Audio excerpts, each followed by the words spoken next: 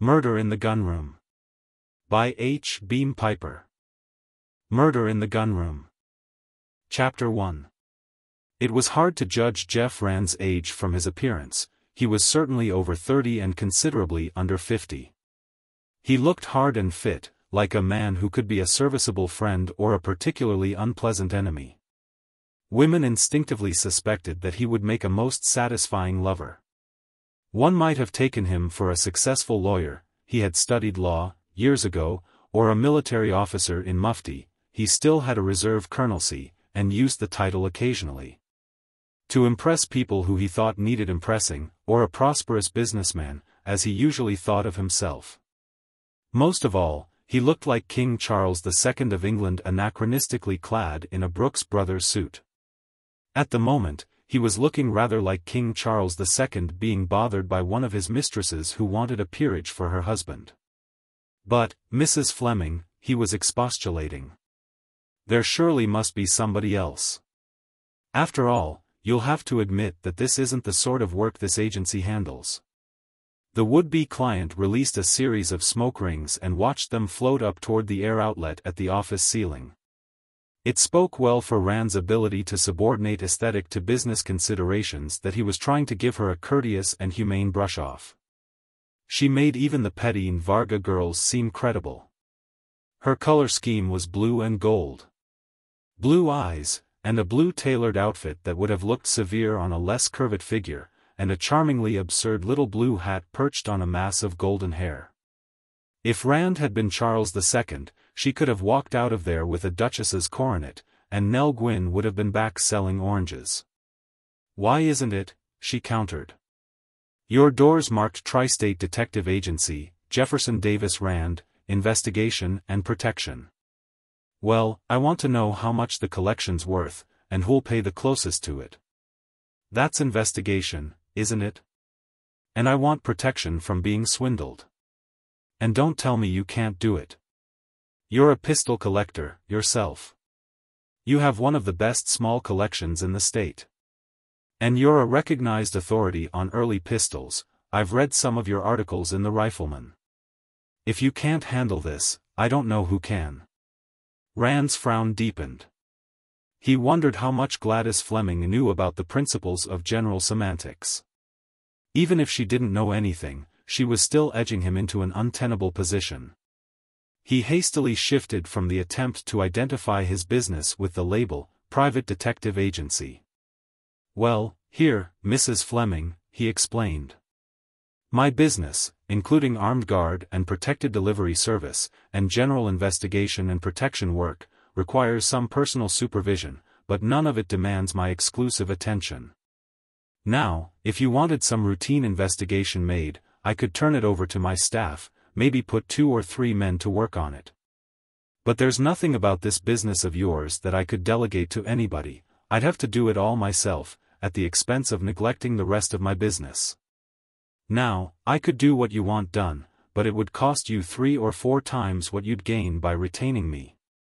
"Well, let me decide that, Colonel," she replied. "How much would you have to have?" "Well, this collection of your late husband's consists of some 2,500 pistols and revolvers, all types and periods," Rand said. "You want me to catalog it, appraise each item, issue lists, and negotiate with prospective buyers. The cataloging and appraisal alone would take from a week to 10 days, and it would be a couple more weeks until a satisfactory sale could be arranged. Why, say $5,000. 1,000 as a retainer and the rest on completion. That, he thought, would settle that." He was expecting an indignant outcry, and hardened his heart, like Pharaoh. Instead, Gladys Fleming nodded equably. "That seems reasonable enough, Colonel Rand, considering that you'd have to be staying with us at Rosemont, away from your office," she agreed. "I'll give you a check for the 1,000 now, with a letter of authorization." Rand nodded in return. Being thoroughly conscious of the fact that he could only know a thin film of the events on the surface of any situation, he was not easily surprised. "Very well," he said. "You've hired an arms expert. I'll be in Rosemont sometime tomorrow afternoon. Now, Who are these prospective purchasers you mentioned, and just how prospective, in terms of United States currency, are they? Well, for one, there's Arnold Rivers. He's offering $10,000 for the collection. I suppose you know of him. He has an antique arms business at Rosemont. I've done some business with him, Rand admitted. Who else? There's a commission dealer named Carl Gwinnett, who wants to handle the collection for us, for 20%. I'm told that isn't an unusually exorbitant commission, but I'm not exactly crazy about the idea. You shouldn't be, if you want your money in a hurry, Rand told her. He'd take at least 5 years to get everything sold.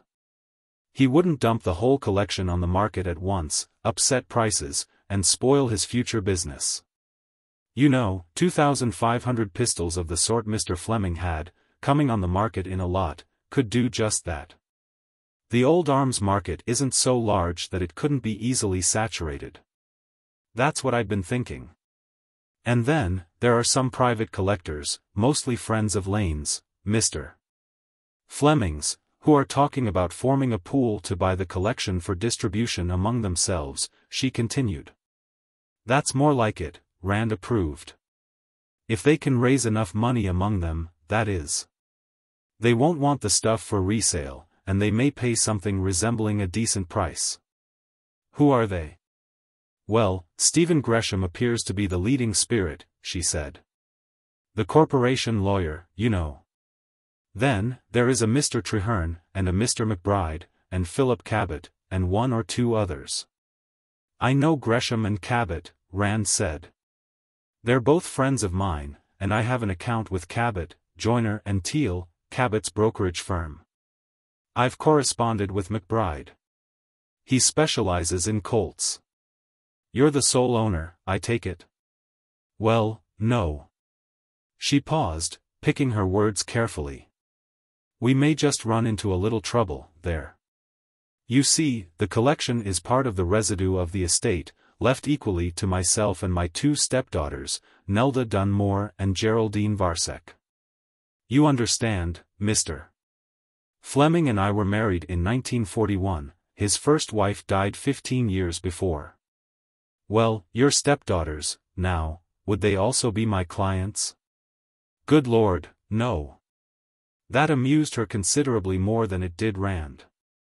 Of course, she continued, they're just as interested in selling the collection for the best possible price, but beyond that, there may be a slight divergence of opinion. For instance, Nelda's husband, Fred Dunmore, has been insisting that we let him handle the sale of the pistols, on the grounds that he is something he calls a businessman. Nelda supports him in this. It was Fred who got this $10,000 offer from Rivers. Personally, I think Rivers is playing him for a sucker. Outside his own line, Fred is an awful innocent, and I've never trusted this man Rivers. Lane had some trouble with him, just before. Arnold Rivers, Rand said, when it was evident that she was not going to continue, has the reputation, among collectors, of being the biggest crook in the old gun racket, a reputation he seems determined to live up, or down, to. But here, if your stepdaughters are co-owners, what's my status? What authority, if any, have I to do any negotiating? Gladys Fleming laughed musically. That, my dear Colonel, is where you earn your fee, she told him. Actually, it won't be as hard as it looks. If Nelda gives you any argument, you can count on Geraldine to take your side as a matter of principle. If Geraldine objects first, Nelda will help you steamroll her into line.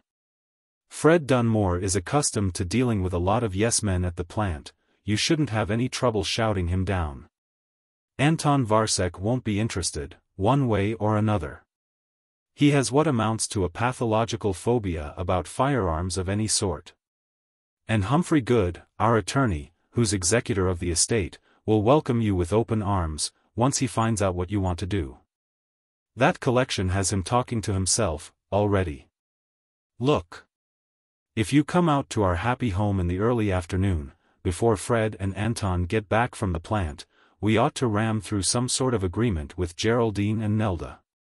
You and whoever else sides with me will be a majority, Rand considered. Of course, the other one may pull a Gromyko on us, but I think I'll talk to Good, first. Yes. That would be smart, Gladys Fleming agreed. After all, he's responsible for selling the collection. She crossed to the desk and sat down in Rand's chair while she wrote out the check and a short letter of authorization, then she returned to her own seat. There's another thing, she continued, lighting a fresh cigarette. Because of the manner of Mr. Fleming's death, the girls have a horror of the collection almost, but not quite, as strong as their desire to get the best possible price for it. Yes. I'd heard that Mr.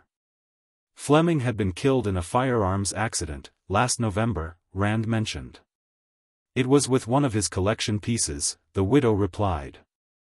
One he'd bought just that day. A Confederate-made Colt-type percussion .36 revolver. He'd brought it home with him, simply delighted with it, and started cleaning it at once. He could hardly wait until dinner was over to get back to work on it. We'd finished dinner about 7, or a little after. At about past, Nelda went out somewhere in the coop. Anton had gone up to his laboratory, in the attic. He's one of these fortunates whose work is also his hobby. He's a biochemist and dietitian, and Lane was in the gunroom, on the second floor, working on his new revolver. Fred Dunmore was having a bath, and Geraldine and I had taken our coffee into the east parlor. Geraldine put on the radio, and we were listening to it.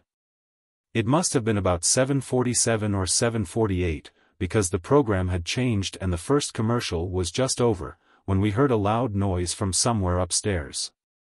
Neither of us thought of a shot. My own first idea was of a door slamming. Then, about 5 minutes later, we heard Anton, in the upstairs hall, pounding on a door, and shouting, "Lane! Lane! Are you all right?" We ran up the front stairway, and found Anton, in his rubber lab apron, and Fred, in a bathrobe, and barefooted, standing outside the gunroom door. The door was locked, and that in itself was unusual. There's a Yale lock on it, but nobody ever used it. For a minute or so, we just stood there. Anton was explaining that he had heard a shot and that nobody in the gunroom answered. Geraldine told him, rather impatiently, to go down to the library and up the spiral. You see, she explained, the library is directly under the gunroom, and there's a spiral stairway connecting the two rooms. So Anton went downstairs and we stood waiting in the hall. Fred was shivering in his bathrobe. He said he'd just jumped out of the bathtub, and he had nothing on under it. After a while, Anton opened the gunroom door from the inside, and stood in the doorway, blocking it. He said, "You'd better not come in. There's been an accident, but it's too late to do anything. Lane shot himself with one of those damned pistols. I always knew something like this would happen." Well, I simply elbowed him out of the way and went in, and the others followed me. By this time, the uproar had penetrated to the rear of the house, and the servants, Walters, the butler, and Mrs. Horder, the cook, had joined us. We found Lane inside, lying on the floor, shot through the forehead. Of course, he was dead. He'd been sitting on one of these old cobbler's benches of the sort that used to be all the thing for cocktail tables. He had his tools and polish and oil and rags on it. He'd fallen off it to one side and was lying beside it. He had a revolver in his right hand, and an oily rag in his left. Was it the revolver he'd brought home with him? Rand asked. I don't know, she replied. He showed me this Confederate revolver when he came home, but it was dirty and dusty, and I didn't touch it. And I didn't look closely at the one he had in his hand when he was on the floor. It was about the same size and design, that's all I could swear to. She continued, we had something of an argument about what to do.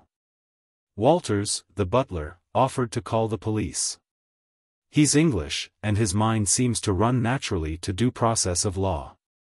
Fred and Anton both howled that proposal down. They wanted no part of the police.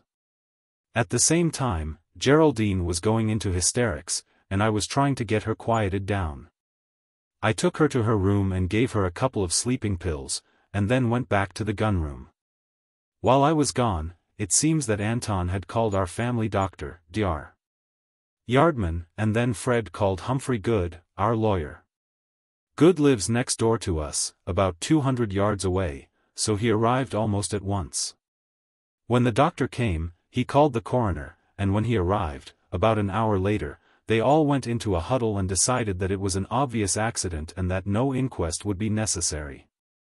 Then somebody, I'm not sure who, called an undertaker. It was past 11 when he arrived, and for once, Nelda got home early. She was just coming in while they were carrying Lane out in a basket. You can imagine how horrible that was for her. It was days before she was over the shock. So she'll be just as glad as anybody to see the last of the pistol collection. Through the recital, Rand had sat silently, toying with the ivory-handled Italian fascist dagger of honor that was doing duty as a letter opener on his desk. Gladys Fleming wasn't, he was sure, indulging in any masochistic self-harrowing, neither, he thought, was she talking to relieve her mind. Once or twice there had been a small catch in her voice, but otherwise the narration had been a piece of straight reporting, neither callous nor emotional. Good reporting, too, carefully detailed. There had been one or two inclusions of inferential matter in the guise of description, but that was to be looked for and discounted. And she had remembered, at the end, to include her ostensible reason for telling the story. Yes, it must have been dreadful, he sympathized. Odd, though, that an old hand with guns like Mr.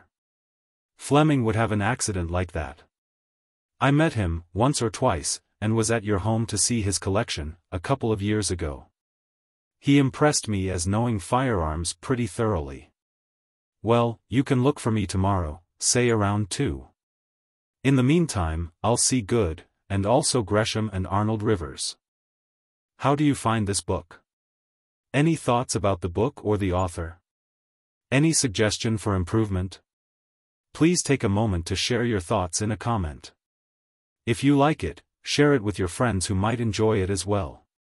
Subscribe to keep in touch. Visit CompleteAudiobooks.com for more quality content. Chapter 2. After ushering his client out the hall door and closing it behind her, Rand turned and said, "All right, Kathy, or Dave, whoever's out there. Come on in." Then he went to his desk and reached under it, snapping off a switch.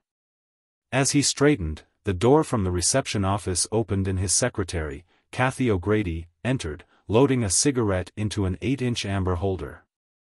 She was a handsome woman, built on the generous lines of a Renaissance goddess.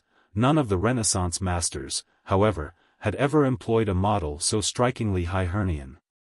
She had blue eyes, and a fair, highly colored complexion. She wore green, which went well with her flaming red hair, and a good deal of gold costume jewelry.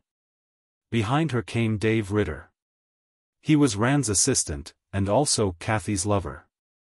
He was 5 or 6 years older than his employer, and slightly built. His hair, fighting a stubborn rearguard action against baldness, was an indeterminate mousy gray-brown. It was one of his professional assets that nobody ever noticed him, not even in a crowd of one. When he wanted it to, his thin face could assume the weary, baffled expression of a middle-aged bookkeeper with a wife and 4 children on $50 a week. Actually, he drew 3 times that much, had no wife, admitted to no children. During the war, he and Kathy had kept the Tri-State Agency in something better than a state of suspended animation while Rand had been in the Army. Ritter fumbled a Camel out of his shirt pocket and made a beeline for the desk, appropriating Rand's lighter and sharing the flame with Kathy. "You know, Jeff," he said, "one of the reasons why this agency never made any money while you were away was that I never had the unadulterated insolence to ask the kind of fees you do. I was listening in on the extension in the file room. I could hear Kathy damn near faint when you said $5,000. Yes. $5,000 for appraising a collection they've been offered 10 for, and she only has a third interest," Kathy said, retracting herself into the chair lately vacated by Gladys Fleming. "If that makes sense, now." Don't you get it, Kathleen Mavourneen?" Ritter asked. "She doesn't care about the pistols, she wants Jeff to find out who fixed up that accident for Fleming. You heard that big, long shaggy dog story about exactly what happened and where everybody was supposed to have been at the time. I hope you got all that recorded. It was all told for a purpose. Rand had picked up the outside phone and was dialing. In a moment, a girl's voice answered. Carter Tipton's law office, good afternoon. Hello, Reba, is Tip available? Oh, hello, Jeff. Just a sec, I'll see. She buzzed another phone. Jeff Rand on the line, she announced. A clear, slightly Harvard-accented male voice took over. Hello, Jeff. Now what sort of malfeasance have you committed? Nothing, so far, cross my fingers, Rand replied. I just want a little information. Are you busy? Okay, I'll be up directly. He replaced the phone and turned to his disciples. Our client, he said, wants 2 jobs done on 1 fee. Getting the pistol collection sold is 1 job. Exploring the whys and wherefores of that "accident" is the other. She has a hunch, and probably nothing much better, that there's something sour about the accident. She expects me to find evidence to that effect while I'm at Rosemont, going over the collection. I'm not excluding other possibilities, but I'll work on that line until and unless I find out differently. 5,000 should cover both jobs. You think that's how it is? Kathy asked. Look, Kathy. I got just as far in arithmetic, at school, as you did, and I suspect that Mrs. Fleming got at least as far as long division, herself.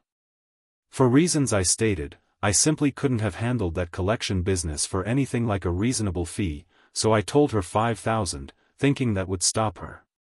When it didn't, I knew she had something else in mind, and when she went into all that detail about the death of her husband, she as good as told me that was what it was. Now I'm sorry I didn't say 10,000, I think she'd have bought it at that price just as cheerfully. She thinks Lane Fleming was murdered. Well, on the face of what she told me, so do I. All right, Professor, expound, Ritter said. You heard what he was supposed to have shot himself with, Rand began. A Colt-type percussion revolver. You know what they're like. And I know enough about Lane Fleming to know how much experience he had with old arms. I can't believe that he'd buy a pistol without carefully examining it.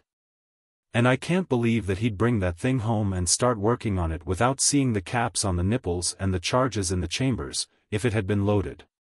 And if it had been, he would have first taken off the caps, and then taken it apart and drawn the charges. And she says he started working on it as soon as he got home, presumably around 5, and then took time out for dinner, and then went back to work on it, and more than half an hour later. There was a shot and he was killed. Rand blew a Bronx cheer. If that accident had been the McCoy, it would have happened in the first 5 minutes after he started working on that pistol. No, in the first 30 seconds. And then, when they found him, he had the revolver in his right hand, and an oily rag in his left. I hope both of you noticed that little touch. Yeah. When I clean a gat, I generally have it in my left hand, and clean with my right, Ritter said. Exactly. And why do you use an oily rag? Rand inquired. Ritter looked at him blankly for a half-second, then grinned ruefully. Damn, I never thought of that, he admitted. Okay, he was bumped off, all right. But you use oily rags on guns, Kathy objected. I've seen both of you, often enough. When we're all through, honey, Ritter told her. Yes. When he brought home that revolver, it was in neglected condition, Rand said. Either surface rusted, or filthy with gummed oil and dirt. Even if Mrs. Fleming hadn't mentioned that point, the length of time he spent cleaning it would justify such an inference. He would have taken it apart, down to the smallest screw, and cleaned everything carefully, and then put it together again, and then, when he had finished, he would have gone over the surface with an oiled rag, before hanging it on the wall. He would certainly not have surface oiled it before removing the charges, if there ever were any. I assume the revolver he was found holding, presumably the one with which he was killed, was another one. And I would further assume that the killer wasn't particularly familiar with the subject of firearms, antique, care and maintenance of. And with all the hollering and whooping and hysterics throwing, nobody noticed the switch. Ritter finished. Wonder what happened to the one he was really cleaning. That I may possibly find out, Rand said. The general incompetence with which this murder was committed gives me plenty of room to hope that it may still be lying around somewhere. Well, have you thought that it might just be suicide? Kathy asked. I have, very briefly. I dismissed the thought, almost at once, Rand told her. For two reasons. One, that if it had been suicide, Mrs. Fleming wouldn't want it poked into, she'd be more than willing to let it ride as an accident. And two, I doubt if a man who prided himself on his gun knowledge, as Fleming did, would want his self-shooting to be taken for an accident. I'm damn sure I wouldn't want my friends to go around saying, "What a dope, didn't know it was loaded." I doubt if he'd even expect people to believe that it had been an accident. He shook his head. No, the only inference I can draw is that somebody murdered Fleming, and then faked evidence intended to indicate an accident. He rose. I'll be back, in a little, think it over, while I'm gone. Carter Tipton had his law office on the floor above the Tri-State Detective Agency. He handled all Rand's not infrequent legal involvements, and Rand did all his investigating and witness chasing. Annually, they compared books to see who owed whom how much. Tipton was about 5 years Rand's junior, and had been in the Navy during the war. He was frequently described as New Belfast's leading younger attorney and most eligible bachelor. His dark, conservatively cut clothes fitted him as though they had been sprayed on, he wore gold-rimmed glasses, and he was so freshly barbered, manicured, valeted and scrubbed as to give the impression that he had been born in cellophane and just unwrapped. He leaned back in his chair and waved his visitor to a seat. Tip, do you know anything about this Fleming family, out at Rosemont? Rand began, getting out his pipe and tobacco. The Premix Foods Flemings? Tipton asked. Yes, a little. Which one of them wants you to frame what on which other one? That'll do for a good, simplified description, to start with, Rand commented. Why, my client is Mrs. Gladys Fleming. As to what she wants. He told the young lawyer about his recent interview and subsequent conclusions. So you see, he finished, she won't commit herself, even with me. Maybe she thinks I have more official status, and more obligations to the police, than I have. Maybe she isn't sure in her own mind, and wants me to see, independently, if there's any smell of something dead in the woodpile. Or, she may think that having a private detective called in may throw a scare into somebody. Or maybe she thinks somebody may be fixing up an accident for her, next, and she wants a pistol-totin' gent in the house for a while. Or any combination thereof.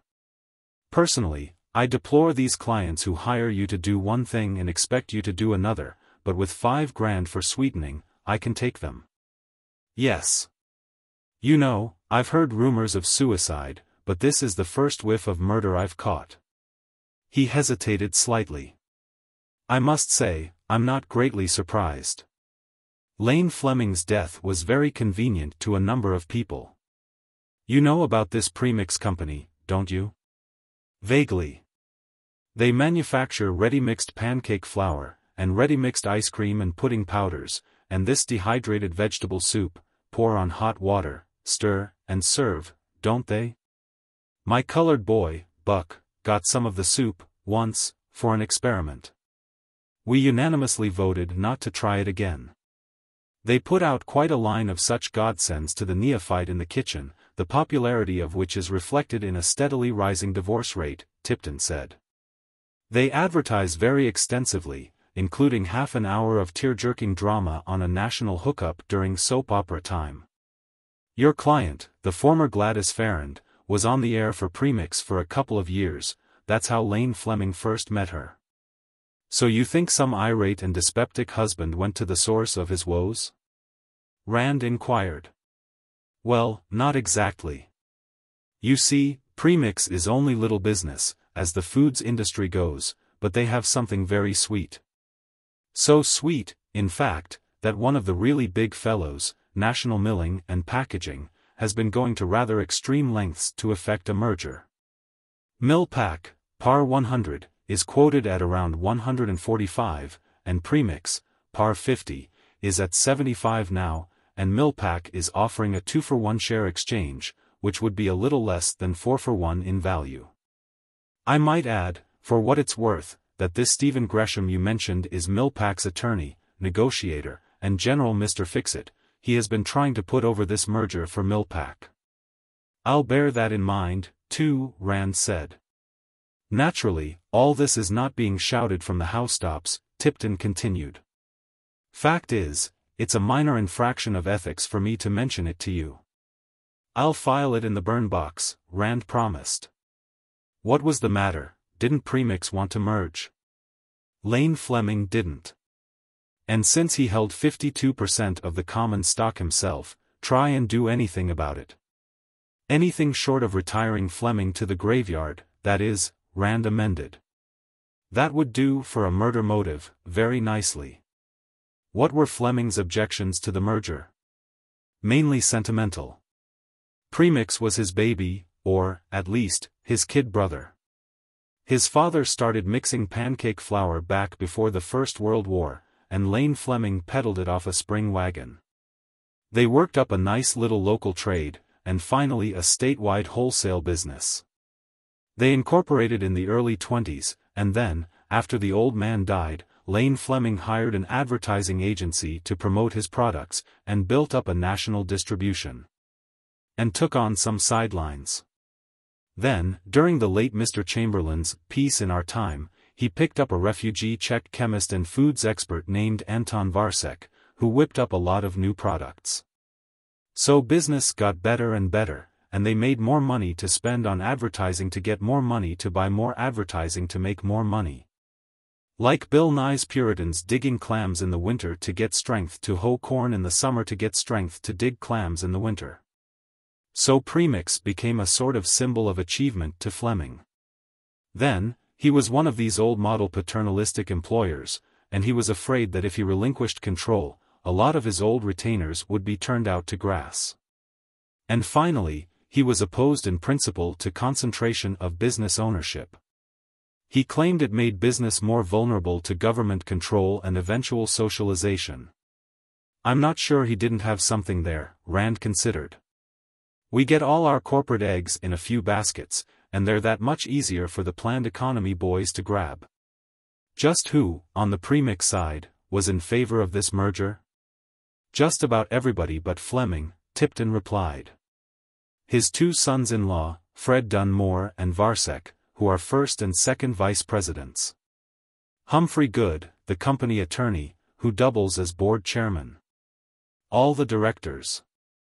All the New York banking crowd who are interested in premix. And all the two-share tiny mites. I don't know who inherits Fleming's voting interest, but I can find out for you by this time tomorrow. Do that, Tip, and bill me for what you think finding out is worth, Rand said. It'll be a novel reversal of order for you to be billing me for an investigation. Now, how about the family, as distinct from the company? Well, there's your client, Gladys Fleming. She married Lane Fleming about 10 years ago, when she was 25 and he was 55. In spite of the age difference, I understand it was a fairly happy marriage. Then, there are two daughters by a previous marriage, Nelda Dunmore and Geraldine Varsek, and their respective husbands. They all live together, in a big house at Rosemont. In the company, Dunmore is sales, and Varsek is production. They each have a corner of the mantle of Lane Fleming in one hand and a dirk in the other. Nelda and Geraldine hate each other like Greeks and Trojans. Nelda is the nymphomaniac sister, and Geraldine is the dipsomaniac. From time to time, temporary alliances get formed, mainly against Gladys, all of them resent the way she married herself into a third interest in the estate. You're going to have yourself a nice, pleasant little stay in the country. I'm looking forward to it." Rand grimaced. "You mentioned suicide rumors. Such as, and who's been spreading them?" "Oh, they are the usual bodiless voices that float about," Tipton told him. "Emanating, I suspect, from sources interested in shaking out the less sophisticated small shareholders before the merger. The story is always approximately the same, that Lane Fleming saw his company drifting reefward, was unwilling to survive the shipwreck, and performed seppuku. The family are supposed to have faked up the accident afterward. I dismiss the whole thing as a rather less than subtle bit of market manipulation chicanery. Or a smoke screen, to cover the defects in camouflaging a murder as an accident," Rand added. Tipton nodded. "That could be so, too," he agreed. "Say somebody dislikes the looks of that accident, and starts investigating. Then he runs into all this miasma of suicide rumors, and promptly shrugs the whole thing off. Fleming killed himself, and the family made a few alterations and are passing it off as an accident. The families of suicides have been known to do that." "Yes. Regular defense in-depth system. If the accident line is penetrated, the suicide line is back of it," Rand said. "Well, in the last few years, we've seen defenses in depth penetrated with monotonous regularity. I've jeeped through a couple, myself, to interrogate the surviving ex-defenders. It's all in having the guns and armor to smash through with." Chapter 3. Humphrey Good was 60-ish, short and chunky, with a fringe of white hair around a bald crown. His brow was corrugated with wrinkles, and he peered suspiciously at Rand through a pair of thick-lensed, black-ribboned glasses. His wide mouth curved downward at the corners in an expression that was probably intended to be stern and succeeded only in being pompous. His office was dark, and smelled of dusty books. "Mr. Rand," he began accusingly, "when your secretary called to make this appointment, she informed me that you had been retained by Mrs. Gladys Fleming." "That's correct." Rand slowly packed tobacco into his pipe and lit it. "Mrs. Fleming wants me to look after some interests of hers, and as your executor of her late husband's estate, I thought I ought to talk to you, first of all." Good's eyes narrowed behind the thick glasses. "Mr. Rand, if you're investigating the death of Lane Fleming, you're wasting your time and Mrs. Fleming's money," he lectured. "There is nothing whatever for you to find out that is not already public knowledge. Mr. Fleming was accidentally killed by the discharge of an old revolver he was cleaning. I don't know what foolish feminine impulse led Mrs. Fleming to employ you, but you'll do nobody any good in this matter, and you may do a great deal of harm. Did my secretary tell you I was making an investigation?" Rand demanded incredulously. "She doesn't usually make mistakes of that sort." The wrinkles moved up Good's brow like a battalion advancing in platoon front. He looked even more narrowly at Rand, his suspicion compounded with bewilderment. "Why should I investigate the death of Lane Fleming?" Rand continued. "As far as I know, Mrs. Fleming is satisfied that it was an accident. She never expressed any other belief to me. Do you think it was anything else?" "Why, of course not," Good exclaimed. "That's just what I was telling you." He took a fresh start. "There have been rumors, utterly without foundation, of course, that Mr. Fleming committed suicide. They are, I may say, nothing but malicious fabrications, circulated for the purpose of undermining public confidence in Premix Foods, Incorporated. I had thought that perhaps Mrs. Fleming might have heard them, and decided, on her own responsibility, to bring you in to scotch them. I was afraid that such a step might, by giving these rumors fresh currency, defeat its intended purpose." "Oh, nothing of the sort," Rand told him. "I'm not in the least interested in how Mr. Fleming was killed, and the question is simply not involved in what Mrs. Fleming wants me to do." He stopped there. Good was looking at him sideways, sucking in one corner of his mouth and pushing out the other. It was not a facial contortion that impressed Rand favorably. It was too reminiscent of a high school principal under whom he had suffered, years ago, in Vicksburg, Mississippi. Rand began to suspect that Good might be just another such self-righteous, opinionated, egotistical windbag. Such men could be dangerous, were usually quite unscrupulous, and were almost always unpleasant to deal with. Then why, the lawyer demanded, did Mrs. Fleming employ you? Well, as you know, Rand began, the Fleming pistol collection, now the joint property of Mrs. Fleming and her two stepdaughters, is an extremely valuable asset. Mr. Fleming spent the better part of his life gathering it. At one time or another, he must have owned between 4,000 and 5,000 different pistols and revolvers. The 2,500 left to his heirs represent the result of a systematic policy of discriminating purchase, replacement of inferior items, and general improvement. It's one of the largest and most famous collections of its kind in the country. Well? Good was completely out of his depth by now. Surely Mrs. Fleming doesn't think. Mrs.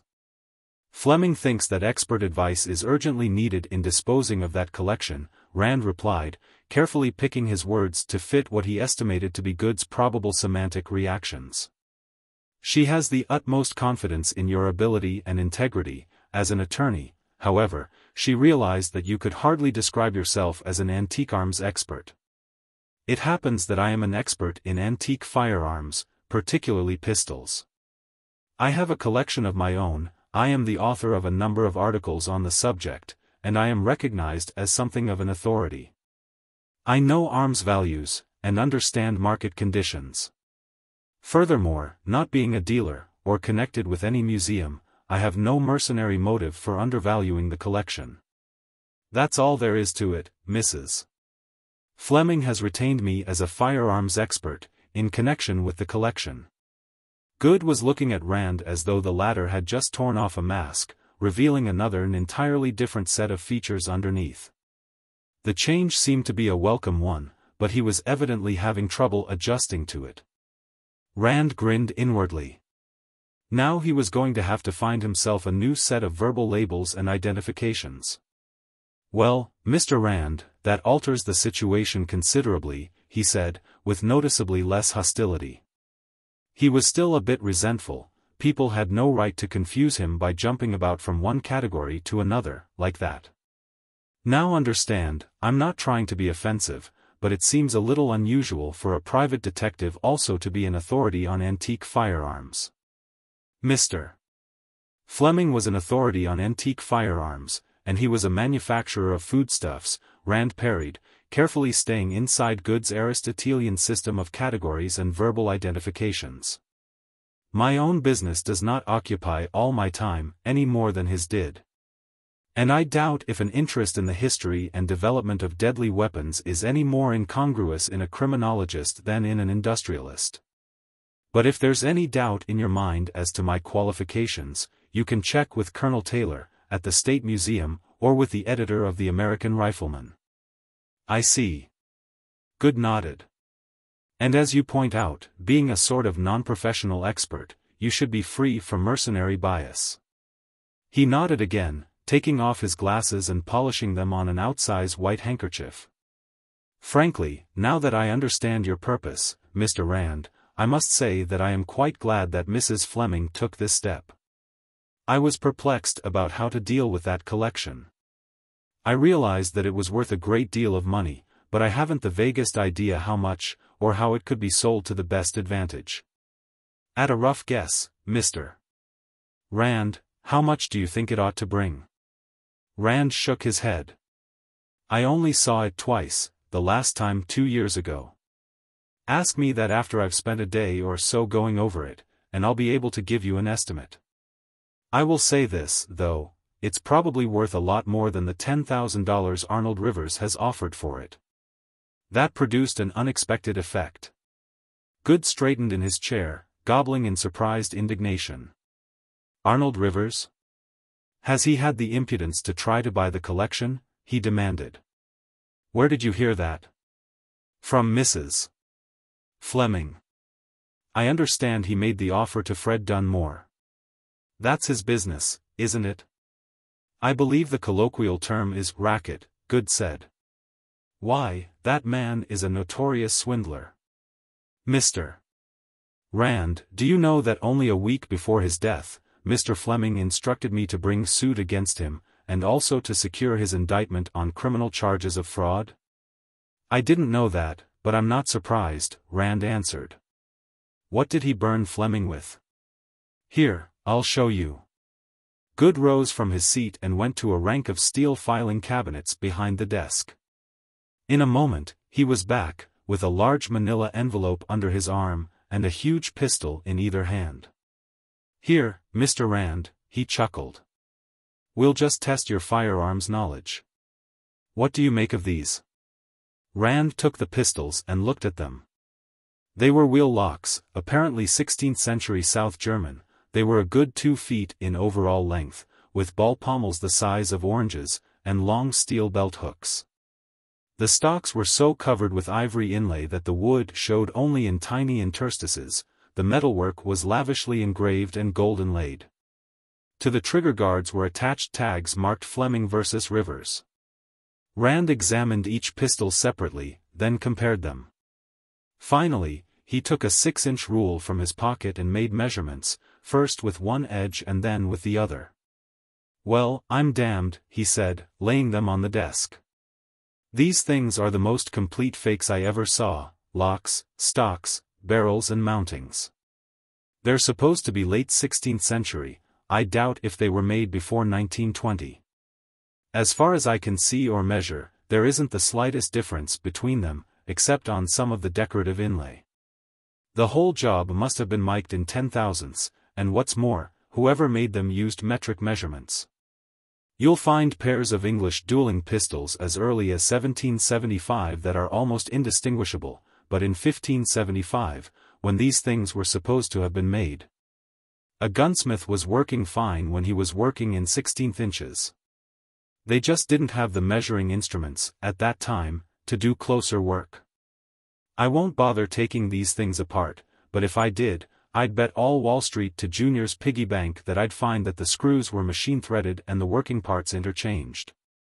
I've heard about fakes like these. He named a famous, recently liquidated West Coast collection, but I'd never hoped to see an example like this. Good gave a hacking chuckle. You'll do as an arms expert, Mr. Rand, he said. And you'd win the piggy bank. It seems that after Mr. Fleming bought them, he took them apart, and found, just as you say, that the screw threads had been machine-cut, and that the working parts were interchangeable from one pistol to the other. There were a lot of papers accompanying them, I have them here, purporting to show that they had been sold by some Austrian nobleman, an anti-Nazi refugee, in whose family they had been since the reign of Maximilian II. They are, of course, fabrications. I looked up the family in the Almanach de Gotha. It simply never existed. At first, Mr. Fleming had been inclined to take the view that Rivers had been equally victimized with himself. However, when Rivers refused to take back the pistols and refund the purchase price, he altered his opinion. He placed them in my hands, instructing me to bring suit and also start criminal action. He was in a fearful rage about it, and swore that he'd drive Rivers out of business. However, before I could start action, Mr.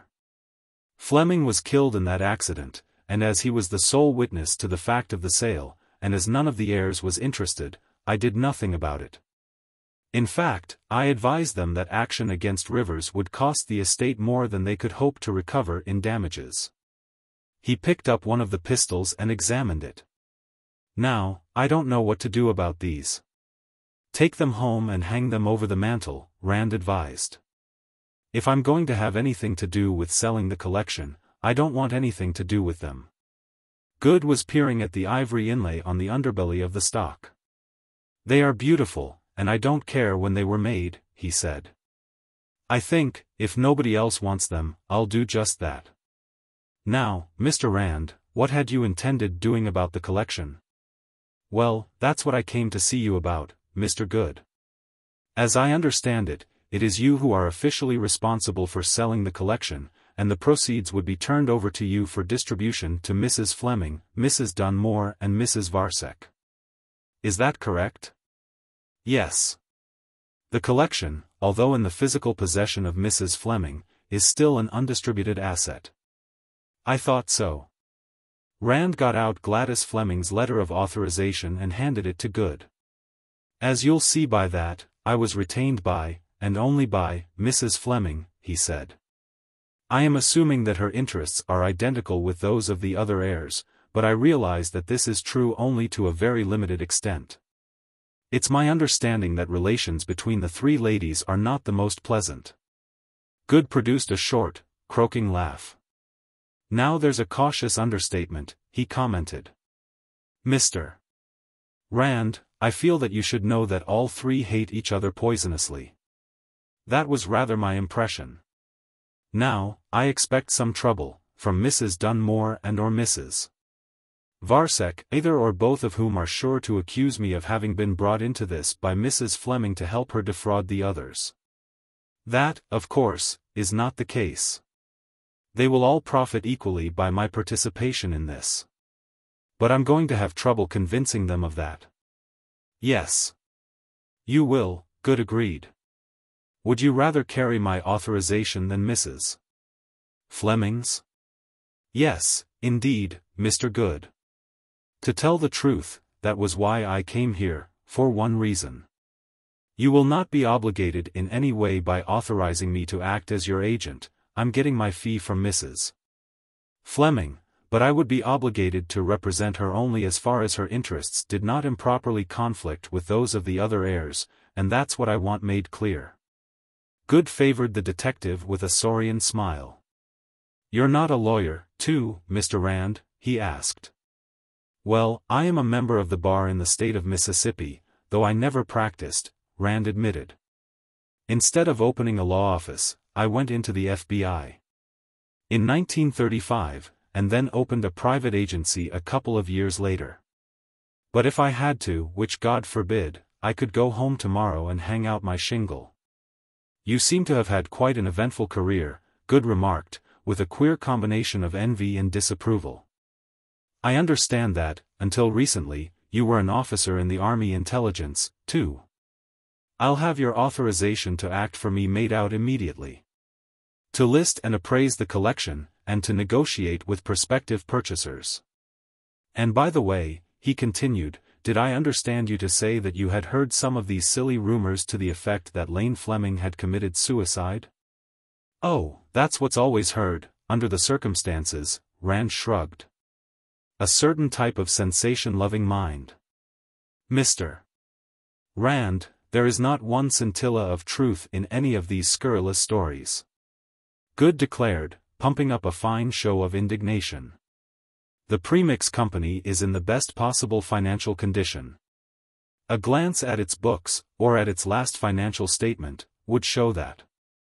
I ought to know, I'm chairman of the board of directors. Just because there was some talk of retrenchment, shortly before Mr. Fleming's death. Oh, no responsible person pays any attention to that sort of talk, Rand comforted him. My armed guard and armored car service brings me into contact with a lot of the local financial crowd. None of them is taking these rumors seriously. Well, of course, nobody wants the responsibility of starting a panic, even a minor one, but people are talking, and it's hurting premix on the market, Good gloomed. And now, people will hear of Mrs. Fleming's having retained you, and will assume, just as I did at first, that you are making some kind of an investigation. I hope you will make a prompt denial, if you hear any talk like that. He pressed a button on his desk. And now, I'll get a letter of authorization made out for you, Mr. Rand. Chapter 4. Stephen Gresham was in his early 60s, but he could have still worn his World War I uniform without anything giving at the seams, and buckled the old Sam Browne at the same hole. As Rand entered, he rose from behind his desk and advanced, smiling cordially. Why, hello, Jeff, he greeted the detective, grasping his hand heartily. You haven't been around for months. What have you been doing, and why don't you come out to Rosemont to see us? Dot and Irene were wondering what had become of you. I'm afraid I've been neglecting too many of my old friends lately, Rand admitted, sitting down and getting his pipe out. Been busy as the devil. Fact is, it was business that finally brought me around here. I understand that you and some others are forming a pool to buy the Lane Fleming collection. Yes. Gresham became enthusiastic. Want in on it? I'm sure the others would be glad to have you in with us. We're going to need all the money we can scrape together, with this damned Rivers bidding against us. I'm afraid you will, at that, Stephen, Rand told him. And not necessarily on account of Rivers. You see, the Fleming estate has just employed me to expertise the collection and handle the sale for them. Rand got his pipe lit and drawing properly. I hate doing this to you, but you know how it is. Oh, of course. I should have known they'd get somebody like you in to sell the collection for them. Humphrey Good isn't competent to handle that. What we were all afraid of was a public auction at some sales gallery. Rand shook his head. Worst thing they could do. A collection like that would go for peanuts at auction. Remember the big sales in the 20s? Why, here. I'm going to be in Rosemont, staying at the Fleming place, working on the collection, for the next week or so. I suppose your crowd wouldn't want to make an offer until I have everything listed, but I'd like to talk to your associates, in a group, as soon as possible. Well, we all know pretty much what's in the collection, Gresham said. We were neighbors of his, and collectors are a gregarious lot. But we aren't anxious to make any premature offers. We don't want to offer more than we have to, and at the same time, we don't want to underbid and see the collection sold elsewhere. No, of course not. Rand thought for a moment. Tell you what. I'll give you and your friends the best break I can in fairness to my clients.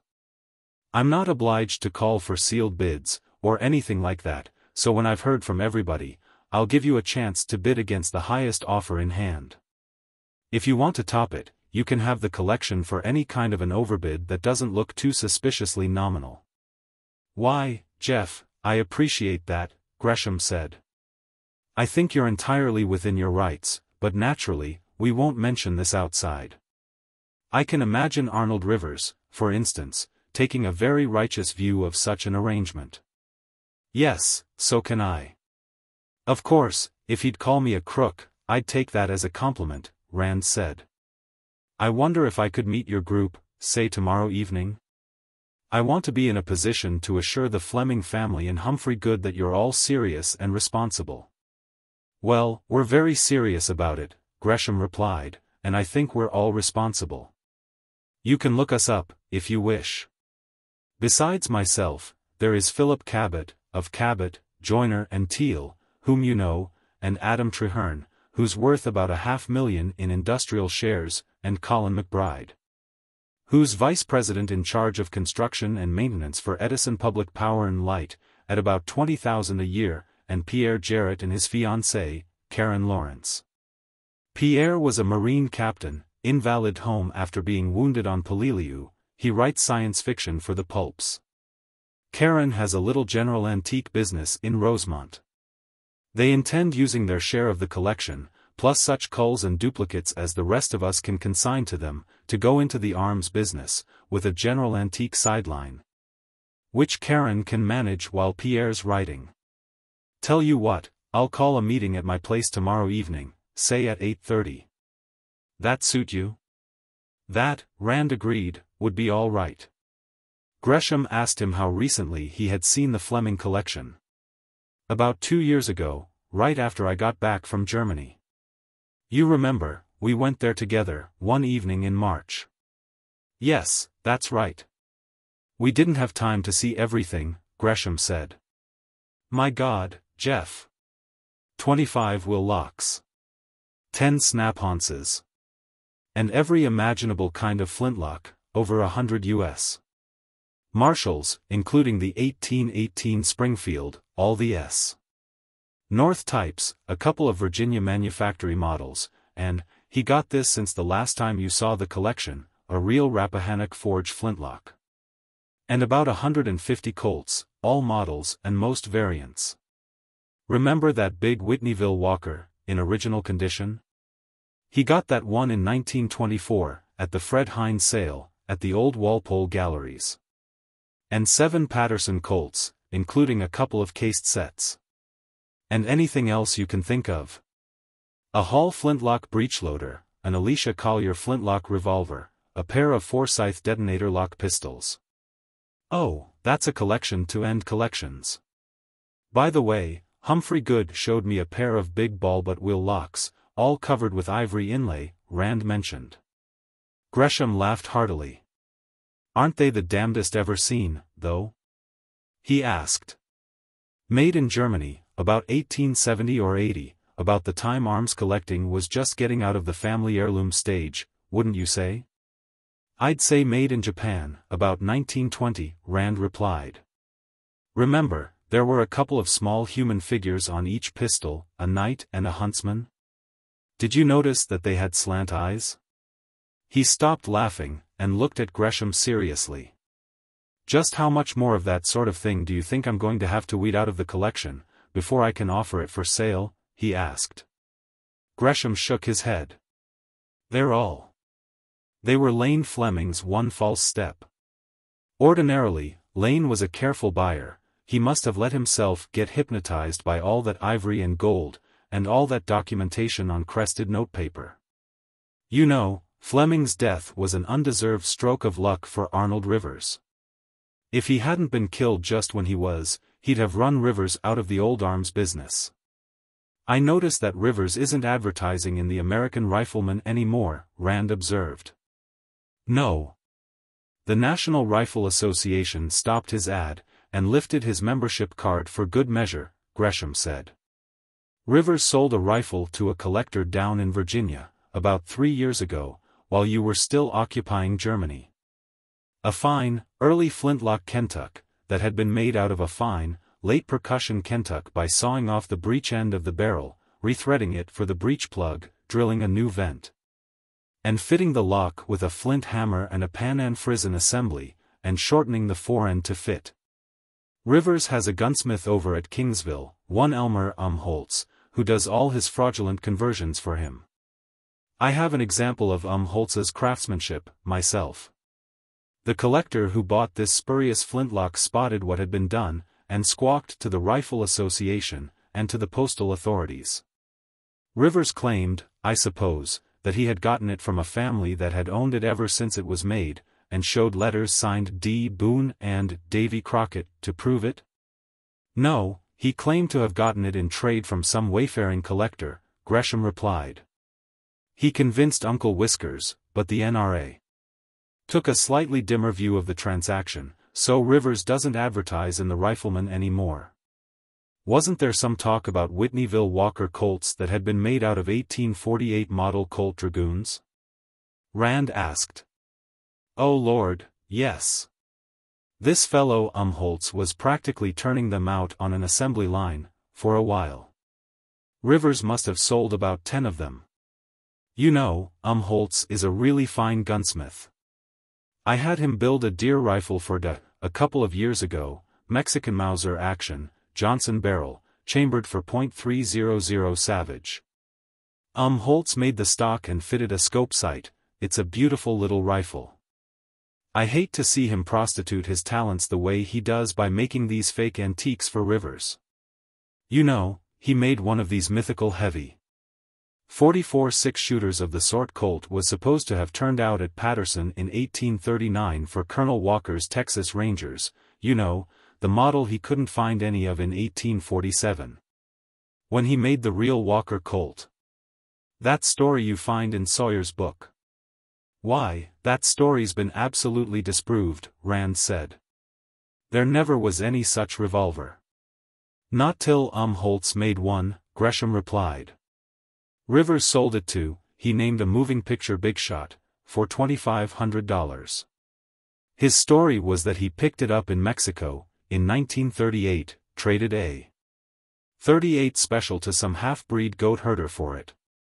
This fellow who bought it, now, did he see Belden and Haven's Colt book, when it came out in 1940? Yes, And he was plenty burned up, but what could he do? Rivers was dug in behind this innocent purchase and sale in good faith Maginot Line of his. You know, that bastard took me, once, just 1/10 as badly, with a fake U.S. North and Cheney Navy flintlock 1799 model that had been made out of a French 1777 model. The lawyer muttered obscenely. Why didn't you sue hell out of him? Rand asked. You might not have gotten anything, but you'd have given him a lot of dirty publicity. That's all Fleming was expecting to do about those will locks. I'm not Fleming. He could afford litigation like that, I can't. I want my money, and if I don't get it in cash, I'm going to beat it out of that dirty little swindler's hide, Gresham replied, an ugly look appearing on his face. I wouldn't blame you. You could find plenty of other collectors who'd hold your coat while you were doing it, Rand told him. Then he inquired, idly, what sort of a pistol was it that Lane Fleming is supposed to have shot himself with? Gresham frowned. I really don't know, I didn't see it. It's supposed to have been a Confederate Leech and Rigdon .36, you know, one of those imitation Colt Navy models that were made in the South during the Civil War. Rand nodded. He was familiar with the type. The story is that Fleming found it hanging back of the counter at some roadside lunch stand, along with a lot of other old pistols, and talked the proprietor into letting it go for a few dollars. Gresham continued.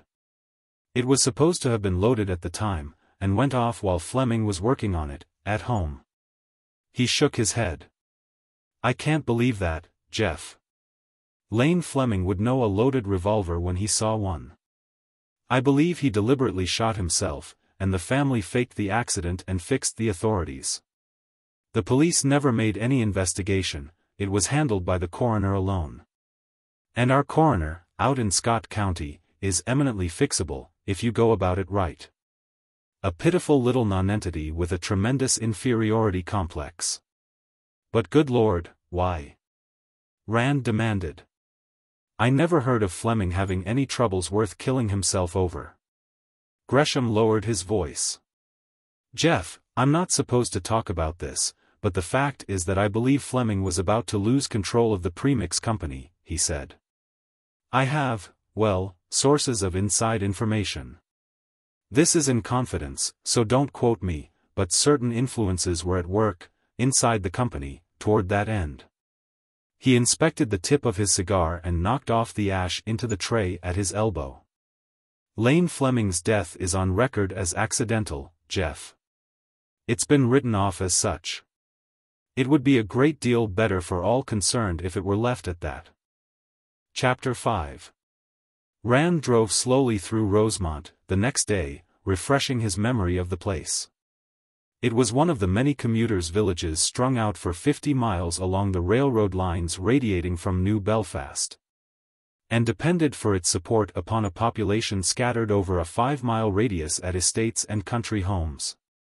Obviously a planned community, it was dominated by a gray-walled, green-roofed railroad station which stood on its passenger platform like a captain in front of 4 platoons of gray-walled, green-roofed houses and stores aligned along as many converging roads.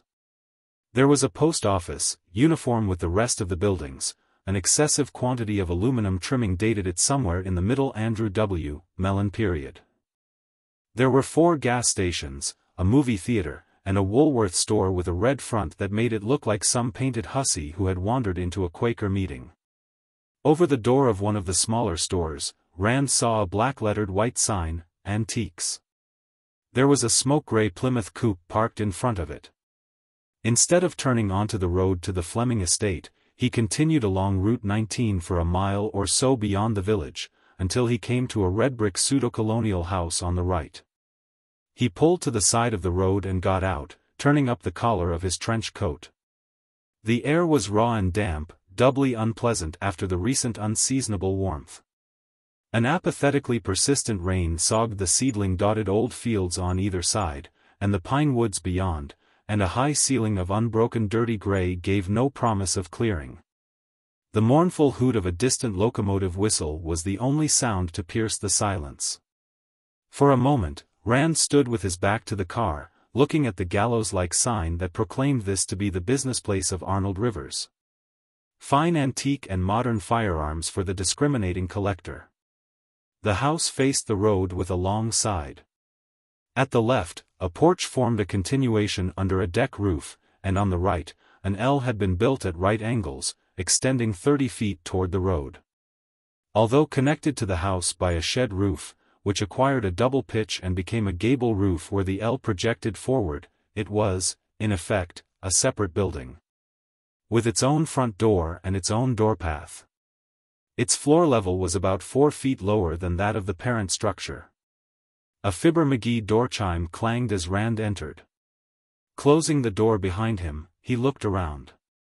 The room, some 20 feet wide and 50 long, was lighted by an almost continuous row of casement windows on the right, and another on the left for as far as the L extended beyond the house. They were set high, a good 5 feet from lower sill to floor, and there was no ceiling. The sloping roof was supported by bare timber rafters. Racks lined the walls, under the windows, holding long guns and swords. The pistols and daggers and other small items were displayed on a number of long tables. In the middle of the room, glaring at the front door, was a brass 4-pounder on a ship's carriage. A Philippine lantaka, muzzle tilted upward, stood beside it. Where the L joined the house under the shed roof, there was a fireplace, and a short flight of steps to a landing and a door out of the dwelling, and some furniture, a davenport. 3 or 4 deep chairs facing the fire, a low cocktail table, a cellaret, and, in the far corner, a big desk. As Rand went toward the rear, a young man rose from one of the chairs, laid aside a magazine, and advanced to meet him. He didn't exactly harmonize with all the lethal array around him. He would have looked more at home presiding over an establishment devoted to ladies' items. His costume ran to pastel shades, he had large and soulful blue eyes and prettily dimpled cheeks, and his longish blonde hair was carefully disordered into a wind-blown effect. "Oh, good afternoon," he greeted. "Is there anything in particular you're interested in, or would you like to just look about?" "Mostly look about," Rand said. "Is Mr. Rivers in?" "Mr. Rivers is having luncheon. He'll be finished before long, if you care to wait." "Have you ever been here before?" "Not for some time," Rand said. "When I was here last, there was a young fellow named Jordan, or Gordon, or something like that." "Oh. He was before my time." The present functionary introduced himself as Cecil Gillis. Rand gave his name and shook hands with him. Young Gillis wanted to know if Rand was a collector. "In a small way. General pistol collector," Rand told him. "Have you many Colts, now?" There was a whole table devoted to Colts. No spurious Whitneyville Walkers. After all, a dealer can sell just so many of such top-drawer rarities before the finger of suspicion begins leveling itself in his direction, and Arnold Rivers had long ago passed that point. There were several of the commoner percussion models, however, with lovely, perfect bluing that was considerably darker than that applied at the Colt factory during the 50s and 60s of the last century. The silver plating on backstraps and trigger guards was perfect, too, but the naval battle and stagecoach hold-up engravings on the cylinders were far from clear, in one case, completely obliterated. The cylinder of one 1851 Navy bore serial numbers that looked as though they had been altered to conform to the numbers on other parts of the weapon. Many of the Colts, however, were entirely correct, and all were in reasonably good condition. Rand saw something that interested him, and picked it up. "That isn't a real Colt, the exquisite Mr. Gillis told him. "It's a Confederate copy, a Leech and Rigdon." "So I see. I have a Griswold and Greer, but no Leech and Rigdon." "The Griswold and Greer. That's the one with the brass frame," Cecil Gillis said. "Surprising how many collectors think all Confederate revolvers had brass frames, because of the Griswold and Greer, and the Spiller and Burr. That's an unusually fine specimen, Mr. Rand. Mr. Rivers got it sometime in late December or early January, from a gentleman in Charleston, I understand." I believe it had been carried during the Civil War by a member of the former owner's family. Rand looked at the tag tied to the trigger guard. It was marked, in letter code, with 3 different prices. That was characteristic of Arnold Rivers's business methods. "How much does Mr. Rivers want for this?" he asked, handing the revolver to young Gillis. The clerk mentally decoded the 3 prices and vacillated for a moment over them. He had already appraised Rand, from his $20 Stetson past his Burberry trench coat to his English hand-sewn shoes, and placed him in the pay-dirt bracket. However, from some remarks Rand had let drop, he decided that this customer knew pistols, and probably knew values. "Why, that is $60, Mr. Rand," he said, with the air of one conferring a benefaction. Maybe he was, at that, Rand decided. Prices had jumped like the very devil since the war. "I'll take it." He dug out his billfold and extracted 3 20s. "Nice clean condition, clean it up yourself?" "Why, no. Mr. Rivers got it like this. As I said, it's supposed to have been a family heirloom, but from the way it's been cared for, I would have thought it had been in a collection," the clerk replied. "Shall I wrap it for you?" "Yes, if you please." Rand followed him to the rear, laying aside his coat and hat. Gillis got some heavy paper out of a closet and packaged it, then hunted through a card file in the top drawer of the desk, until he found the card he wanted. He made a few notes on it, and was still holding it and the $60 when he rejoined Rand by the fire. In spite of his effeminate appearance and over-refined manner, the young fellow really knew arms. The conversation passed from Confederate revolvers to the arms of the Civil War in general. And they were discussing the changes in tactics occasioned by the introduction of the revolver and the repeating carbine when the door from the house opened and Arnold Rivers appeared on the landing. He looked older than when Rand had last seen him. His hair was thinner on top and grayer at the temples. Never particularly robust, he had lost weight, and his face was thinner and more hollow-cheeked. His mouth still had the old curve of supercilious insolence, and he was still smoking with the 6-inch carved ivory cigarette holder which Rand remembered. He looked his visitor over carefully from the doorway, decided that he was not soliciting magazine subscriptions or selling fuller brushes, and came down the steps. As he did, he must have recognized Rand. He shifted the cigarette holder to his left hand and extended his right. "Mr. Rand, isn't it?" he asked. "I thought I knew you. It's been some years since you've been around here." "I've been a lot of places in the meantime," Rand said. "You were here last in October, '41, weren't you?" Rivers thought for a moment. "You bought a Highlander, then?" "By Alexander Murdoch, of Doon, wasn't it?" "No, Andrew Strahan, of XVIII," Rand replied. Rivers snapped his fingers. "That's right. I sold both of those pistols at about the same time. A gentleman in Chicago got the Murdoch. The Strahan had a star-pierced lobe on the hammer. Did you ever get anybody to translate the Gaelic inscription on the barrel?" "You've a memory like Jim Farley," Rand flattered. The inscription was the clan slogan of the Camerons. Something like, "Sons of the Hound, come and get flesh." "I won't attempt the original." "Mr. Rand just bought 6524, the Leech and Rigdon .36, Gillis interjected, handing Rivers the card and the money. Rivers looked at both, saw how much Rand had been taken for, and nodded. "A nice item," he faintly praised, as though anything selling for less than $100 was so much garbage. Considering the condition in which Confederate arms are usually found, it's really first-rate. "I think you'll like it, Mr. Rand." The telephone rang, Cecil Gillis answered it, listened for a moment, and then said, "For you, Mr. Rivers, long distance from Milwaukee." Rivers's face lit with the beatific smile of a cat at a promising mouse hole. "Ah, excuse me, Mr. Rand." He crossed to the desk, picked up the phone and spoke into it. "This is Arnold Rivers," he said, much as Edward Murrow used to say, "This is London." The telephone sputtered for a moment. Ah, yes indeed, Mr. Verrill. Quite well, I thank you. And you? No, it hasn't been sold yet. Do you wish me to ship it to you? On approval, certainly. Of course it's an original flintlock. I didn't list it as re-altered, did I? No, not at all. The only replacement is the small spring inside the patchbox. Yes, the rifling is excellent. Of course, I'll ship it at once. Goodbye, Mr. Verrill. He hung up and turned to his hireling, fairly licking his chops. Cecil, Mr. Verrill, in Milwaukee, whose address we have, has just ordered 6288, the F. Zorger flintlock Kentuck. Will you please attend to it?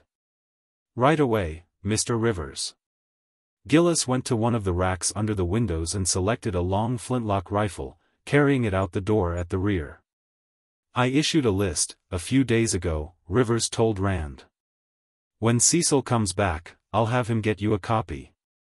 I've been receiving calls ever since. This is the 12th long-distance call since Tuesday. Business must be good, Rand commented. I understand you've offered to buy the Lane Fleming collection. For $10,000. Where did you hear that? Rivers demanded, looking up from the drawer in which he was filing the card on the Leach and Rigdon. From Mrs. Fleming. Rand released a puff of pipe smoke and watched it draw downward into the fireplace. I've been retained to handle the sale of that collection. Naturally, I'd know who was offering how much. Rivers's eyes narrowed. He came around the desk, loading another cigarette into his holder. And just why, might I ask, did Mrs.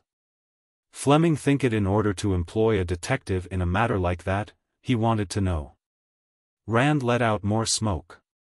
She didn't. She employed an arms expert, a Colonel Jefferson Davis Rand, USA.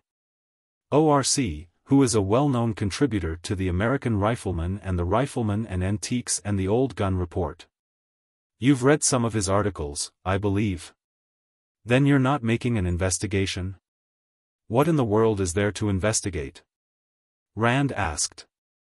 I'm just selling a lot of old pistols for the Fleming estate. I thought Fred Dunmore was doing that. So did Fred. You're both wrong, though. I am. He got out Good's letter of authorization and handed it to Rivers, who read it through twice before handing it back.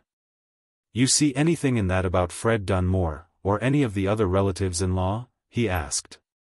Well, I didn't understand. I'm glad to know what the situation really is. Rivers frowned. I thought you were making some kind of an investigation, and as I'm the only party making any serious offer to buy those pistols, I wanted to know what there was to investigate. Do you consider $10,000 to be a serious offer? Rand asked. And aren't you forgetting Stephen Gresham and his friends? Oh, those people. Rivers scoffed. Mr. Rand, you certainly don't expect them to be able to handle anything like this, do you? Well, the banks speak well of them, Rand replied. Some of them have good listings in Dun and Bradstreets, too. Well, so do I, Rivers reported. I can top any offer that crowd makes. What do you expect to get out of them, anyhow? I haven't talked price with them, yet. A lot more than $10,000, anyhow. Rivers forced a laugh. Now, Mr. Rand. That was just an opening offer. I thought Fred Dunmore was handling the collection. He grimaced. What do you think it's really worth? Rand shrugged. It probably has a dealer's piece-by-piece list value of around $70,000. I'm not nuts enough to expect anything like that in a lump sum, but please, let's not mention $10,000 in this connection anymore. That's on the order of Lawyer Marks bidding 75 cents for Uncle Tom. It's only good for laughs. Well, how much more than that do you think Gresham and his crowd will offer? I haven't talked price with them, yet, Rand repeated. I mean to, as soon as I can. Well, you get their offer, and I'll top it, Rivers declared. I'm willing to go as high as $25,000 for that collection. They won't go that high. Although he just managed not to show it, Rand was really surprised. Even a consciousness of abstracting had not prepared him for the shock of hearing Arnold Rivers raise his own offer to something resembling an acceptable figure.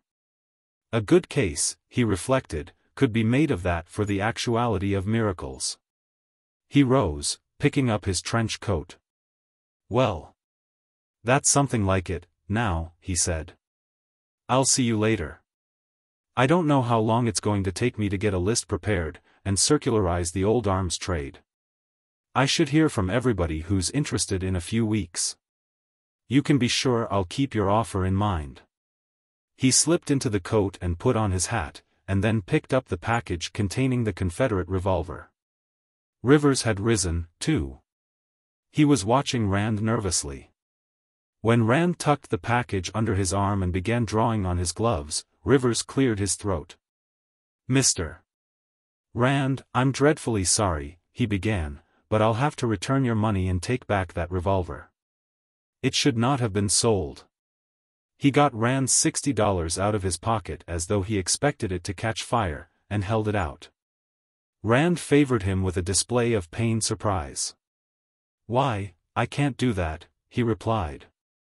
"I bought this revolver in good faith, and you accepted payment and were satisfied with the transaction. The sale's been made, now." Rivers seemed distressed. It was probably the first time he had ever been on the receiving end of that routine, and he didn't like it. "Now you're being unreasonable, Mr. Rand," he protested. "Look here. I'll give you $75 credit on anything else in the shop. You certainly can't find fault with an offer like that." "I don't want anything else in the shop. I want this revolver you sold me."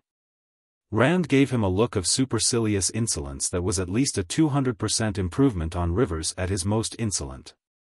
"You know, I'll begin to acquire a poor idea of your business methods before long," he added. Rivers laughed ruefully. "Well, to tell the truth, I just remembered a customer of mine who specializes in Confederate arms, who would pay me at least $80 for that item," he admitted. "I thought." Rand shook his head. "I have a special fondness for Confederate arms, myself. One of my grandfathers was in Mosby's Rangers, and the other was with Barksdale, to say nothing of about a dozen great-uncles and so on." "Well, you're entirely within your rights, Mr. Rand," Rivers conceded. "I should apologize for trying to renege on a sale, but... well, I hope to see you again, soon." He followed Rand to the door, shaking hands with him. "Don't forget, I'm willing to pay anything up to $25,000 for the Fleming collection." Chapter 6. The Fleming butler, Walters, Rand remembered Gladys Fleming having called him, became apologetic upon learning who the visitor was. "Forgive me, Colonel Rand, but I'm afraid I must put you to some inconvenience, sir," he said. "You see, we have no chauffeur, at present, and I don't drive very well, myself. Would you object to putting up your own car, sir? The garage is under the house, at the rear, just follow the driveway around. I'll go through the house and meet you there for the luggage. I'm dreadfully sorry to put you to the trouble, but—" "Oh, that's all right," Rand comforted him. "Just as soon do it, myself, now, anyhow. I expect to be in and out with the car while I'm here, and I'd better learn the layout of the garage now." "You may back in, sir, or drive straight in and back out," the butler told him. "One way's about as easy as the other." Rand returned to his car, driving around the house. A row of doors opened out of the basement garage. Walters, who must have gone through the house on the double, was waiting for him. Having what amounted to a conditioned reflex to park his car so that he could get it out as fast as possible, he cut over to the right, jockeyed a little, and backed in. There were already two cars in the garage, a big maroon Packard sedan, and a sand-colored Packard station wagon, standing side by side. Rand put his Lincoln in on the left of the sedan. "Bags in the luggage compartment, it isn't locked," he told the butler, making sure that the glove compartment, where he had placed the Leech and Rigdon revolver, was locked. As he got out, the servant went to the rear of the car and took out the Gladstone and the B-4 bag Rand had brought with him. "If you don't mind entering the house from the rear, sir, we can go up those steps, there, and through the rear hall," the butler suggested. Almost as though he were making some indecent and criminal proposal. Rand told him to forget the protocol and lead the way. The butler picked up the bags and conducted him up a short flight of concrete steps to a landing and a door opening into a short hall above. An open door from this gave access to a longer hall, stretching to the front of the house, and there was a third door, closed, which probably led to the servant's domain. Rand followed his guide through the open door and into the long hall, which passed under an arch to extend to the front door. There was a door on either side, about midway to the arch under the front stairway. The one on the right was the dining room, Walters explained, and the one on the left was the library. He seemed to be still suffering from the ignominy of admitting a house guest through any but the main portal. Emerging into the front hallway, he put down the bags, took Rand's hat and coat and laid them on top of the luggage, and then went to an open doorway on the right. Standing in it and coughing delicately, before announcing that Colonel Rand was here. Gladys Fleming, wearing a pale blue frock, came forward as Rand entered the parlor, her hand extended. The two other women in the big parlor remained motionless. They would be the sisters, Geraldine Varsek and Nelda Dunmore. Rand didn't wonder that they resented Gladys so bitterly. Economic considerations aside, girls seldom enthuse over a stepmother so near their own age who is so much more beautiful. "Good afternoon, Colonel Rand," Gladys said. "This is Mrs. Varsek." She indicated a very pale blonde who sat slumped in a deep chair beside a low cocktail table, a highball in her hand. "And Mrs. Dunmore." She was the brunette with the full bust and hips, in the short black skirt and the tight white sweater, who was standing by the fireplace. "Hello." The blonde, Geraldine, smiled shyly at him. She had big blue eyes, and delicately tinted rose-petal lips that seemed to be trying not to laugh at some private joke. She wasn't exactly blotto, but she had evidently laid a good foundation for a first-class jag. After all, it was only 2:30 in the afternoon. The other sister, Nelda, didn't say anything. She merely stood and stared at Rand distrustfully. Rand doubted that she ordinarily gave men the hostile eye. The full, dark red lips, the lush figure. The way she draped it against the side of the fireplace, to catch the ruddy light on her more interesting curves and bulges, there was a bimbo just made to be leered at. And she probably resented it like hell if she weren't. Rand gave them a general good afternoon, then turned to Gladys. "I had a talk with Good, yesterday afternoon," he said. "I have his authorization to handle all the details. As soon as I get an itemized list, I'll circularize dealers and other possible buyers and ask for offers." "Is that all?" Nelda demanded angrily of Gladys. "Why, Fred's done all that already." "Is that correct, Mrs. Fleming?" Rand asked, for the record. "I told you, yesterday, what's been done," Gladys replied. "Fred has talked to one dealer, Arnold Rivers. There has been no inventory of any sort made." "Mr. Rivers is offering us $10,000, Nelda retorted. "I don't see why you had to bring this Colonel What's-His-Name into it, at all. You think he can get us a better offer? If you do, you're crazy. $10,000, for a collection that ought to sell for 5 times that, in Macy's basement." Geraldine hooted. "How much is Rivers slipping Fred, on the side?" "Oh, go back to your bottle," Nelda cried. "You're too drunk to know what you're talking about." "They tell me Colonel Rand is a detective, too," Geraldine continued. "Maybe he can find out why Fred never talked to Stephen Gresham, or Carl Gwinnett, or anybody else except this Rivers. How much is Fred getting out of Rivers, anyhow?" "My God, Geraldine, shut up," Nelda howled. Then she decided to take direct notice of Rand's presence. "Colonel Rand, I'm sorry to say that, in her present condition, my sister doesn't know what she's saying. It's bad enough for my stepmother to bring an outsider into what's obviously a family matter, but when my sister begins making these ridiculous accusations. What's ridiculous about them?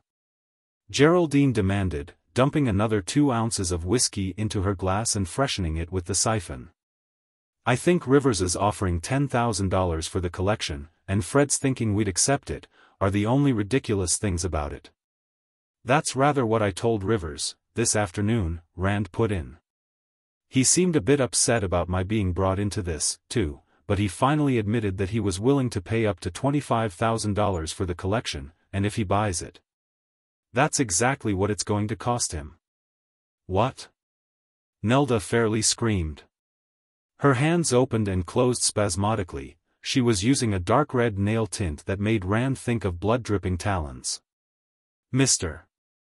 Arnold Rivers told me, this afternoon, and I quote, "I'm willing to pay up to $25,000 for that collection," unquote, Rand said. And I can tell you now that $25,000 is just what he will pay for it, unless I can find somebody who's willing to pay more, which is not at all improbable. Ray. Geraldine waved her glass and toasted Rand with it. And 25G ain't hay, brother. Gladys smiled quickly at Rand, then turned to Nelda. Now I hope you see why I thought it wise to bring in somebody who knows something about old arms, she said. Nelda evidently saw, there was apparently nothing stupid about her. And Fred was going to take a miserable $10,000. The way she said it, 10,000 sounded like a fairly generous headwaiter's tip. Did Rivers actually tell you he'd pay 25? Rand gave, as nearly verbatim as possible, his conversation with the dealer. And he can afford it, too, he finished. He can make a nice profit on the collection, at that figure. My God, do you mean the pistols are worth more than that, even? She wanted to know, aghast. Certainly, if you're a dealer with an established business, and customers all over the country, and want to take 5 or 6 years to make your profit, Rand replied. If you aren't, and want your money in a hurry, no. That's why I was against turning the collection over to Gwinnett on a commission basis, Gladys said. It would take him 5 years to get everything sold. Nelda left the fireplace and advanced toward Rand. Colonel, I owe you an apology, she said. I had no idea Father's pistols were worth anywhere near that much. I don't suppose Fred did, either. She frowned. Wait till she gets Fred alone, Rand thought, I'd hate to be in his spot. You say you're acting on Humphrey Good's authority? That's right. I'll negotiate the sale, but the money will be paid directly to him, for distribution according to the terms of your father's will. Rand got out Good's letter and handed it to Nelda. She read it carefully. I see. She seemed greatly relieved.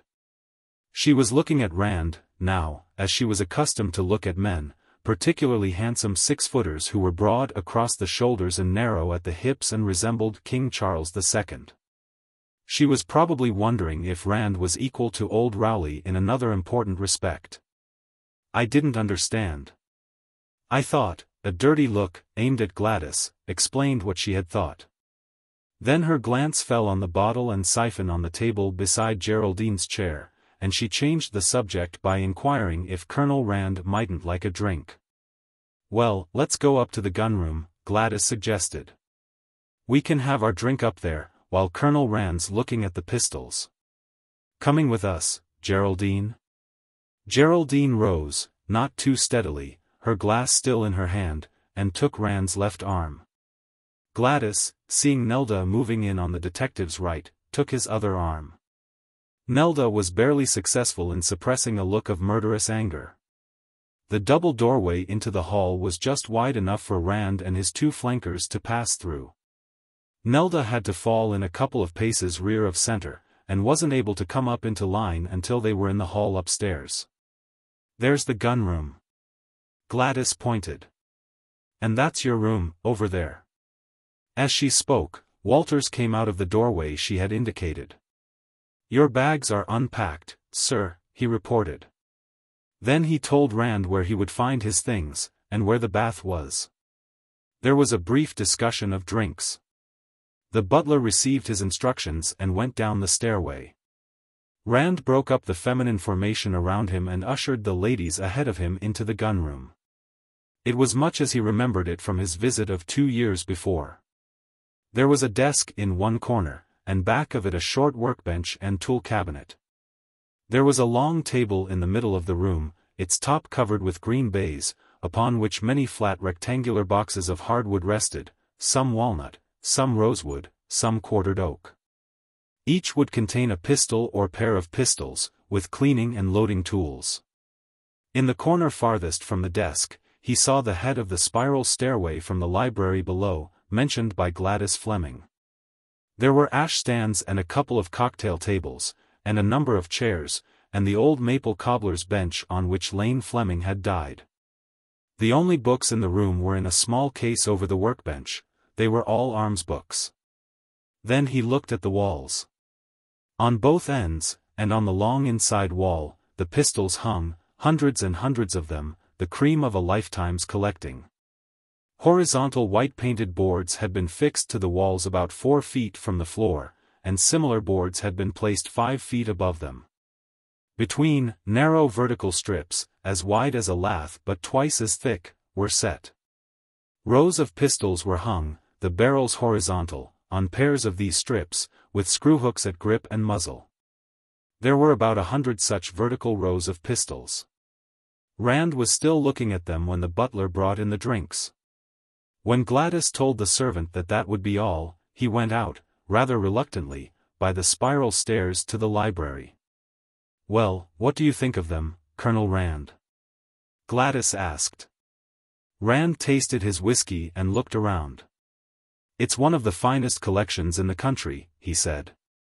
"I may even be able to find somebody who'll top Rivers's offer, but don't be disappointed if I don't.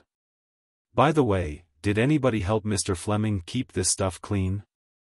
The room seems dry, but even so, they'd need an occasional wiping off."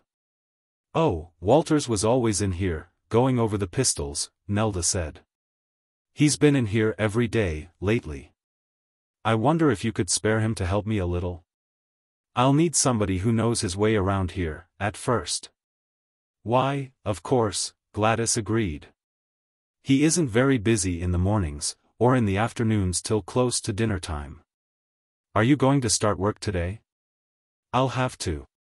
I'm going to see Stephen Gresham and his associates this evening, and I'll want to know what I'm talking about." They spent about 15 minutes over their drinks, talking about the collection. Rand and Gladys did most of the talking, in spite of Nelda's best efforts to monopolize the conversation.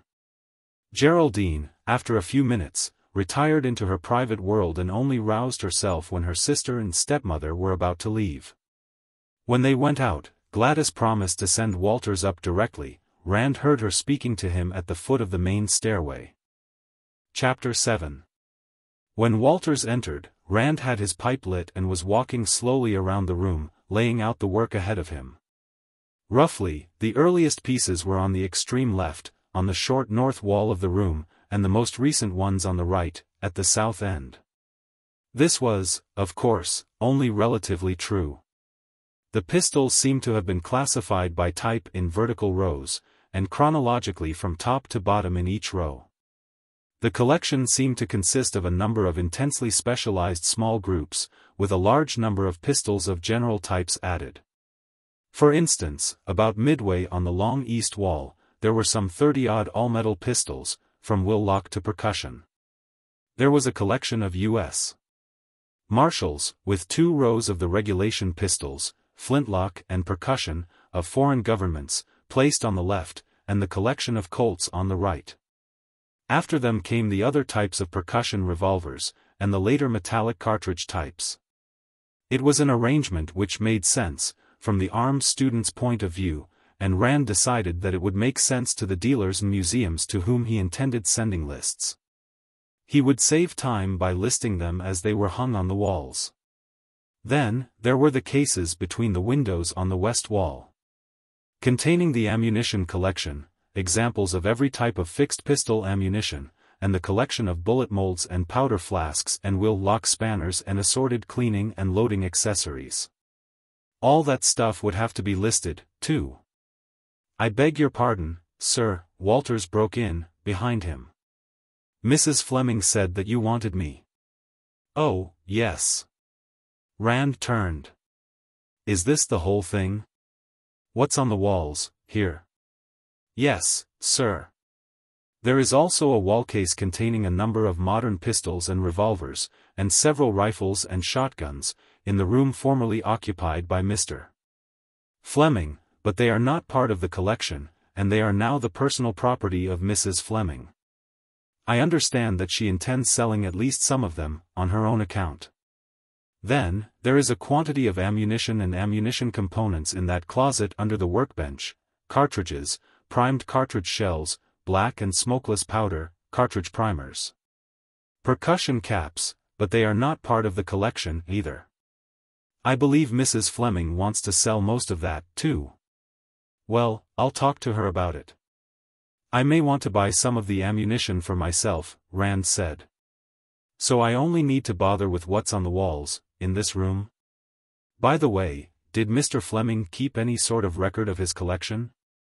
A book, or a card index, or anything like that?" "Why no, sir." Walters was positive. Then he hedged. "If he did, I never saw or heard of anything of the sort. Mr. Fleming knew everything in this room. I've seen him, downstairs, when somebody would ask him about something, close his eyes as though trying to visualize and then give a perfect description of any pistol in the collection. Or else, he could enumerate all the pistols of a certain type, say, all the Philadelphia Derringers, or all the Allen pepperboxes, or all the rimfire Smith & Wesson tipback types. He had a remarkable memory for his pistols, although it was not out of the ordinary otherwise, sir." Rand nodded. "Any collector, at least, any collector who was a serious arms student, could do that, particularly if he were a good visualizer and kept his stuff in some systematic order. At the moment, he could have named and described any or all of his own modest collection of 200-odd pistols and revolvers. I was hoping he'd kept a record," he said. "A great many collectors do, and it would have helped me quite a bit." He made up his mind to compile such a record, himself, when he got back to New Belfast. It would be a big help to Carter Tipton, when it came time to settle his own estate, and a man on whom the Reaper has scored as many near misses as on Jeff Rand should begin to think of such things. And how about writing materials? And is there a typewriter available? There was. A cased portable was on the floor beside the workbench. Walters showed him which desk drawers contained paper and other things. There was, Rand noticed, a loaded .38 Colt Detective Special, in the upper right-hand desk drawer. "And these phones," the butler continued, indicating them. "This one is a private outside phone, it doesn't connect with any other in the house. The other is an extension. It has a buzzer. The outside phone has a regular bell." Rand thanked him for the information. Then, picking up a notepad and pencil, he started on the left of the collection, meaning to make a general list and rough approximation of value for use in talking to Gresham's friends that evening. Tomorrow he would begin on the detailed list for use in soliciting outside offers. 25 will locks, 4 heavy South German dags, 2 singles and a pair. 3 Saxon pistols, with sharply dropped grips, a pair and 1 single, 5 French and Italian 16th-century pistols, a pair of small pocket or sash pistols. A pair of French petronels, and an extremely long 17th-century Dutch pistol with an ivory-covered stock and a carved ivory Venus head for a pommel. 8 17th-century French, Italian and Flemish pistols. Rand noted them down, and was about to pass on, then he looked sharply at one of them. It was nothing out of the ordinary, as will locks go, a long Flemish weapon of about 1640, the type used by the Royalist cavalry in the English Civil War. There were 2 others almost like it, but this one was in simply appalling condition. The metal was rough with rust, and apparently no attempt had been made to clean it in a couple of centuries. There was a piece cracked out of the fore end, the ramrod was missing, as was the front ramrod thimble, both the trigger guard and the butt cap were loose, and when Rand touched the wheel, it revolved freely if sluggishly, betraying a broken spring or chain.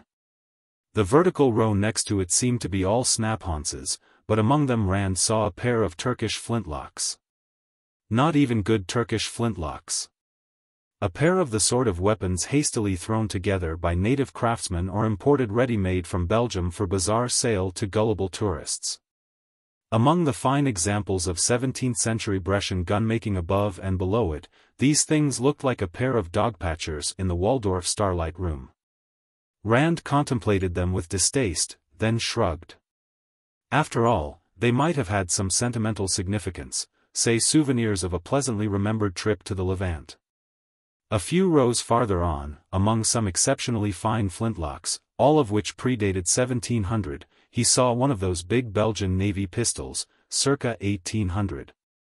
Of the sort once advertised far and wide by a certain old army goods dealer for $6.95, this was a particularly repulsive specimen of its breed, grimy with hardened dust and gummed oil, maculated with yellow surface rust, the brasswork green with corrosion. It was impossible to shrug off a thing like that. From then on, Rand kept his eyes open for similar incongruities. They weren't hard to find. There was a big army pistol, of Central European origin and in abominable condition, among a row of fine multi-shot flintlocks. Multi-shot. Stephen Gresham had mentioned an Alicia Collier flintlock revolver. It wasn't there. It should be hanging about where this post-Napoleonic German thing was. There was no Hall breechloader either, but there was a dilapidated old Ketland. There were many such interlopers among the U.S.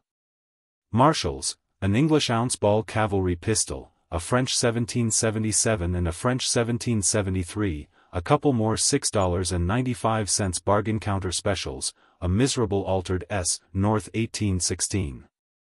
Among the Colts, there was some awful junk, including a big Spanish hinge frame .44 and a Belgian imitation of a Webley RIC model. There weren't as many Patterson Colts as Gresham had spoken of, and the Whitneyville Walker was absent. It went on like that. About a dozen of the best pistols which Rand remembered having seen from 2 years ago were gone. And he spotted at least 20 items which the late Lane Fleming wouldn't have hung in his backyard privy, if he'd had one. Well, that was to be expected. The way these pistols were arranged, the absence of one from its hooks would have been instantly obvious. So, as the good stuff had moved out, these disreputable changelings had moved in. You had rather a shocking experience here, in Mr. Fleming's death, Rand said, over his shoulder, to the butler. Oh, yes indeed, sir. Walters seemed relieved that Rand had broken the silence. A great loss to all of us, sir. And so unexpected. He didn't seem averse to talking about it, and went on at some length. His story closely paralleled that of Gladys Fleming. Mr. Varsek called the doctor immediately, he said. Then Mr. Dunmore pointed out that the doctor would be obliged to notify either the coroner or the police, so he called Mr. Good, the family solicitor. That was about 20 minutes after the shot. Mr. Good arrived directly. He was here in about 10 minutes. I must say, sir, I was glad to see him. To tell the truth, I had been afraid that the authorities might claim that Mr. Fleming had shot himself deliberately. Somebody else doesn't like the smell of that accident, Rand thought. Aloud, he said. Mr. Good lives nearby, then, I take it? Oh, yes, sir. You can see his house from these windows. Over here, sir. Rand looked out the window. The rain-soaked lawn of the Fleming residence ended about 100 yards to the west. Beyond it, an orchard was beginning to break into leaf, and beyond the orchard and another lawn stood a half-timbered Tudor-style house, somewhat smaller than the Fleming place. A path led down from it to the orchard, and another led from the orchard to the rear of the house from which Rand looked. Must be comforting to know your lawyer's so handy, he commented. And what do you think, Walters? Are you satisfied, in your own mind, that Mr. Fleming was killed accidentally? The servant looked at him seriously. No, sir, I'm not, he replied. I've thought about it a great deal, since it happened, sir, and I just can't believe that Mr. Fleming would have that revolver, and start working on it, without knowing that it was loaded. That just isn't possible, if you'll pardon me, sir. And I can't understand how he would have shot himself while removing the charges. The fact is, when I came up here at 7:15, to call him for cocktails, he had the whole thing apart and spread out in front of him. The butler thought for a moment. I believe Mr. Dunmore had something like that in mind when he called Mr. Good. Well, what happened? Rand asked. Did the coroner or the doctor choke on calling it an accident? Oh no, sir. There was no trouble of any sort about that. You see, Dr. Yardman called the coroner, as soon as he arrived, but Mr. Good was here already. He'd come over by that path you saw, to the rear of the house, and in through the garage, which was open, since Mrs. Dunmore was out with the coupe. They all talked it over for a while, and the coroner decided that there would be no need for any inquest, and the doctor wrote out the certificate. That was all there was to it. Rand looked at the section of pistol rack devoted to Colts. Which one was it? He asked. Oh, it's not here, sir, Walters replied. The coroner took it away with him. And hasn't returned it yet? Well, he has no business keeping it. It's part of the collection, and belongs to the estate. Yes, sir. If I may say so, I thought it was a bit high-handed of him, taking it away, myself, but it wasn't my place to say anything about it. Well, I'll make it mine. If that revolver's what I'm told it is, it's too valuable to let some damned county seat politician walk off with. A thought occurred to him. And if I find that he's disposed of it, this county's going to need a new coroner, at least till the present incumbent gets out of jail. The buzzer of the extension phone went off like an annoyed rattlesnake. Walters scooped it up, spoke into it, listened for a moment, and handed it to Rand.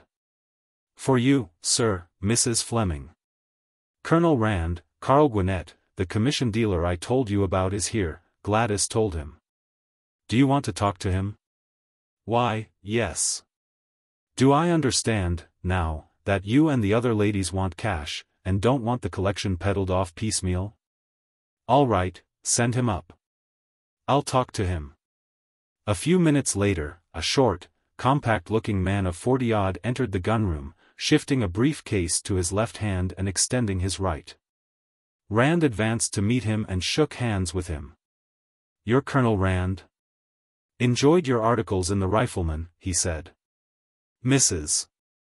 Fleming tells me you're handling the sale of the collection for the estate. That's right, Mr. Gwinnett. Mrs. Fleming tells me you're interested. Yes. Originally, I offered to sell the collection for her on a commission basis, but she didn't seem to care for the idea, and neither do the other ladies. They all want spot cash, in a lump sum. Yes. Mrs. Fleming herself might have been interested in your proposition, if she'd been sole owner. You could probably get more for the collection, even after deducting your commission, than I'll be able to, but the collection belongs to the estate. And has to be sold before any division can be made. Yes, I see that. Well, how much would the estate, or you, consider a reasonable offer? Sit down, Mr. Gwinnett, Rand invited. What would you consider a reasonable offer, yourself? We're not asking any specific price, we're just taking bids, as it were. Well, how much have you been offered, to date? Well, we haven't heard from everybody.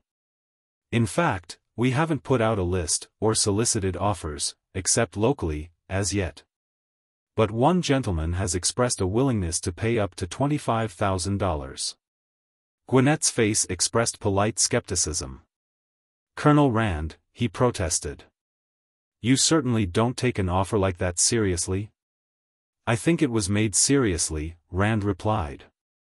A respectable profit could be made on the collection, even at that price.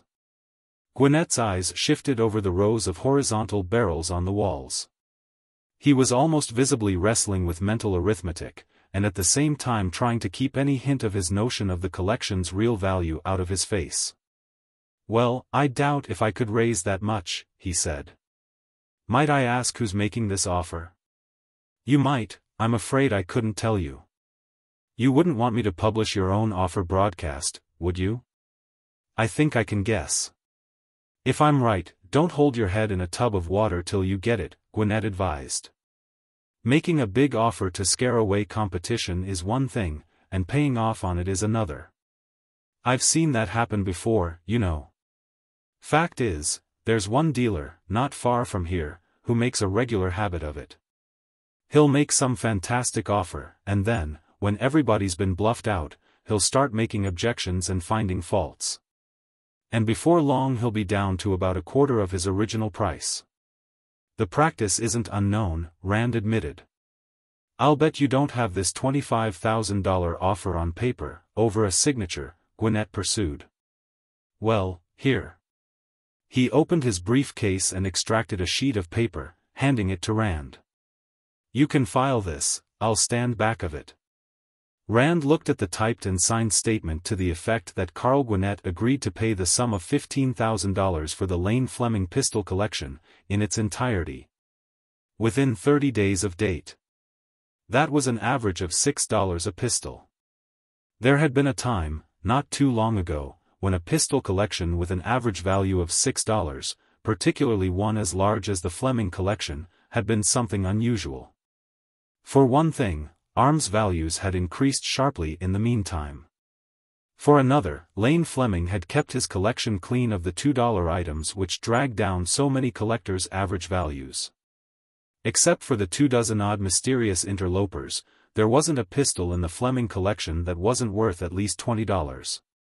And quite a few had values expressible in 3 figures. "Well, your offer is duly received and filed, Mr. Gwinnett," Rand told him, folding the sheet and putting it in his pocket. "This is better than an unwitnessed verbal statement that somebody is willing to pay $25,000. I'll certainly bear you in mind. You can show that to Arnold Rivers, if you want to," Gwinnett said. "See how much he's willing to commit himself to, over his signature." Chapter 8. Pre-dinner cocktails in the library seemed to be a sort of household rite, a self-imposed truce of Bacchus before the resumption of hostilities in the dining room. It lasted from 6:45 to 7, everybody sipped Manhattans and kept quiet and listened to the radio newscast. The only new face, to Rand, was Fred Dunmore's. It was a smooth, pinkly shaven face, decorated with octagonal rimless glasses, an entirely unremarkable face, the face of the type that used to be labeled Babbitt. The corner of Rand's mind that handled such data subconsciously filed his description: 45 to 50, 180, 5 feet 8, hair brown and thinning, eyes blue. To this he added the Rotarian button on the lapel, and the small gold globule on the watch chain that testified that, when his age and weight had been considerably less, Dunmore had played on somebody's basketball team. At that time he had probably belonged to the YMCA, and had thought that Mussolini was doing a splendid job in Italy, that H.L. Mencken ought to be deported to Russia, and that prohibition was here to stay. At company sales meetings, he probably radiated an aura of synthetic good-fellowship. As Rand followed Walters down the spiral from the gunroom, the radio commercial was just starting, and Geraldine was asking Dunmore where Anton was. "Oh, you know," Dunmore told her, impatiently. "He had to go to Lewisburg, to that medical association meeting. He's reading a paper about the new diabetic ration." He broke off as Rand approached and was introduced by Gladys, who handed both men their cocktails. Then the news commentator greeted them out of the radio, and everybody absorbed the day's news along with their Manhattans. After the broadcast, they all crossed the hall to the dining room, where hostilities began almost before the soup was cool enough to taste. "I don't see why you women had to do this," Dunmore huffed. "Rivers has made us a fair offer. Bringing in an outsider will only give him the impression that we lack confidence in him.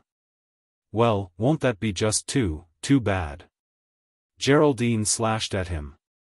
We mustn't ever hurt dear Mr. Rivers's feelings like that. Let him have the collection for half what it's worth, but never let him think we know what a goddamned crook he is. Dunmore evidently didn't think that worth dignifying with an answer. Doubtless he expected Nelda to launch a counteroffensive, as a matter of principle. If he did, he was disappointed. Well? Nelda demanded. What did you want us to do, give the collection away? You don't understand, Dunmore told her. You've probably heard somebody say what the collection's worth, and you never stop to realize that it's only worth that to a dealer, who can sell it item by item. You can't expect. We can expect a lot more than $10,000, Nelda retorted.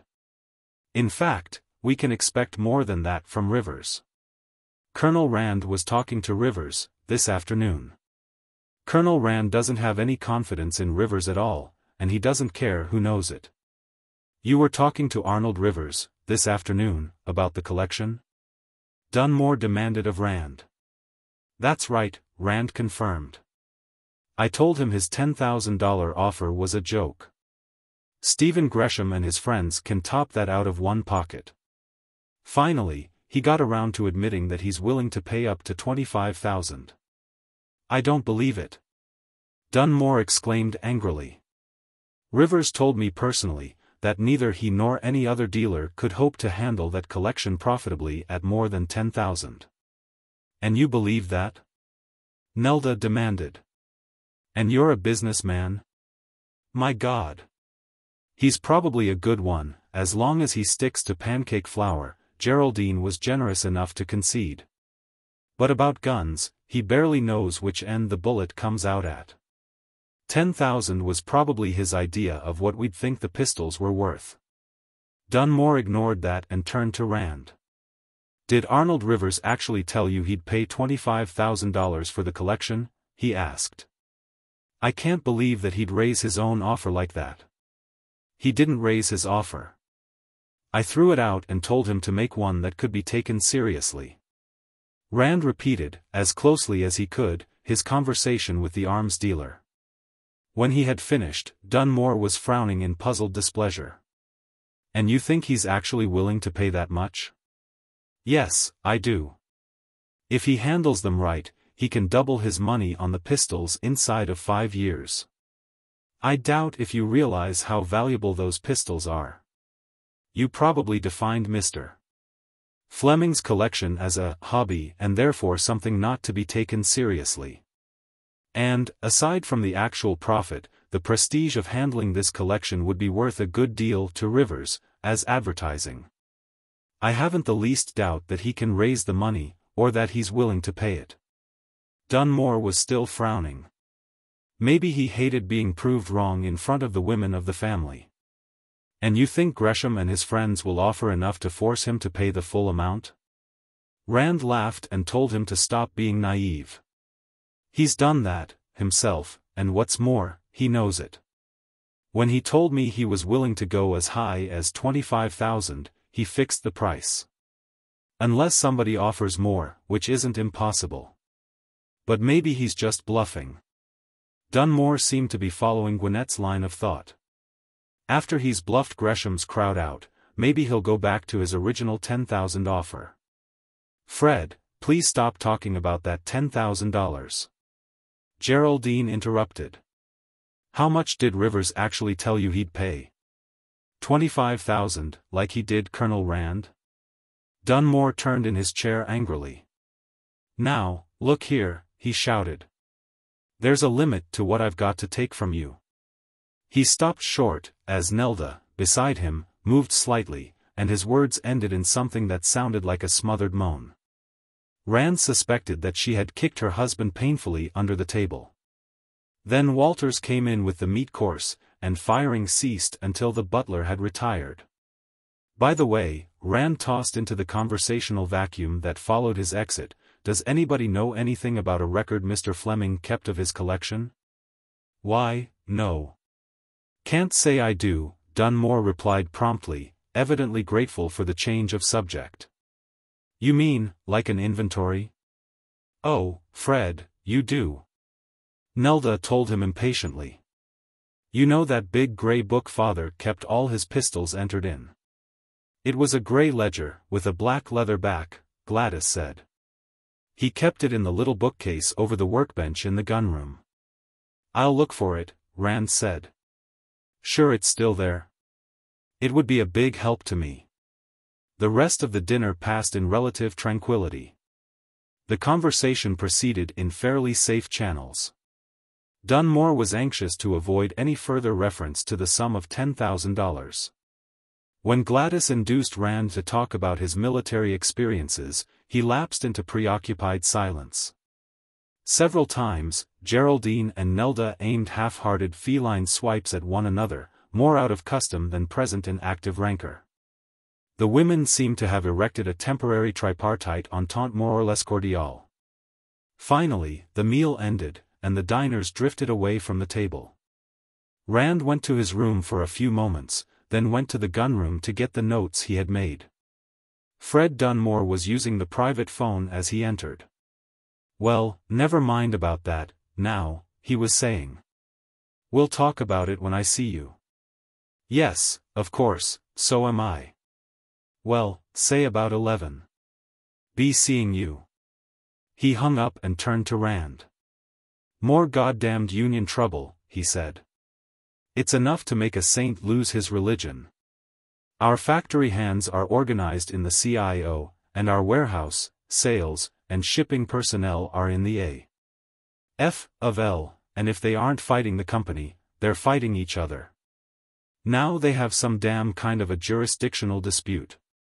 I don't know what this country's coming to. He glared angrily through his octagonal glasses for a moment.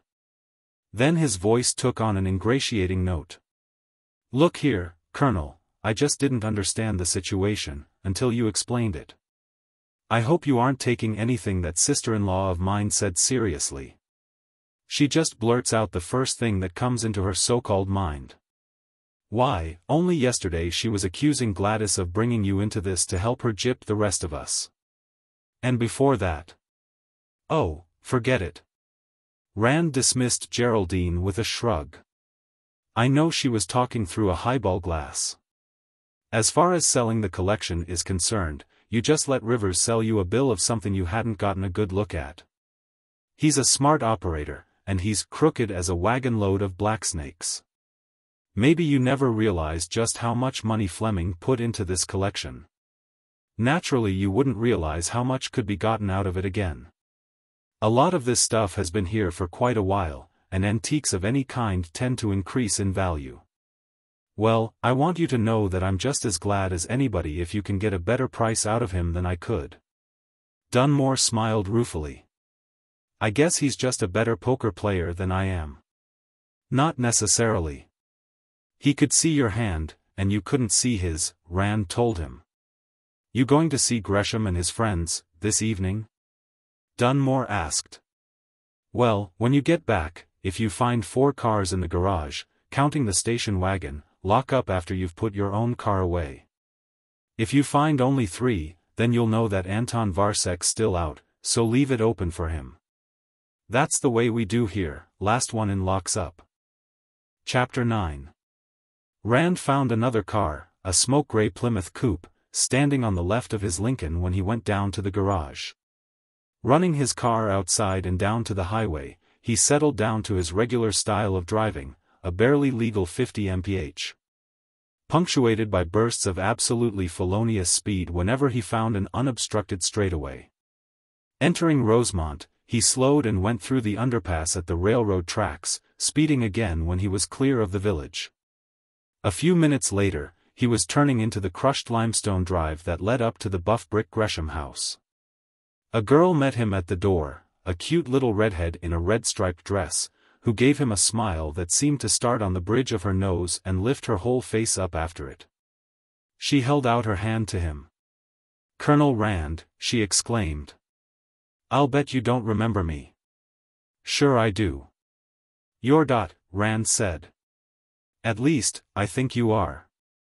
The last time I saw you, you were in pigtails." And you were only about so high. He measured with his hand. The last time I was here, you were away at school. You must be old enough to vote, by now. I will, this fall, she replied. Come on in, you're the first one here. Daddy hasn't gotten back from town yet.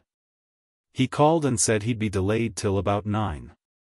In the hall she took his hat and coat and guided him toward the parlor on the right. Oh, Mother, she called. Here's Colonel Rand. Rand remembered Irene Gresham, too, an overage dizzy blonde who was still living in the flaming youth era of the 20s. She was an extremely good egg, he liked her very much. After all, insisting upon remaining an F.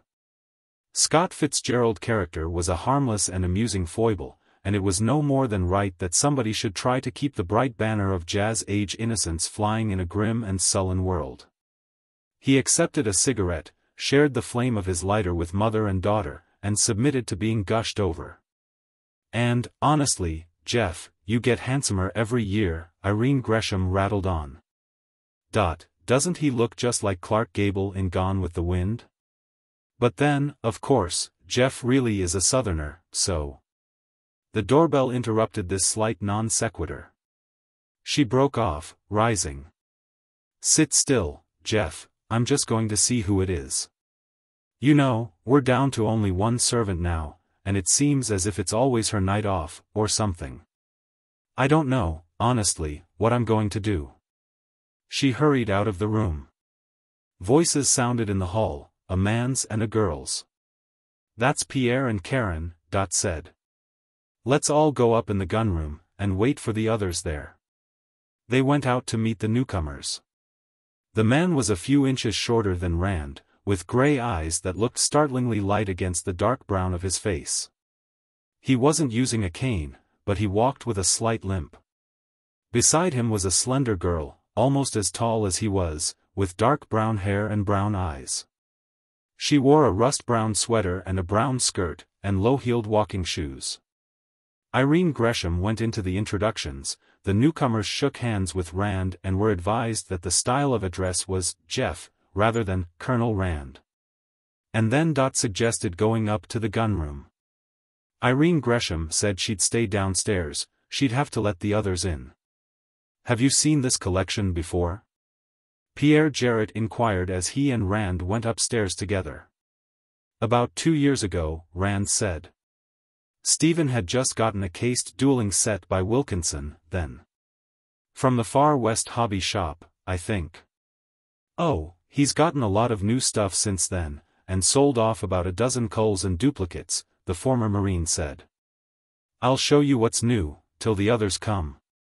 They reached the head of the stairs and started down the hall to the gunroom, in the wing that projected out over the garage. Along the way, the girls detached themselves for nose powdering.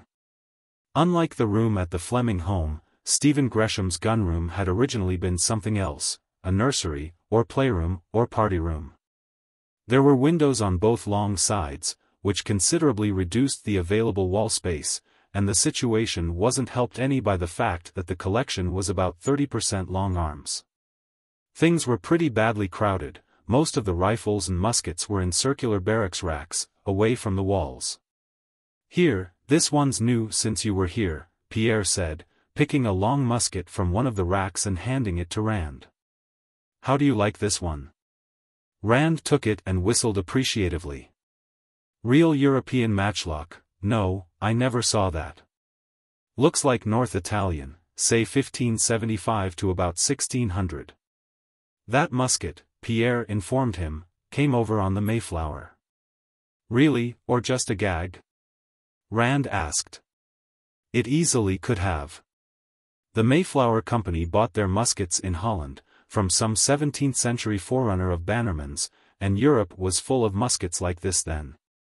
Left over from the wars of the Holy Roman Empire and the French religious wars. Yes, I suppose all their muskets were obsolete types for the period, Pierre agreed. Well, that's a real Mayflower arm. Stephen has the documentation for it. It came from the Charles Winthrop Sawyer collection, and there were only 3 ownership changes between the last owner and the Mayflower Company. Stephen only paid $100 for it, too. That was practically stealing, Rand said. He carried the musket to the light and examined it closely. Nice condition, too. I wouldn't be afraid to fire this with a full charge, right now. He handed the weapon back. He didn't lose a thing on that deal.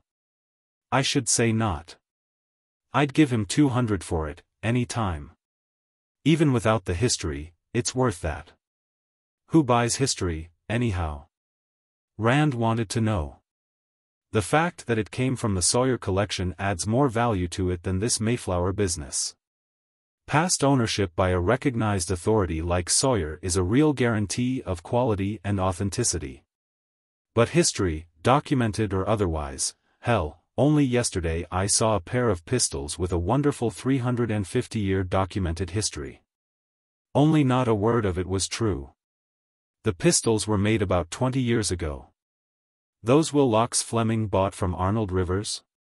Pierre asked. God, wasn't that a crime? I'll bet Rivers bought himself a big drink when Lane Fleming was killed. Fleming was all set to hang Rivers's scalp in his wigwam. But with Stephen, the history does count for something. As you probably know, he collects arms types that figured in American history. Well, he can prove that this individual musket was brought over by the Pilgrims, so he can be sure it's an example of the type they used. But he'd sooner have a typical Pilgrim musket that never was within 5,000 miles of Plymouth Rock than a non-typical arm brought over as a personal weapon by one of the Mayflower Company. Oh, none of us are really interested in the individual history of collection weapons, Rand said. You show me a collection that's full of known history arms, and I'll show you a collection that's either full of junk or else costs 3 times what it's worth. And you show me a collector who blows money on history, and 9 times out of 10 I'll show you a collector who doesn't know guns. I saw one such collection, once. Every item had its history neatly written out on a tag and hung onto the trigger guard.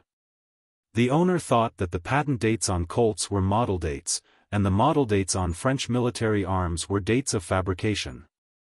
Pierre wrinkled his nose disgustedly. God, I hate to see a collection all fouled up with tags hung on things, he said. Or stuck over with gummed labels, that's even worse. Once in a while I get something with a label pasted on it, usually on the stock, and after I get it off, there's a job getting the wood under it rubbed up to the same color as the rest of the stock. Yes. I picked up a lovely little rifled flintlock pistol, once, Rand said. American, full-length curly maple stock, really a Kentucky rifle in pistol form. Whoever had owned it before me had pasted a slip of paper on the underside of the stock, between the trigger guard and the lower ramrod thimble, with a lot of crap, mostly erroneous, typed on it. It took me 6 months to remove the last traces of where that thing had been stuck on. What do you collect, or don't you specialize? Pistols. I try to get the best possible specimens of the most important types, special emphasis on British arms after 1700 and American arms after 1800. What I'm interested in is the evolution of the pistol. I have a couple of locks, to start with, and 3 miglet locks and an Italian snap-ons. Then I have a few early flintlocks, and a number of mid-18th century types, and some late flintlocks and percussion types. And about 20 Colts, and so on through percussion revolvers and early cartridge types to some modern arms, including a few World War II arms. I see. About the same idea Lane Fleming had, Pierre said. I collect personal combat arms, firearms and edge weapons. Arms that either influenced fighting techniques, or were developed to meet special combat conditions. From what you say, you're mainly interested in the way firearms were designed and made. I'm interested in the conditions under which they were used. And Adam Treherne, who'll be here shortly, collects pistols and a few long arms in lock, proto-flintlock and early flintlock, to 1700. And Philip Cabot collects U.S. Marshals, flintlock to automatic, and also enemy and Allied Army weapons from all our wars. And Colin McBride collects nothing but Colts. Odd how a Scot, who's only been in this country 20 years, should become interested in so distinctively American a type. And I collect anything I can sell at a profit, from Chinese matchlocks to Tommy guns, Karen Lawrence interjected, coming into the room with Gresham. Pierre grinned. Karen is practically a unique specimen herself, the only general antique dealer I've ever seen who doesn't hate the sight of a gun collector. That's only because I'm crazy enough to want to marry one, the girl dealer replied. Of all the miserly, unscrupulous, grasping characters, she expressed a doubt that the average gun collector would pay more than 10 cents to see his lord and savior riding to hounds on a Bren carrier. They don't give a hoot whose grandfather owned what, and if anything's battered up a little, they don't think it looks quaint, they think it looks lousy. And they've never heard of inflation. They think arms ought still to sell for the sort of prices they brought at the old Mark Field sale, back in 1911. What were you looking at? Asked Rand, then glanced at the musket in Pierre's hands. Oh, Priscilla. Karen laughed. Not only knows everything in the collection, she knows it by name. Show Colonel Rand Hester Prynne. Hester coming up, Gresham's daughter said, catching another musket out of the same rack from which Pierre had gotten the matchlock and passing it over to Rand. He grasped the heavy piece, approving of the easy, instinctive way in which the girl had handled it. Look on the barrel, she told him. On top, right at the breech. The gun was a flintlock, or rather, a doglock. Sure enough, stamped on the breech was the big A of the Company of Workmen Armourers of London, the 17th-century gunmakers' guild. That's right, he nodded. That's Hester Prynne, all right, the first American girl to make her letter. There were footsteps in the hall outside, and male voices. Adam and Colin, Pierre recognized them before they entered. Both men were past 50.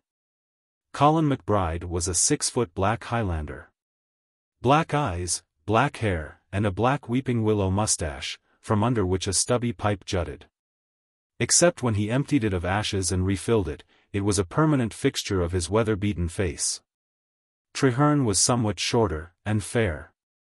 His sandy mustache, beginning to turn gray at the edges, was clipped to micrometric exactness.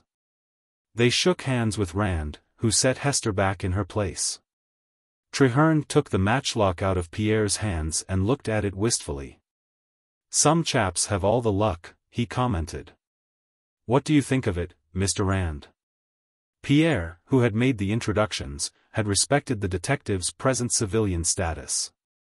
Or don't you collect long arms? I don't collect them, but I'm interested in anything that'll shoot. That's a good one. Those things are scarce, too. Yes. You'll find 100 wheel locks for every matchlock, and yet there must have been 100 matchlocks made for every wheel lock. Matchlocks were cheap, and wheel locks were expensive, McBride suggested. He spoke with the faintest trace of Highland accent. Naturally, they got better care. It would take a Scot to think of that, Karen said. Now, you take a Scot who collects guns, and you have something. That's only part of it, Rand said. I believe that by the last quarter of the 17th century, most of the matchlocks that were lying around had been scrapped, and the barrels used in making flintlocks. Hester Prynne, over there, could easily have started her career as a matchlock. And then, a great many matchlocks went into the West African slave and ivory trade, and were promptly ruined by the natives. Yes, and I seem to recall having seen Spanish and French miglet muskets that looked as though they had been altered directly from matchlock. Retaining the original stock and even the original lockplate, Treherne added. So have I, come to think of it. Rand stole a glance at his wristwatch. It was 9:05, he was wishing Stephen Gresham would put in an appearance. McBride and Treherne joined Pierre and the girls in showing him Gresham's collection. Evidently they all knew it almost as well as their own. After a while, Irene Gresham ushered in Philip Cabot. He, too, was past middle age, with prematurely white hair and a thin, scholarly face. According to Hollywood typecasting, he might have been a professor, or a judge, or a Boston Brahmin, but never a stockbroker. Irene Gresham wanted to know what everybody wanted to drink. Rand wanted bourbon and plain water, McBride voted for Jamaica rum, Treherne and Cabot favored brandy and soda, and Pierre and the girls wanted Bacardi and Coca-Cola. And Stephen'll want rye and soda, when he gets here, Irene said. Come on, girls, let's rustle up the drinks. Before they returned, Stephen Gresham came in, lighting a cigar. It was just 9:22. Well, I see everybody's here, he said. No, where's Karen? Pierre told him. A few minutes later the women returned, carrying bottles and glasses. When the flurry of drink mixing had subsided, they all sat down. Let's get the business over first, Gresham suggested. I suppose you've gone over the collection already, Jeff? Yes, and first of all, I want to know something. When was the last that any of you saw it? Gresham and Pierre had been in Fleming's gunroom just 2 days before the fatal accident. And can you tell me if the big Whitneyville Colt was still there, then? Rand asked. Or the Rappahannock Forge, or the Collier Flintlock, or the Hull? Why, of course. My God, aren't they there now? Gresham demanded. Rand shook his head. And if Fleming still had them 2 days before he was killed, then somebody's been weeding out the collection since. Doing it very cleverly, too, he added. You know how that stuff's arranged, and how conspicuous a missing pistol would be. Well, when I was going over the collection, I found about 24 pieces of the most utter trash, things Lane Fleming wouldn't have allowed in the house. All hanging where some really good item ought to have been. He took a paper from his pocket and read off a list of the dubious items, interpolating comments on the condition, and a list of the real rarities which Gresham had mentioned the day before. Which were now missing. All that good stuff was there the last time I saw the collection, Gresham said. What do you say, Pierre? I had the Hall pistol in my hands, Pierre said. And I remember looking at the Rappahannock Forge.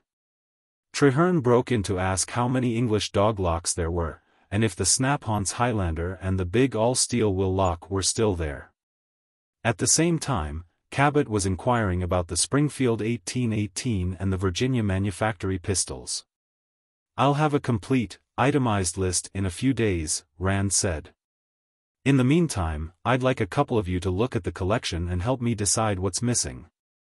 I'm going to try to catch the thief, and then get at the fence through him. Think Rivers might have gotten the pistols? Gresham asked.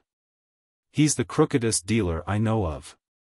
He's the crookedest dealer anybody knows of, Rand amended. The only thing, he's a little too anxious to buy the collection, for somebody who's just skimmed off the cream. $10,000 isn't much in the way of anxiety, Cabot said. I'd call that a nominal bid, to avoid suspicion. The dopes changed a little on that. Rand brought him up to date. Rivers's offer is now $25,000. There was a stunned hush, followed by a gust of exclamations. Good Lord. The Scots accent fairly curdled on Colin McBride's tongue. We canna go over that. I'm afraid not.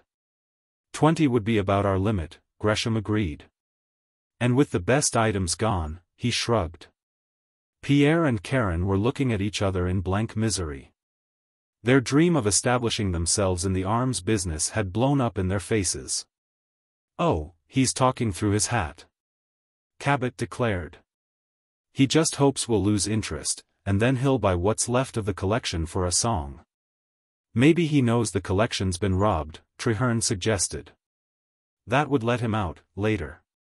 He'd accuse you or the Fleming estate of holding out the best pieces, and then offer to take what's left for about $5,000.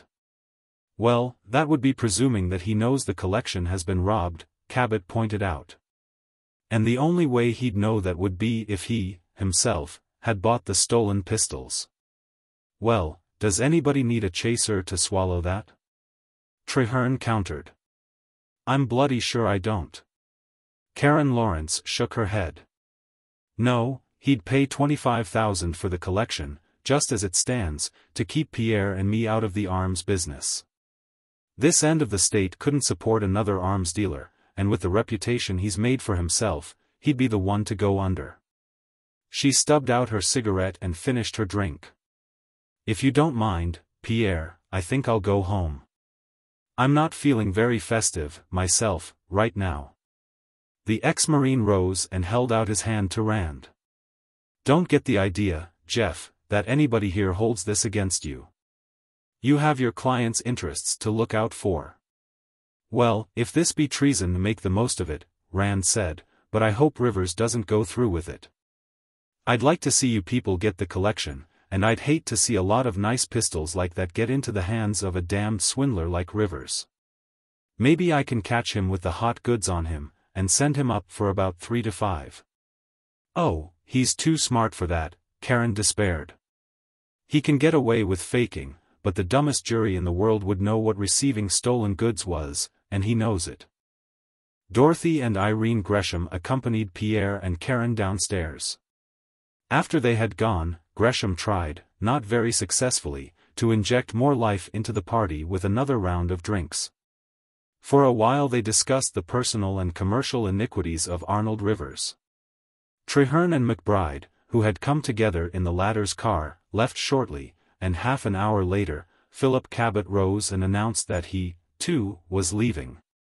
You haven't seen my collection since before the war, Jeff, he said. If you're not sleepy, why don't you stop at my place and see what's new? You're staying at the Flemings. My house is along your way, about a mile on the other side of the railroad. They went out and got into their cars. Rand kept Cabot's taillight in sight until the broker swung into his drive and put his car in the garage. Rand parked beside the road, took the Leech and Rigdon out of the glove box, and got out, slipping the Confederate revolver under his trouser band. He was pulling down his vest to cover the butt as he went up the walk and joined his friend at the front door. Cabot's combination library and gunroom was on the first floor.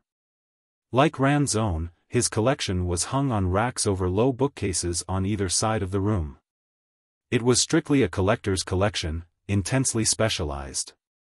There were all but a few of the U.S. regulation single-shot pistols, a fair representation of secondary types, most of the revolvers of the Civil War, and all the later revolvers and automatics.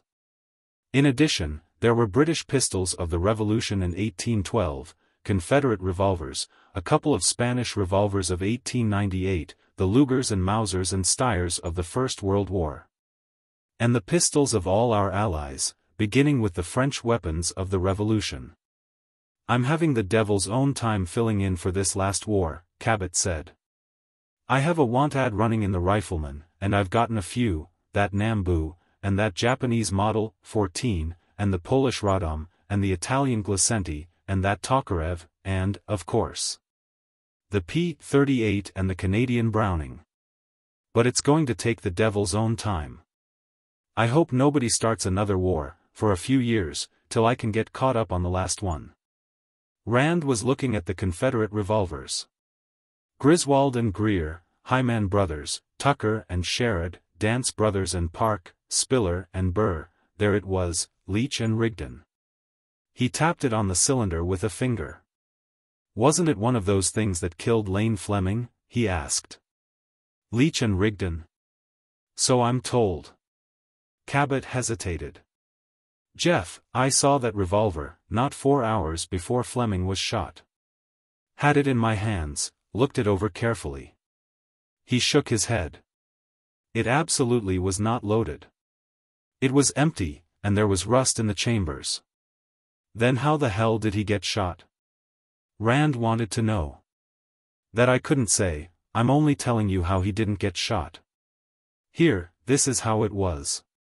It was a Thursday, and I'd come halfway out from town before I remembered that I hadn't bought a copy of Time, so I stopped at Biddle's drugstore, in the village, for one. Just as I was getting into my car, outside, Lane Fleming drove up and saw me. He blew his horn at me, and then waved to me with this revolver in his hand. I went over and looked at it, and he told me he'd found it hanging back of the counter at a barbecue stand, where the road from Rosemont joins Route 22. There had been some other pistols with it, and I went to see them later, but they were all trash. The Leech and Rigdon had been the only decent thing there, and Fleming had talked it out of this fellow for $10. He was disgustingly gleeful about it, particularly as it was a better specimen than mine. Would you know it, if you saw it again? Rand asked. Yes. I remember the serials. I always look at serials on Confederate arms. The highest known serial number for a Leech and Rigdon is 1393, this one was 1234. Rand pulled the .36 revolver from his pants leg and gave it a quick glance. The number was 1234. He handed it to Cabot. Is this it? He asked. Cabot checked the number. Yes. And I remember this bruise on the left grip. Fleming was saying that he was glad it would be on the inside, so it wouldn't show when he hung it on the wall. He carried the revolver to the desk and held it under the light. Why, this thing wasn't fired at all, he exclaimed. I thought that Fleming might have loaded it, meaning to target it. He had a pistol range back of his house, but the chambers are clean. He sniffed at it. Hoppa's number 9, he said. And I can see traces of partly dissolved rust, and no traces of fouling. What the devil, Jeff? It probably hasn't been fired since Appomattox, Rand agreed. Philip, do you think all this didn't know it was loaded routine might be an elaborate suicide build-up, either before or after the fact? Absolutely not. There was a trace of impatience in Cabot's voice. Lane Fleming wasn't the man to commit suicide. I knew him too well ever to believe that. I heard a rumor that he was about to lose control of his company, Rand mentioned. You know how much premix meant to him. That's idiotic. Cabot's voice was openly scornful, now, and he seemed a little angry that Rand should believe such a story, as though his confidence in his friend's intelligence had been betrayed. Good Lord, Jeff, where did you ever hear a yarn like that? Quote, usually well-informed sources, unquote. Well, they were unusually ill-informed, that time, Cabot replied. Take my word for it, there's absolutely nothing in it. So it wasn't an accident, and it wasn't suicide, Rand considered. Philip, what is the prognosis on this merger of premix and national milling and packaging, now that Lane Fleming's opposition has been, shall we say, liquidated? Cabot's head jerked up. He looked at Rand in shocked surprise.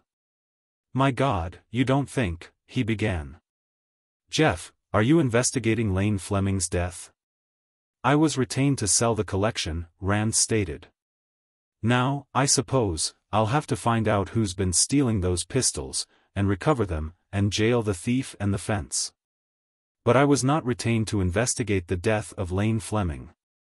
And I do not do work for which I am not paid, he added, with mendacious literalness. I see. Well, the merger's going through. It won't be official until the 16th of May, when the premix stockholders meet, but that's just a formality. It's all cut and dried and in the bag now. Better let me pick you up a little premix. There's still some lying around. You'll make a little less than 4 for 1 on it. I'd had that in mind when I asked you about the merger, Rand said. I have about 2,000 with you, haven't I? He did a moment's mental arithmetic, then got out his checkbook. Pick me up about 100 shares, he told the broker. I've been meaning to get in on this ever since I heard about it. I don't see how you did hear about it, Cabot said. For obvious reasons, it's being kept pretty well under the hat. Rand grinned. Quote, usually well-informed sources, unquote. Not the sources mentioned above.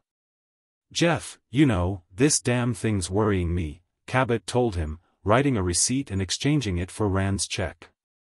I've been trying to ignore it, but I simply can't. Do you really think Lane Fleming was murdered by somebody who wanted to see this merger consummated and who knew that that was an impossibility as long as Fleming was alive? Philip, I don't know. And furthermore, I don't give a damn, Rand lied. If somebody wants me to look into it, and pays me my possibly exaggerated idea of what constitutes fair compensation, I will. And I'll probably come up with Fleming's murderer, dead or alive. But until then, it is simply no epidermis off my scrotum. And I advise you to adopt a similar attitude.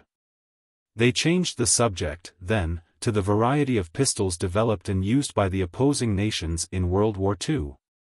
And the difficulties ahead of Cabot in assembling even a fairly representative group of them.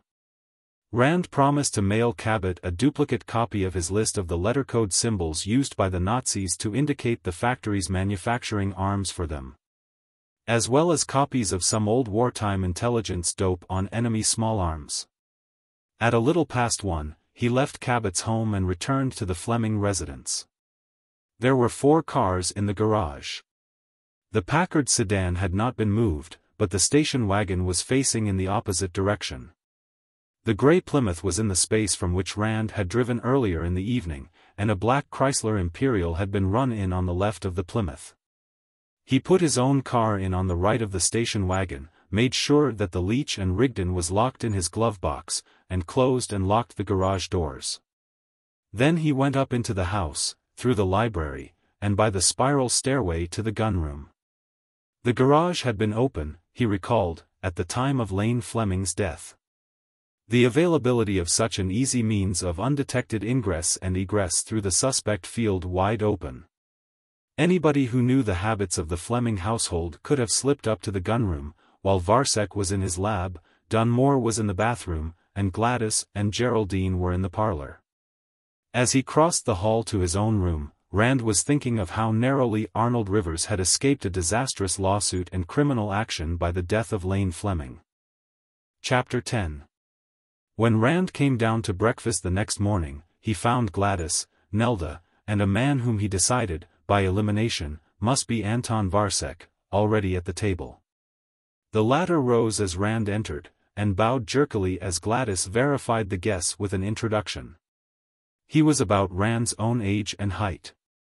He had a smooth-shaven, tight-mouthed face, adorned with bushy eyebrows, each of which was almost as heavy as Rand's mustache. It was a face that seemed tantalizingly familiar, and Rand puzzled for a moment, then nodded mentally. Of course he had seen a face like that hundreds of times, in newsreels and news photos, and, once in pre-war Berlin, its living double. Rudolf Hess. He wondered how much deeper the resemblance went, and tried not to let it prejudice him. Nelda greeted him with a trowelful of sweetness and a dash of bedroom bait. Gladys waved him to a vacant seat at her right and summoned the maid who had been serving breakfast. After Rand had indicated his preference of fruit and found out what else there was to eat, he inquired where the others were. "Oh, Fred's still dressing, he'll be down in a minute," Nelda told him. "And Geraldine won't, she never eats with her breakfast." Varsek winced slightly at this, and shifted the subject by inquiring if Rand were a professional antiques expert. "No, I'm a lily-pure amateur," Rand told him. "Or was until I took this job. I have a collection of my own, and I'm supposed to be something of an authority. My business is operating a private detective agency." "But you are here only as an arms expert?" Varsek inquired. "You are not making any sort of detective investigation?" "That's right," Rand assured him. "This is practically a paid vacation, for me. First time I ever handled anything like this. It's a real pleasure to be working at something I really enjoy, for a change." Varsek nodded. "Yes, I can understand that. My own work, for instance. I would continue with my research even if I were independently wealthy and any sort of work were unnecessary." "Tell Colonel Rand what you're working on now," Nelda urged. Varsek gave a small mirthless laugh.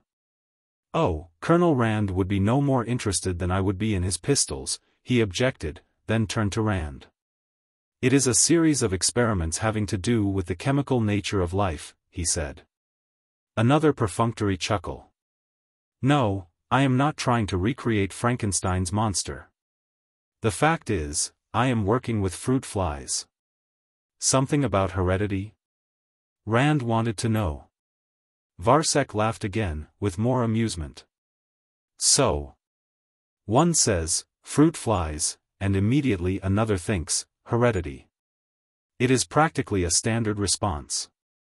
Only, in this case, I am investigating the effect of diet changes. I use fruit flies because of their extreme adaptability. If I find that I am on the right track, I shall work with mice, next. Fred Dunmore mentioned a packaged diabetic ration you developed, Rand mentioned. Oh, yes. Varsek shrugged. Yes. Something like an army field ration, for diabetics to carry when traveling, or wherever proper food may be unobtainable. That is for the company. Soon we put it on the market, and make lots of money. But this other, that is my own private work. Dunmore had come in while Varsek was speaking and had seated himself beside his wife. Don't let him kid you, Colonel, he said. Anton's just as keen about that dollar as the rest of us. I don't know what he's cooking up there in the attic, but I'll give 10 to 1 we'll be selling it in 25-cent packages inside a year, and selling plenty of them. Oh, and speaking about that dollar, how did you make out with Gresham and his friends? I didn't. They'd expected to pay about $20,000 for the collection. Rivers's offer has them stopped. And even if they could go over 25, I think Rivers would raise them. He's afraid to let them get the collection. Pierre Jarrett and Karen Lawrence intended using their share of it to go into the old arms business, in competition with him. That's smart, Dunmore approved. It's always better to take a small loss stopping competition than to let it get too big for you. You save a damn sight bigger loss later. How soon do you think the pistols will be sold? Gladys asked. Oh, in about a month, at the outside, Rand said, continuing to explain what had to be done first. Well, I'm glad of that, Varsek commented. I never liked those things, and after what happened. The sooner they can be sold, the better. Breakfast finally ended, and Varsek and Dunmore left for the premix plant. Rand debated for a moment the wisdom of speaking to Gladys about the missing pistols, then decided to wait until his suspicions were better verified. After a few minutes in the gunroom, going over Lane Fleming's arms books on the shelf over the workbench without finding any trace of the book in which he had catalogued his collection. He got his hat and coat, went down to the garage, and took out his car. It had stopped raining for the time being, the dingy sky showed broken spots like bits of bluing on a badly rusted piece of steel. As he got out of his car in front of Arnold Rivers's red brick house, he was wondering just how he was going to go about what he wanted to do. After all, the door of the shop was unlocked, and opened with a slow clanging of the door chime, but the interior was dark. All the shades had been pulled, and the lights were out.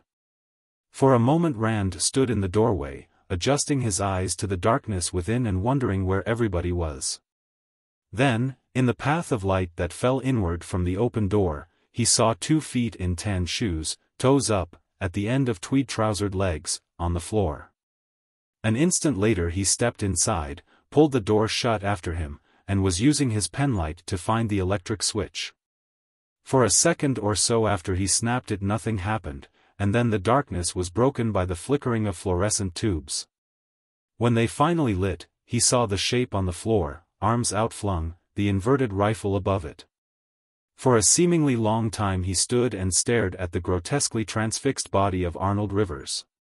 The dead man lay on his back, not 3 feet beyond the radius of the door, in a pool of blood that was almost dried and gave the room a sickly sweet butcher shop odor.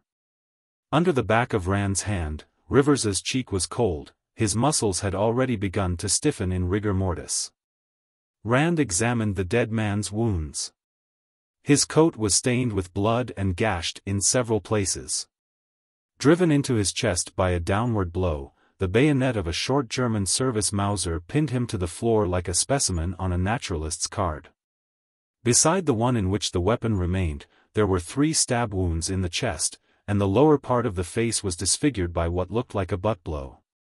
Bending over, Rand could see the imprint of the Mauser butt plate on Rivers's jaw. On the butt plate itself were traces of blood. The rifle, a regulation German infantry weapon, the long familiar Gur 98 in its most recent modification, was a Nazi product. Bearing the eagle and encircled swastika of the Third Reich and the code letters LZA, the symbol of the Mauserwerk A.G. plant at Karlsruhe. It had doubtless been sold to Rivers by some returned soldier.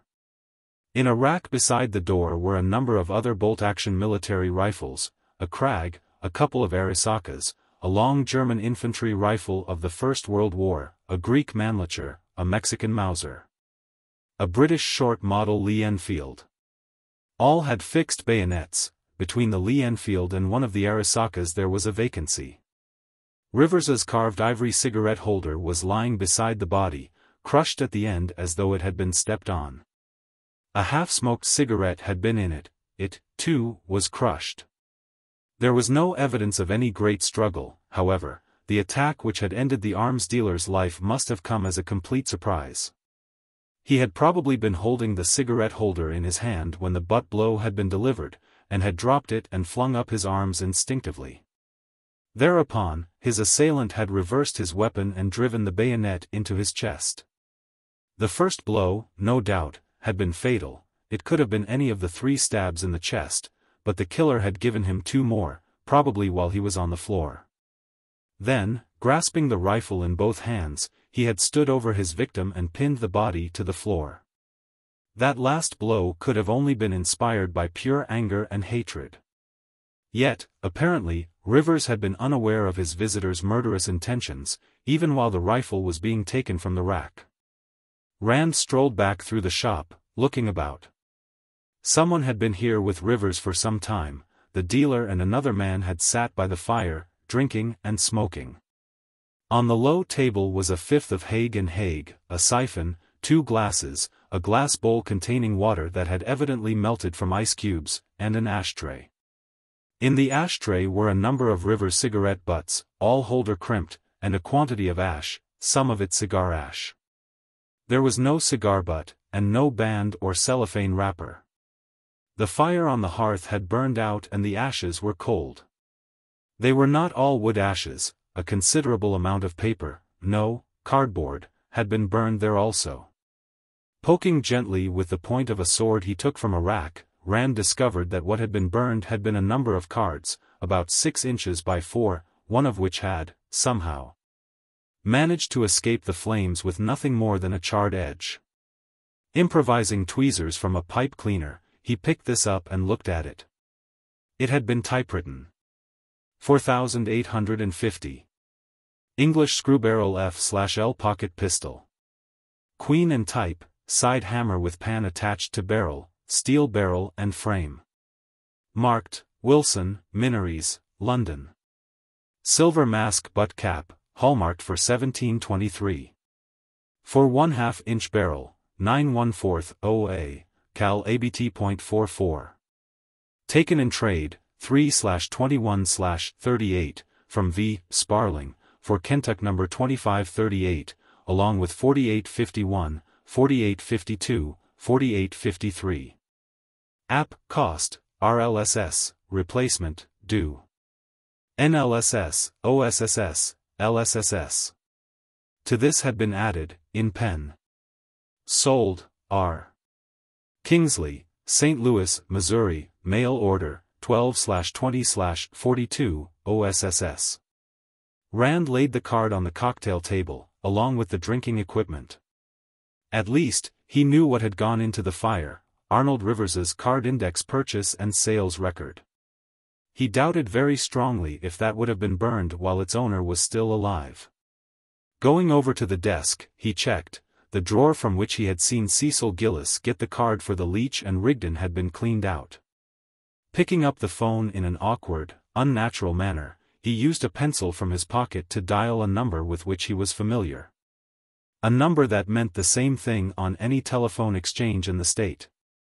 State Police, Corporal Cavallan, a voice sing-songed out of the receiver. "My name is Rand," he identified himself.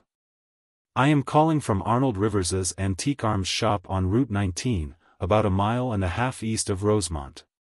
I am reporting a homicide." "Yeah, go ahead, hey." Did you say homicide? The other voice asked sharply. Who? Rivers himself. I called at his shop a few minutes ago, found the front door open, and walked in. I found Rivers lying dead on the floor, just inside the door. He had been killed with a Mauser rifle, not shot, clubbed with the butt and bayonet.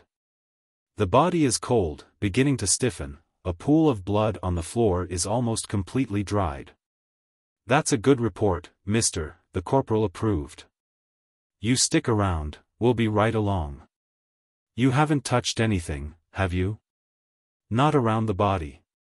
How long will it take you to get here? About 10 minutes. I'll tell Sergeant McKenna right away. Rand hung up and glanced at his watch.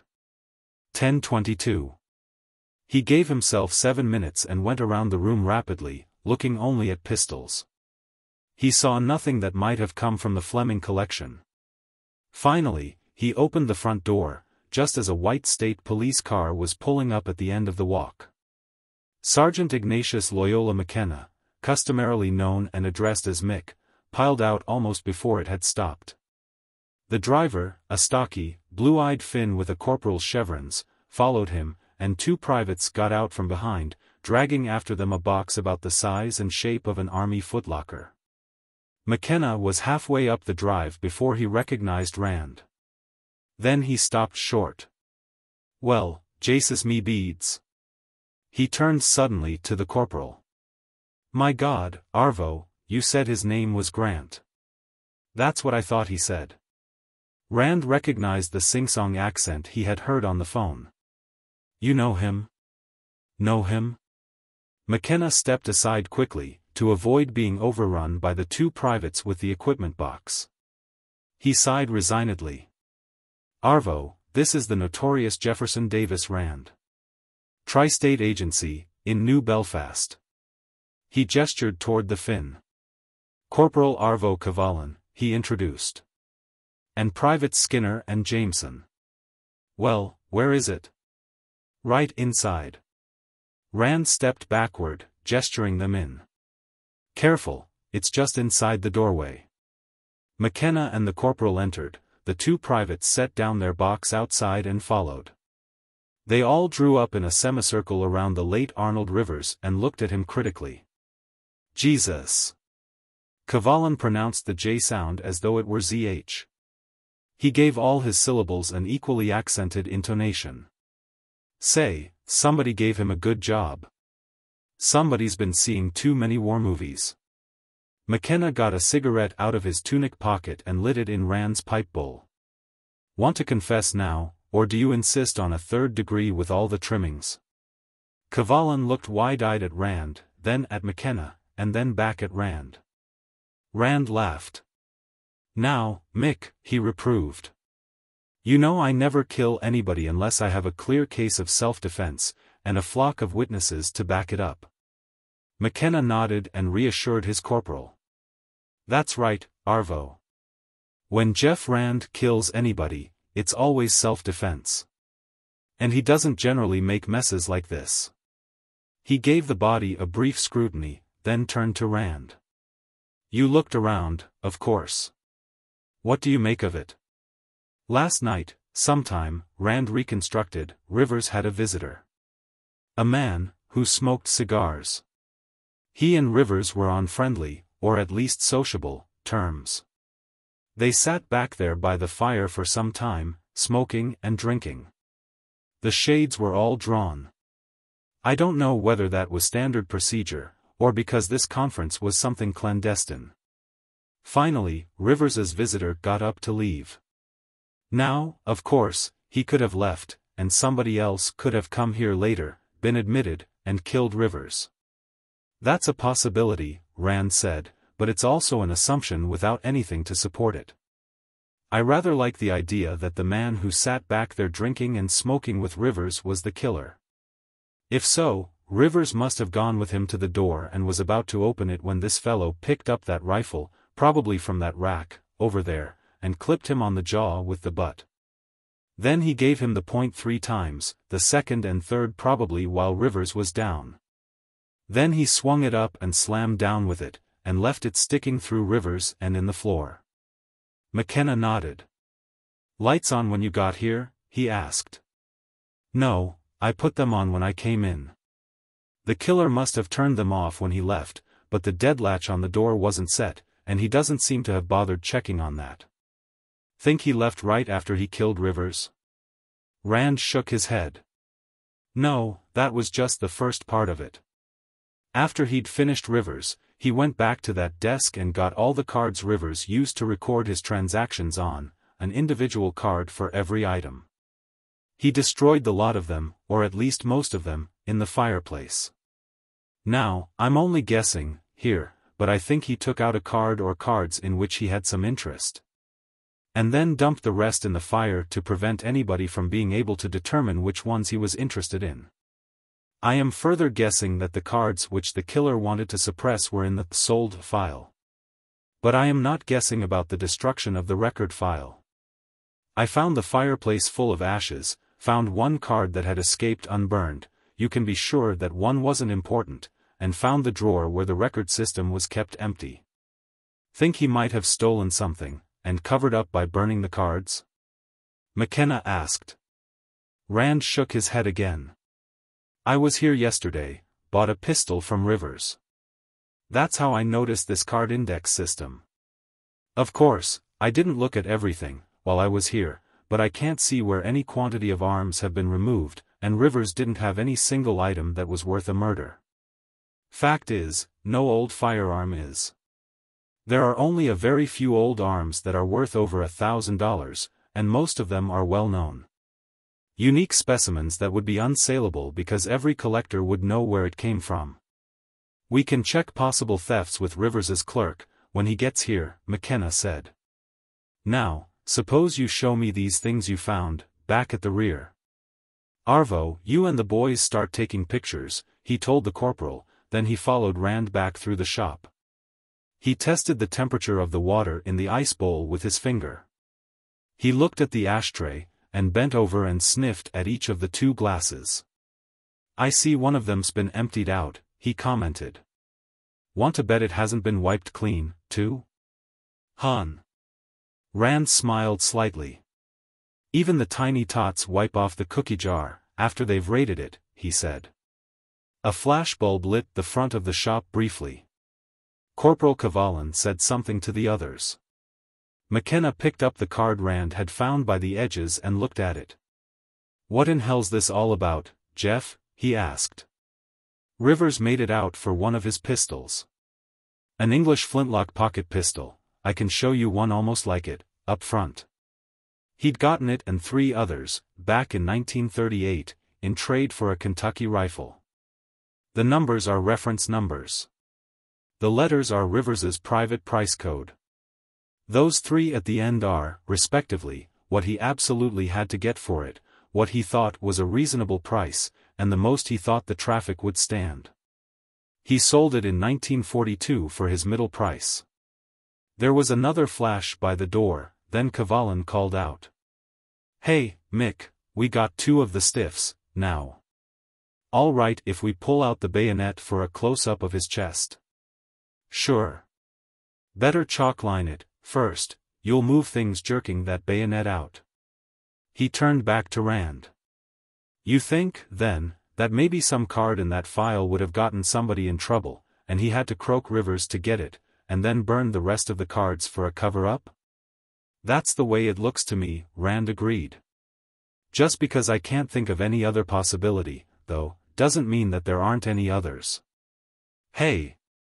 You think he might have been selling modern arms to criminals, without reporting the sale?" McKenna asked.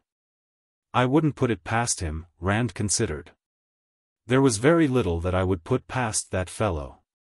But I wouldn't think he'd be stupid enough to carry a record of such sales in his own file, though."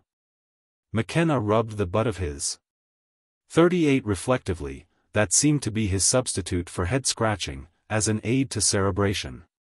"You said you were here yesterday, and bought a pistol," he began. "All right. I know about that collection of yours. But why were you back here bright and early this morning?" You working on Rivers for somebody? If so, give. Rand told him what he was working on. Rivers wants to buy the Fleming collection. That was the reason I saw him yesterday.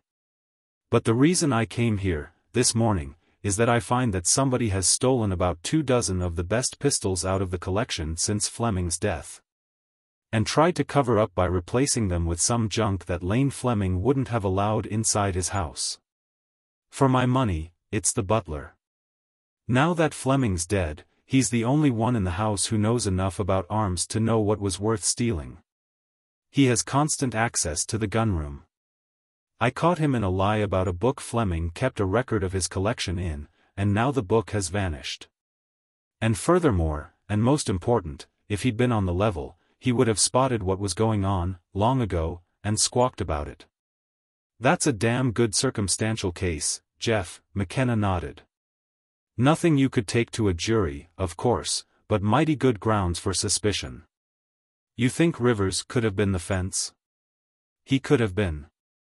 Whoever was high-grading the collection had to have an outlet for his stuff, and he had to have a source of supply for the junk he was infiltrating into the collection as replacements. A crooked dealer is the answer to both, and Arnold Rivers was definitely crooked. You know that? McKenna inquired. For sure. Another flash lit the front of the shop. Rand nodded. For damn good and sure. I can show you 6 firearms in this shop that have been altered to increase their value. I don't mean legitimate restorations, I mean fraudulent alterations. He went on to tell McKenna about Rivers's expulsion from membership in the National Rifle Association. And I know that he sold a pair of pistols to Lane Fleming, about a week before Fleming was killed, that were outright fakes. Fleming was going to sue the ears off Rivers about that. The fact is, until this morning, I'd been wondering if that mightn't have been why Fleming had that sour-looking accident. If he'd lived, he'd have run Rivers out of business. Hell, I didn't know that. McKenna seemed worried. Fleming used to target shoot with our gang, and he knew too much about gats to pull a Russ Columbo on himself. I didn't like that accident, at the time, but I figured he'd pulled the Dutch, and the family were making out it was an accident. We never were called in. The whole thing was handled through the coroner's office. You really think Fleming could have been bumped? Yes. I think he could have been bumped, Rand understated. I haven't found any positive proof, but, he told McKenna about his purchase, from Rivers, of the revolver that had been later identified as the one brought home by Fleming on the day of his death. I still don't know how Rivers got hold of it, he continued. Until I walked in here not half an hour ago and found Rivers dead on the floor, I'd had a suspicion that Rivers might have sneaked into the Fleming house, shot Fleming with another revolver. Left it in Fleming's hand and carried away the one Fleming had been working on. The motive, of course, would have been to stop a lawsuit that would have put Rivers out of business and, not inconceivably, in jail. But now, he looked toward the front of the shop, where another photoflash glared for an instant. And don't suggest that Rivers got conscience-stricken and killed himself. Aside from the technical difficulties of pinning himself to the floor after he was dead, that explanation's out. Rivers had no conscience to be stricken with. Well, let's skip Fleming, for a minute, McKenna suggested. You think this butler, at the Fleming place, was robbing the collection? And you say he could have sold the stuff he stole to Rivers? Well, when the family gets you into work on the collection, Jeeves, or whatever his name is, realizes that you're going to spot what's been going on, and will probably suspect him. He knows you're no ordinary arms expert, you're an agency dick. So he gets scared. If you catch up with Rivers, Rivers'll talk. So he comes over here, last night, and kills Rivers off before you can get to him. And while Rivers may not keep a record of the stuff he got from Jeeves, or whatever his name is. Walters, Rand supplied. Walters, then. While he may not keep a record of what he bought from Walters, the chances are he does keep a record of the stuff Walters got from him, to use for replacements, so the card file goes into the fire. How's that? The flare of another flashbulb made distorted shadows dance over the walls. That would hang together, now, Rand agreed. Of course, I haven't found anything here, except the revolver I bought yesterday, that came from the Fleming place. But I'll add this, as soon as Rivers found out I was working for the Fleming family, he tried to get that revolver back from me. Offered me $75 worth of credit on anything else in the shop if I'd give it back to him, not 20 minutes after I'd paid him $60 for it. See? McKenna pounced. Look. Suppose you had a lot of hot stuff, in a place like this. You might take a chance on selling something that had gotten mixed in with your legitimate stuff, but would you want to sell it right back to where it had been stolen from? No, I wouldn't. And if I were a butler who'd been robbing a valuable collection, and an agency man moved in and started poking around, I might get in a panic and do something extreme. That all hangs together, too. While Rand was talking to McKenna, Private Jameson wandered back through the shop. Hey, Sarge, is there any way into the house from here? He asked. The outside doors are all locked, and I can't raise anybody. Rand pointed out the flight of steps beside the fireplace. I saw Rivers come out of the house that way, yesterday, he said. The state policeman went up the steps and tried the door, it opened, and he went through. Chances are Mrs. Rivers is away, McKenna said. She's away a lot. They have a colored girl who comes in by the day, but she doesn't generally get here before noon. And the clerk doesn't get here till about the same time. You seem to know a lot about this household, Rand said. Yeah. We have this place marked up as a bad burglary and stick-up hazard, we keep an eye on it. Rivers has all these guns, he does a big cash business, he always has a couple of $100 to $1,000 on him, it's a wonder somebody hasn't made a try at this place long ago. Tell you what, Jeff, say you check up on this butler at the Fleming place for us, and we'll check up here and see if we can find any of the stuff that was stolen. We can get together and compare notes. Maybe one or another of us may run across something about that accident of Fleming's, too. Suits me. I'll be glad to help you, and I'll be glad for any help you can give me on recovering those pistols. I haven't made any formal report on that, yet, because I'm not sure exactly what's missing, and I don't want any of that kind of publicity while I'm trying to sell the collection.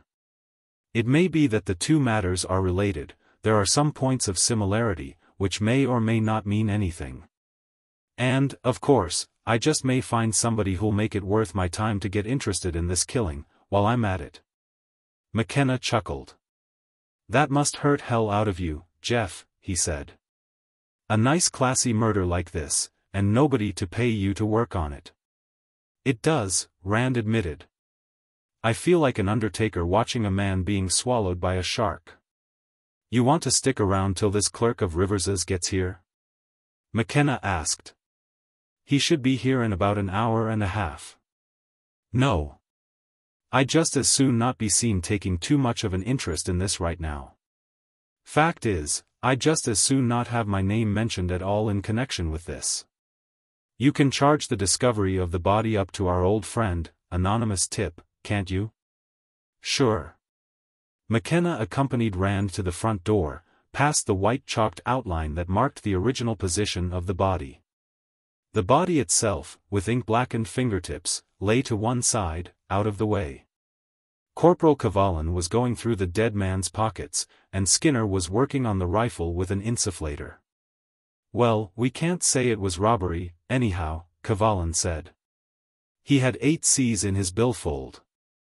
Me God, Sarge, is this damn rifle ever lousy with prints, Skinner complained. A lot of Rivers's, and everybody else's who's been fooling with it around here, and half the Wehrmacht. Swell, swell. McKenna enthused. Maybe we can pass the case off on the War Crimes Commission. Chapter 11. Mick McKenna had put his finger right on the sore spot. It did hurt Rand like hell, a nice, sensational murder and no money in it for the Tri-State Agency. Obviously, somebody would have to be persuaded to finance an investigation. Preferably some innocent victim of unjust suspicion, somebody who could best clear himself by unmasking the real villain. For villain, Rand mentally substituted public benefactor. He was running over a list of possible suspects as he entered Rosemont. Passing the little antique shop, he slowed, backed, read the name, Karen Lawrence, on the window, and then pulled over to the curb and got out. Crossing the sidewalk, he went up the steps to the door, entering to the jangling of a spring-mounted cowbell. The girl dealer was inside, with a visitor, a sallow-faced, untidy-looking man of indeterminate age who was opening newspaper-wrapped packages on a tabletop. Karen greeted Rand by name and military rank. Rand told her he'd just look around till she was through. She tossed him a look of comic reproach, as though she had counted on him to rid her of the man with the packages. "Now, just you look at this here, Miss Lawrence," the man was enthusing, undoing another package. "Here's something I know you'll want. I think this here is real quaint. Just look, now." He displayed some long, narrow, dark object, holding it out to her. "Ain't this here an interestin' item, now, Miss Lawrence?" "Ooh. What in heaven's name is that thing?" she demanded. "That there's a sword. A real African native sword. Look at that scabbard, now, made out of real crocodile skin. A whole young crocodile, head, feet, and all. I tell you, Miss Lawrence, that their item is unique. It's revolting. It's the most repulsive object that's ever been brought into this shop, which is saying quite a lot. Colonel Rand. If you don't have a hangover this morning, will you please come here and look at this thing?" Rand laid down the Merrill carbine he had been examining and walked over beside Karen.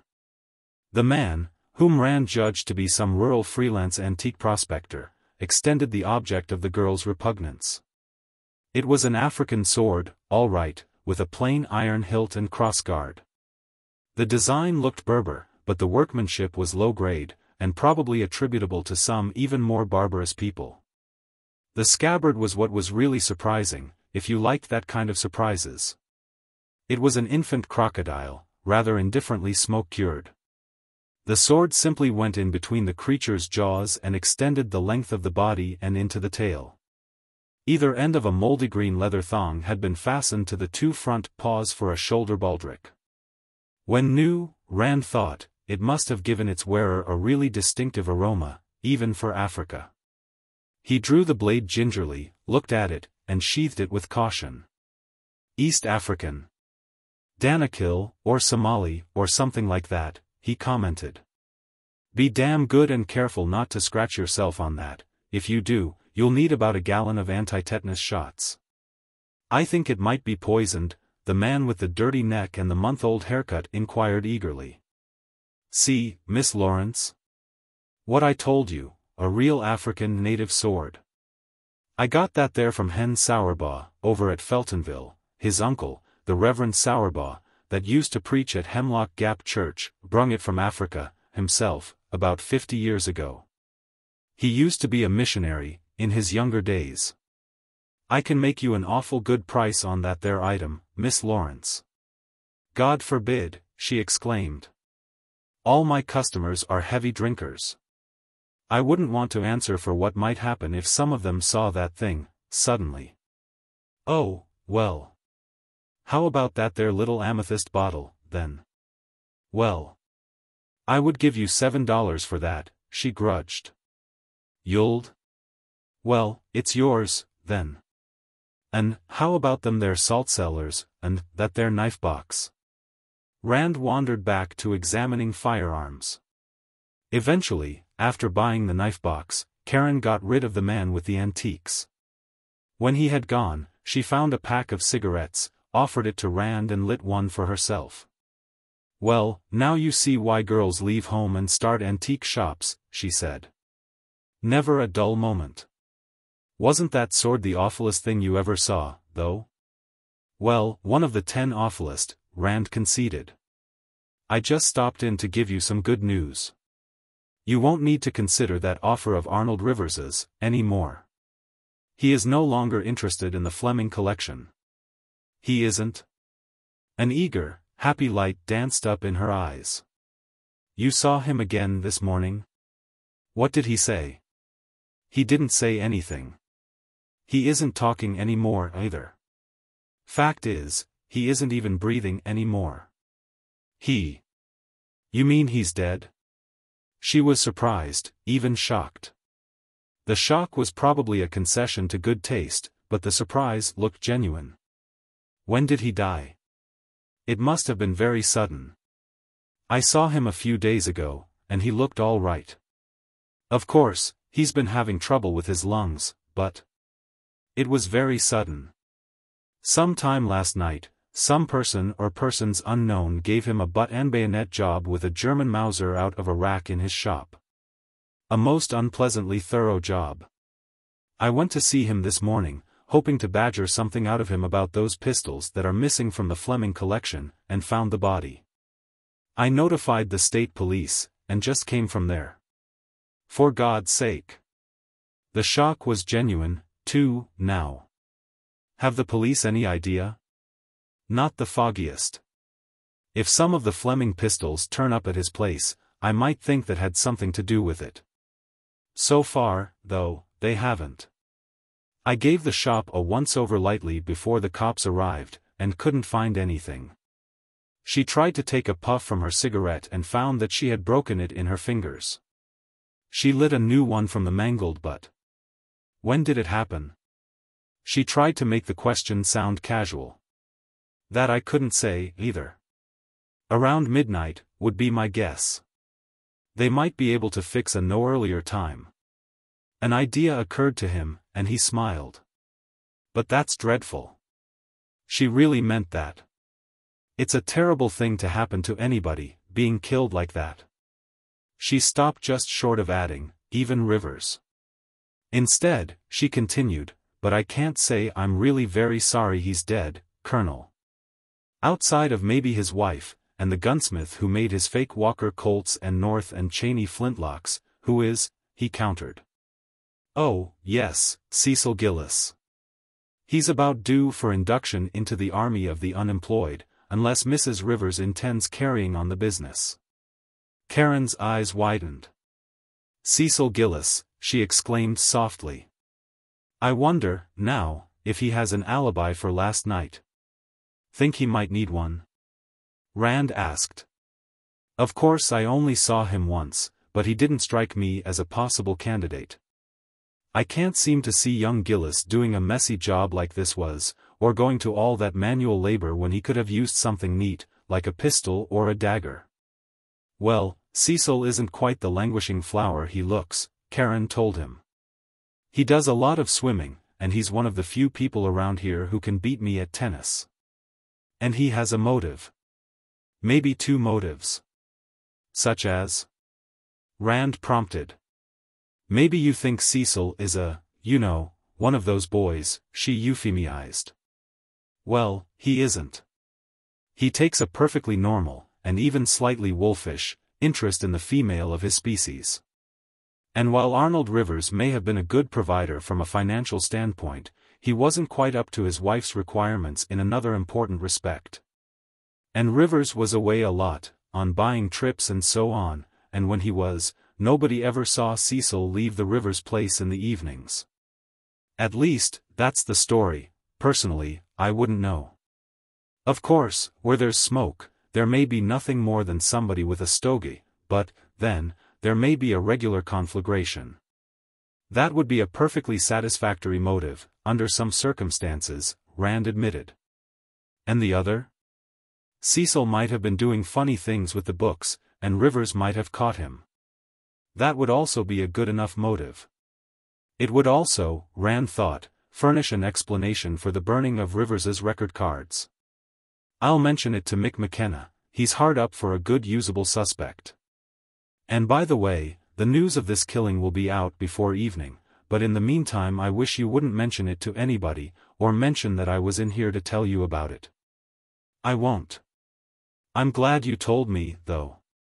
Do you think there may be a chance that we can get the collection, now? I wouldn't know why not. Rivers's offer was pretty high. There aren't many other dealers who would be able to duplicate it. Well, don't take any Czechoslovakian Stiegel.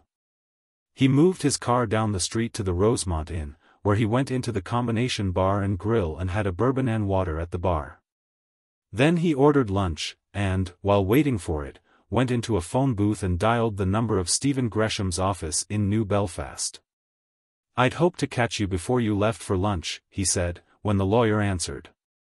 There's been a new development in the Fleming business. He had decided to follow the same line as with Karen Lawrence. "You needn't worry about Arnold Rivers's offer any more." "Ha! So he backed out?" "He was shoved out," Rand corrected. "On the sharp end of a Mauser bayonet, sometime last night. I found the body this morning, when I went to see him, and notified the state police. They call it murder, but of course, they're just prejudiced. I'd call it a nuisance abatement project." "Look here, are you kidding?" Gresham demanded. "I never kid about those who have passed on," Rand denied piously. Then he recited the already hackneyed description of what had happened to Rivers, with careful attention to all the gruesome details. "So I called Copper, directly. Sergeant McKenna's up a stump about it, and looking in all directions for a suspect." Gresham was silent for a moment, then swore softly. "My God, Jeff. This is going to raise all kinds of hell." He was silent for a moment. "Look here, can you see me, at my home, about 2:30 this afternoon? I want to talk to you about this." Rand smiled happily. This looked like what he had been angling for. Maybe Arnold Rivers hadn't died in vain, after all. "Why, yes, I can make it," he replied. "Good. See you there, then." Rand assured him that he would be on hand. When he returned to his table, he found his lunch waiting for him. He sat down and ate with a good appetite. After finishing, he had another drink, and sat sipping it slowly and smoking his pipe. Going over the story Gladys Fleming had told him, and the gossip he had gotten from Carter Tipton. And the other statements which had been made to him by different people about the death of Lane Fleming, and the conclusions he had reached about the theft of the pistols. And the killing of Arnold Rivers. Sorting out the inferences from the descriptions, and the descriptive statements of others from the things he himself had observed. When his glass was empty and his pipe burned out, he left a tip beside the ashtray, paid his check and went out. He had 2 hours until his meeting with Stephen Gresham. He knew exactly where to spend them. The county seat was a normal 20 minutes drive from Rosemont, but with the road relatively free from traffic he was able to cut that to 15. Parking his car in front of the courthouse, he went inside. The coroner, one Jason Kirchner, was an inoffensive-looking little fellow with a Casper milquetoast mustache and an underslung jaw. He wore an Elks watch charm, an Odd Fellows ring, and a Knights of Pythias lapel pin. He looked at Rand's credentials, including the letter Humphrey Good had given him, with some bewilderment. "You're working for Mr. Good?" he asked, rather needlessly. "Yes, I see, handling the sale of Mr. Fleming's pistols, for the estate." "Yes. That must be interesting work, Mr. Rand. Now, what can I do for you?" "Why, I understand you have an item from that collection, here in your office," Rand said. "The pistol with which Mr. Fleming shot himself. Regardless of its unpleasant associations, that pistol is a valuable collector's item, and one of the assets of the estate. If I'm to get full value for the collection, for the heirs, I'll have to have that, to sell with the rest of the weapons." "Well, now, look here, Mr. Rand," Kirchner started to argue, "that revolver's a dangerous weapon. It's killed one man, already. I don't know as I ought to let it get out, where it might kill somebody else." Rand estimated that this situation called for a modified version of his hard-boiled act. "You think you can show cause why that revolver shouldn't be turned over to the Fleming estate?" he demanded. "Well, if I don't get it, right away, Mr. Good will get a court order for it. You had no right to impound that revolver, in the first place. You removed it from the Fleming home illegally in the second place, since you had no intention of holding any formal inquest, and you're holding it illegally now. A court order might not be all we could get, either," he added menacingly. "Now, if you have any reason to suspect that Mr. Fleming committed suicide, or was murdered, for instance." "Oh, my heavens, no!" Kirchner cried, horrified. "It was an accident, pure and simple, I so certified it. Death by accident, due to inadvertence of the deceased." "Well, then," Rand said, "you have no right to hold that revolver, and I want it, right now. As Mr. Good's agent, I'm responsible for that collection, of which the revolver you're holding is a part. That revolver is too valuable an asset to ignore. You certainly realize that." "Well, I don't have any intention of exceeding my authority, of course," Kirchner disclaimed hastily. "And I certainly wouldn't want to go against Mr. Good's wishes." "Humphrey Good must pull considerable weight around the courthouse," Rand surmised. "But you realize, that revolver's still loaded." "Oh, that's not your worry. I'll draw the charges, or, better, fire them out. It stood one shot, it can stand the other 5. Well, would you mind if I called Mr. Good on the phone?" Rand did, decidedly. However, he shook his head negligently. "Certainly not, go ahead and call him, by all means." The coroner went away. In a few minutes he was back, carrying a revolver in both hands. Evidently Good had given him the green light. He approached, handling the weapon with a caution that would have been excessive for a Mills grenade. After warning Rand again that it was loaded, he laid it gently on his desk. It was a .36 Colt, one of the 1860 series, with the round barrel and the so-called creeping, ramming lever. Somebody had wound a piece of wire around it, back of the hammer and through the loading aperture in front of the cylinder. As the hammer was down on a fired chamber, there was no way in God's world, short of throwing the thing into a furnace, in which it could be discharged.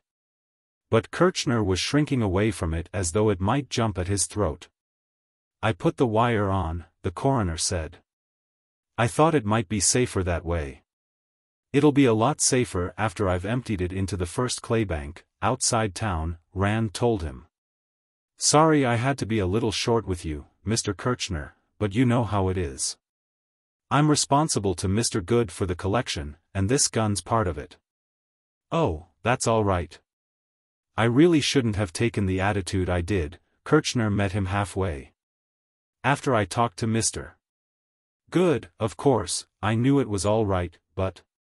You see, I've been bothered a lot about that pistol, lately." "Yes?" Rand succeeded in being negligent about it. "Oh my, yes. The newspaper people wanted to take pictures of me holding it, and then, there was an antique dealer who was here trying to buy it." "Who was that, Arnold Rivers?" "Why yes. Do you know him?" "He has an antique shop on the other side of Rosemont. He doesn't sell anything but guns and swords and that sort of thing," Kirchner said. "He was here, making inquiries about it, and my clerk showed it to him, and then he started making offers for it, first $10, and then $15, and then $20. He got up as high as $60. I suppose it's worth a couple of hundred. It was probably worth about 35.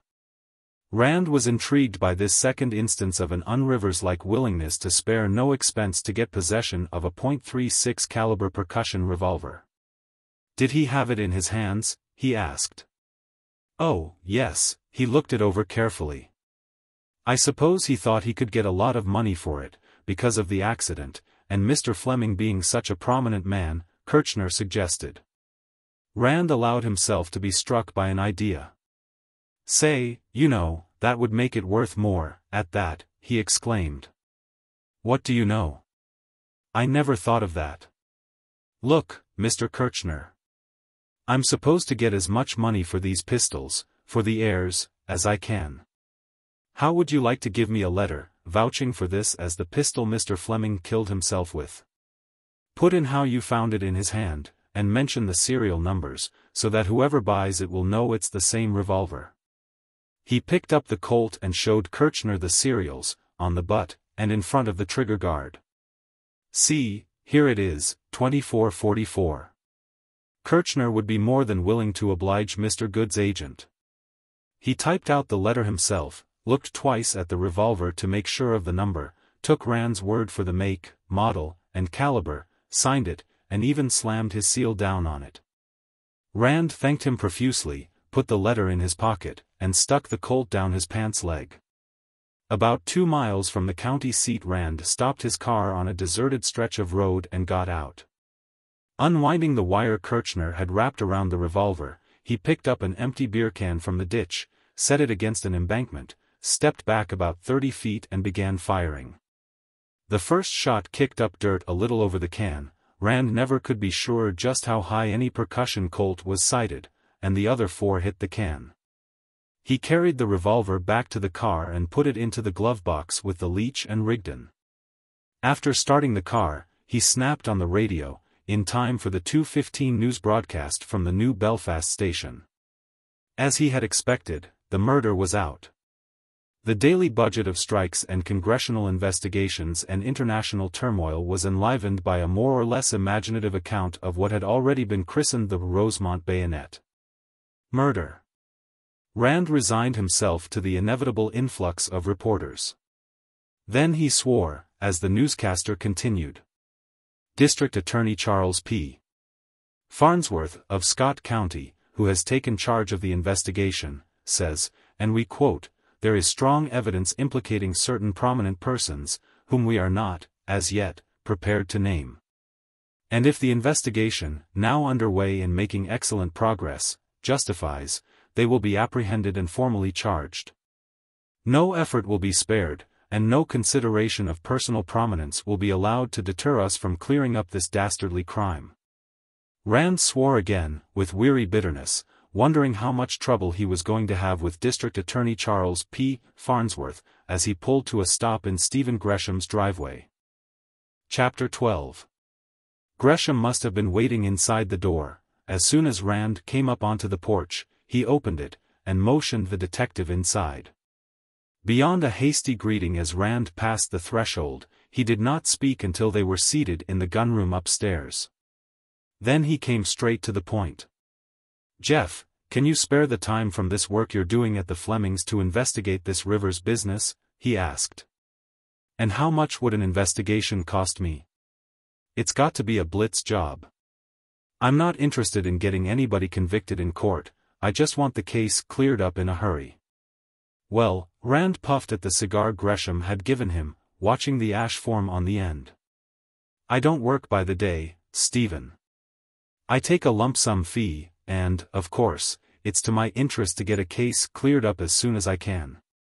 But I can't set any time limit on a job like this. This Rivers killing has more angles than nude descending a staircase. I don't know how much work I'll have to do, or even what kind." "Well, it'll have to be fast," Gresham told him urgently. "Look. I didn't kill Arnold Rivers.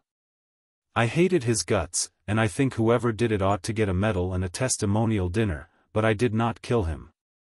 You believe me?" "I'm inclined to," Rand replied. "In your law practice, you know what a lying client is letting himself in for. As my client, you wouldn't lie to me. You seem to think you may be suspected of purging Rivers. But why? Is there any reason, aside from that homemade North and Cheney he sold you, why anybody would think you'd killed him?" "Great God, yes!" Gresham exclaimed. "Now look. I'm not worried about being railroaded for this. I didn't do it, and I can beat any case that half-assed ex-ambulance chaser, Farnsworth, could dream up against me. But I can't afford even to be mentioned in connection with this. You know what that would do to me, in town. I just can't get mixed up in this, at all. I want you to see to it that I don't." That sounds like a large order.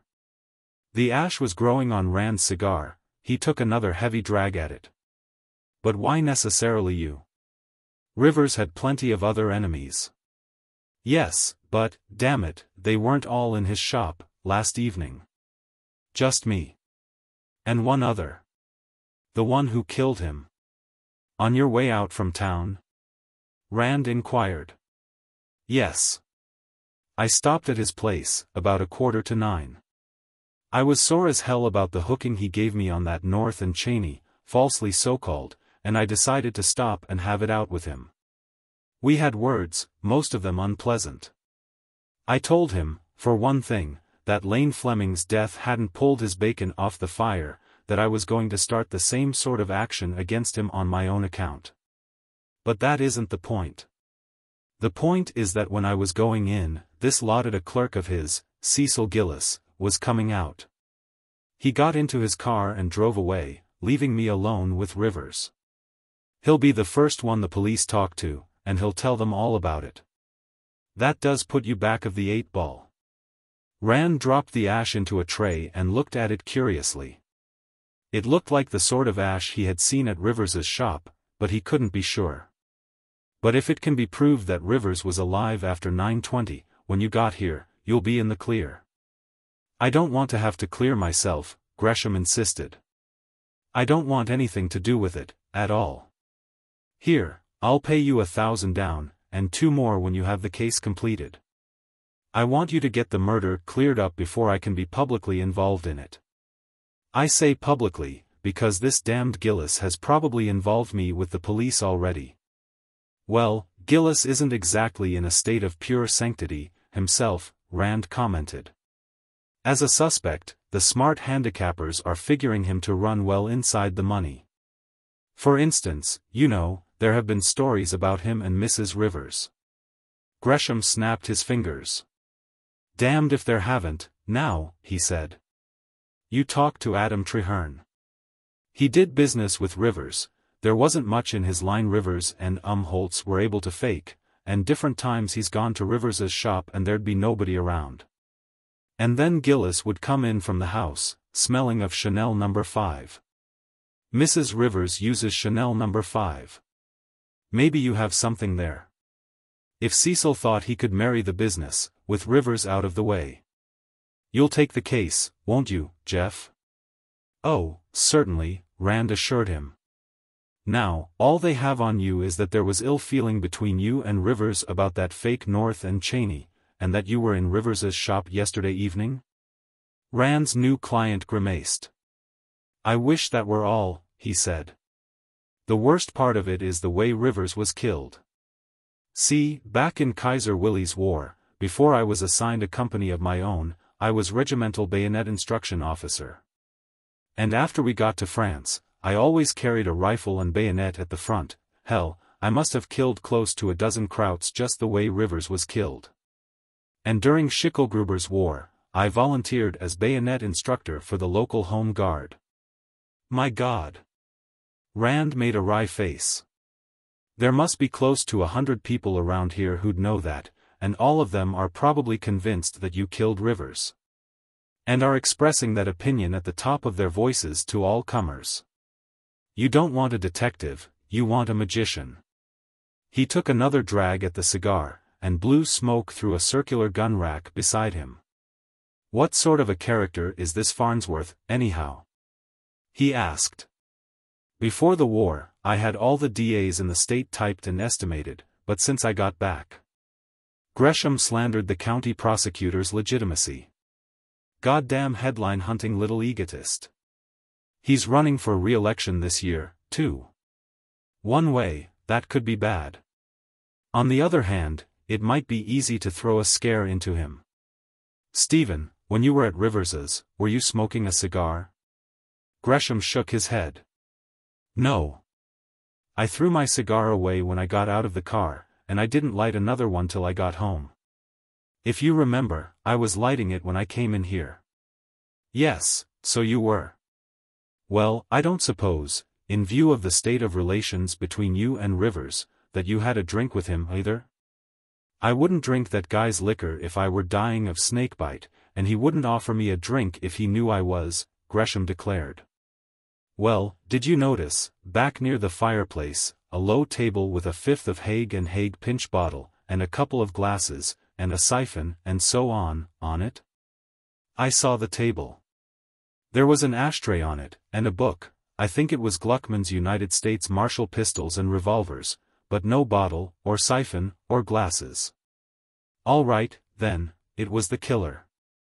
Rand explained about the drinks, and the cigar ashes. He went on to tell about the destruction of Rivers's record cards. I don't get that. Gresham was puzzled. Unless it was young Gillis, after all. He could have been knocking down on Rivers, and Rivers caught him at it. I'd thought of that, Rand admitted. But I doubt if Rivers would sit down and drink with him, while accusing him of theft. And I can't seem to find anything around Rivers's place that looks as though it might have been stolen from the Fleming collection either. Oh, and that reminds me, if you have time this afternoon, I wonder if you'd come along with me to the Flemings and see just what's missing. I'll have to know that, in any case, and there's a good possibility that the thefts from the collection and the killing of Rivers are related. Yes, of course, Gresham agreed.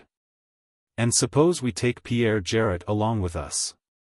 He knows that collection as well as I do, he'll spot anything I miss. He works at home, I'll call him now. We can pick him up before we go to the Flemings. They went into Gresham's bedroom, where there was a phone, and Gresham talked to Pierre Jarrett. It was arranged that he should pick Jarrett up with his car and come to the Flemings, while Rand went there directly. Then Rand used the phone to call his office in New Belfast. He talked to Dave Ritter, explaining the situation to date. I'm going to need some help, he continued. I want you to come here and get a room at the Rosemont Inn, under your own name. I'll see you there about 5:30. And bring with you a suit of butler's livery, or reasonable facsimile. I believe there will be a vacancy in the Fleming household tomorrow or the next day, and I want you ready to take over. And bring a small gun with you, something you can wear under said livery. That .357 Colt of yours is a little too conspicuous. You'll find a .380 Beretta in the top right-hand drawer of my office desk, with a box of ammunition and a couple of spare clips. Right. I'll be at Rosemont Inn at 5:30, Ritter promised. And say, Tip was in, this morning, with a lot of dope on the Fleming estate. Want me to let you have it now, or shall I give it to you when I see you? You have notes? Bring them along, I'll be seeing you in a couple of hours. He parted from Gresham, going out and getting in his car.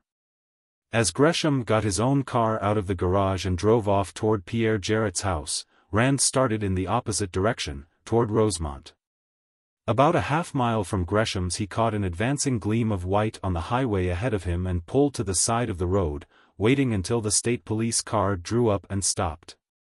In it were Mick McKenna, Arvo Cavalin, and a third man, a Nordic type, in an untidy brown suit.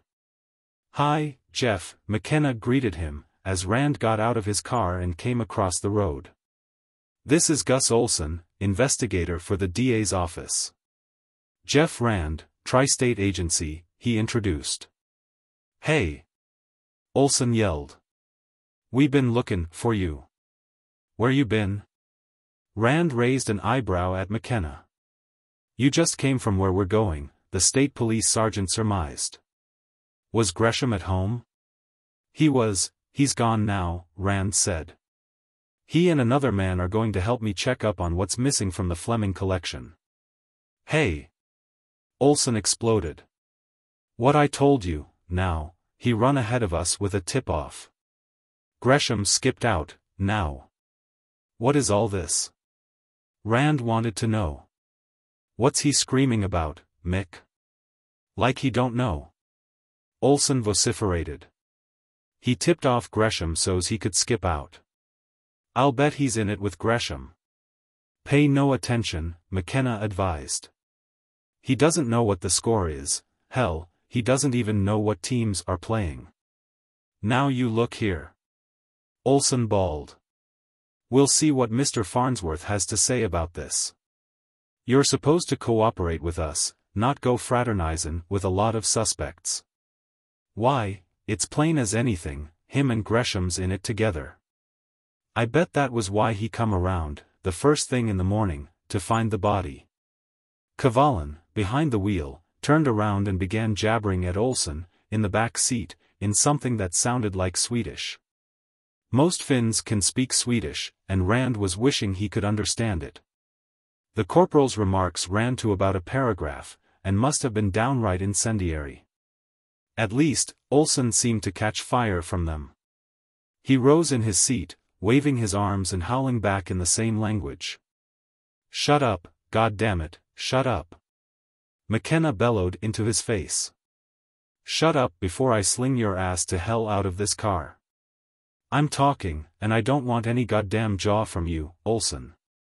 You either," he barked at Kavalan, winking at him at the same time. Silence fell with a heavy thump in the car. "Well, now that the international crisis seems to have been averted, how's about letting me in on it, too?" Rand asked. "For instance, what about Gresham? What's he supposed to be a suspect for?" Olsen suspects him of chopping Rivers up," McKenna replied wearily. "See, we questioned this Cecil Gillis, and he told us that last evening, as he was leaving Rivers's, he saw Stephen Gresham drive up and go into the shop.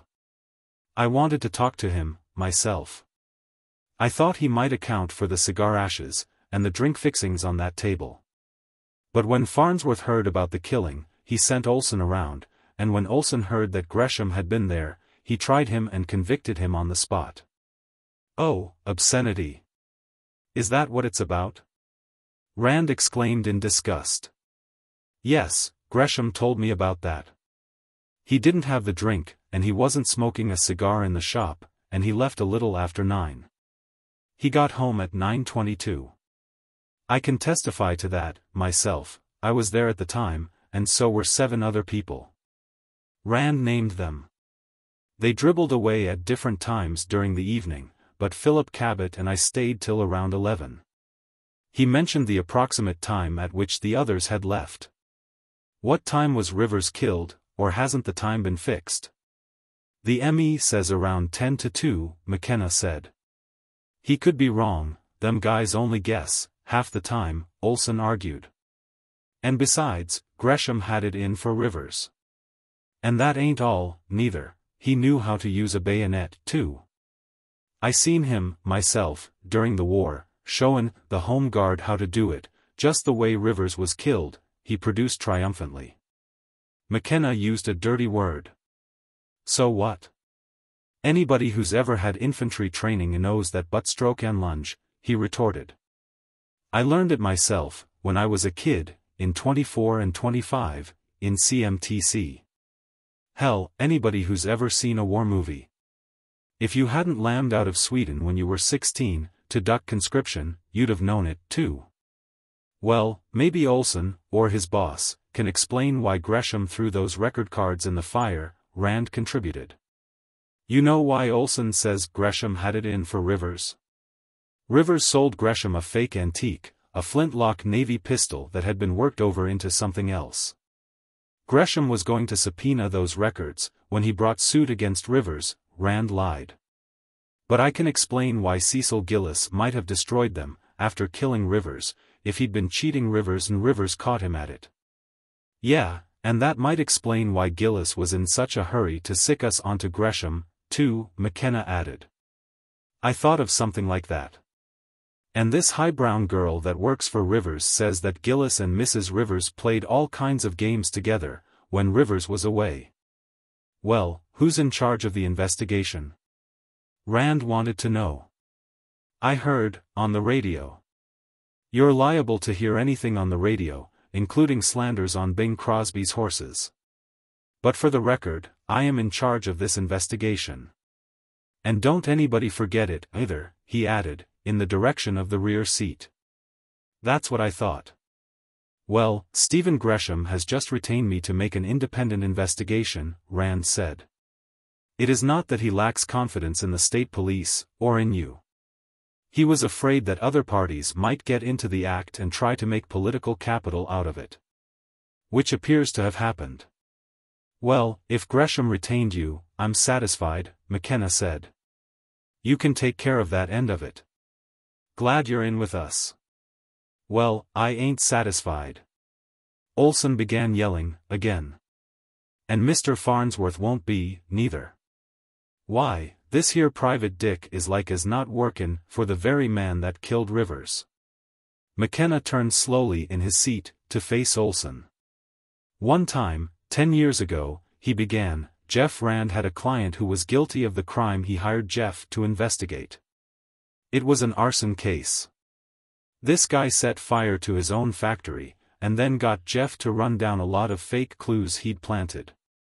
I know about that, I was on the case, myself.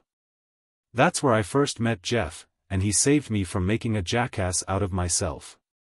And what happened to this guy who'd hired Jeff was something that oughtn't to happen even to Molotov, and it happened because Jeff fixed it to happen. If anybody hires Jeff Rand, he's one of two things. He's either innocent, or else he's out of luck. I don't know why the hell I bother telling you this. 10-2, you say, Rand considered. Look. A couple of days ago, Rivers put out a new price list to his regular customers. A lot of them, in different parts of the country, order by telephone, and some of them live in the West, where there's a couple of hours time difference. One of them, calling at, say, 8 o'clock, local time, would get his call in at 10, Eastern Standard. If you check the long-distance calls to Rivers's number last night, now, you might get something. Yeah. And if he took a call after 9:22, that would let Gresham out. Even Farnsworth could figure that out. Sure. I'll check right away. Who's at Rivers's now? Skinner and Jameson, of our gang. And Farnsworth, and some of his outfit. And the hell's own slew of reporters, of course, McKenna said. Arvo's going back there, in a little. We're still trying to locate Mrs. Rivers, we haven't been able to, yet. The maid says she went to New York day before yesterday. I'll probably be around at Rivers's, later in the day. I want to check on that Fleming angle. Uh-huh. I'll be there, in half an hour, Corporal Cavallan said. Be seeing you. They exchanged so longs, and Cavallan backed, and made a U-turn, moving off in the direction of Rosemont. Olson's voluble protests drifted back as the car receded. Rand returned to his own car and followed. Chapter 13. Rand found Gladys alone in the library.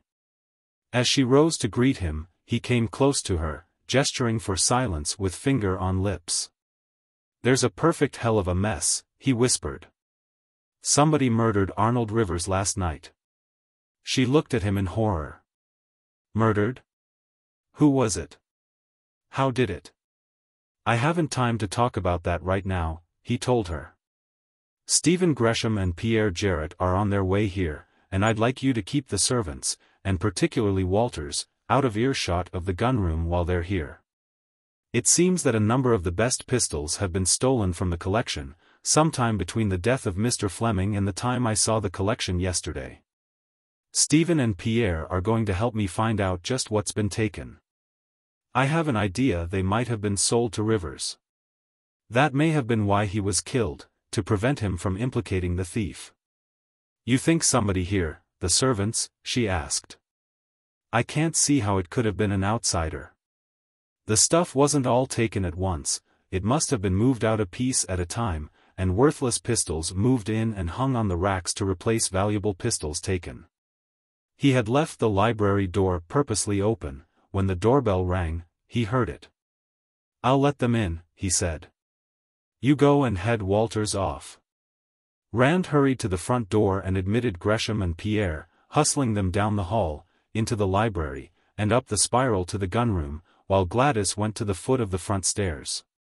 Through the open gunroom door, Rand could hear her speaking to Walters, as though sending him on some errand to the rear of the house. He closed the door and turned to the others. We'll have to make it fast, he said. Mrs. Fleming can't hold the butler off all day. Let's start over here, and go around the racks. They began at the left, with the wheel locks. Pierre put his finger immediately on the shabby and disreputable specimen Rand had first noticed. Phew! Is that one a stinker? He said. What used to be there was a nice late 16th or early 17th century North Italian pistol, all covered with steel filigree work. A real beauty, much better than average. Those Turkish atrocities, Gresham pointed out. They're filling in for a pair of Lazzarino Caminazzo snap-haunces that Lane Fleming paid $700 for, back in the mid-30s, and didn't pay a cent too much for, even then. Worth an easy $1,000, now. Remember the pair of Caminazzo flintlocks illustrated in Pollard's Short History of Firearms? These were even better, and snap-haunces.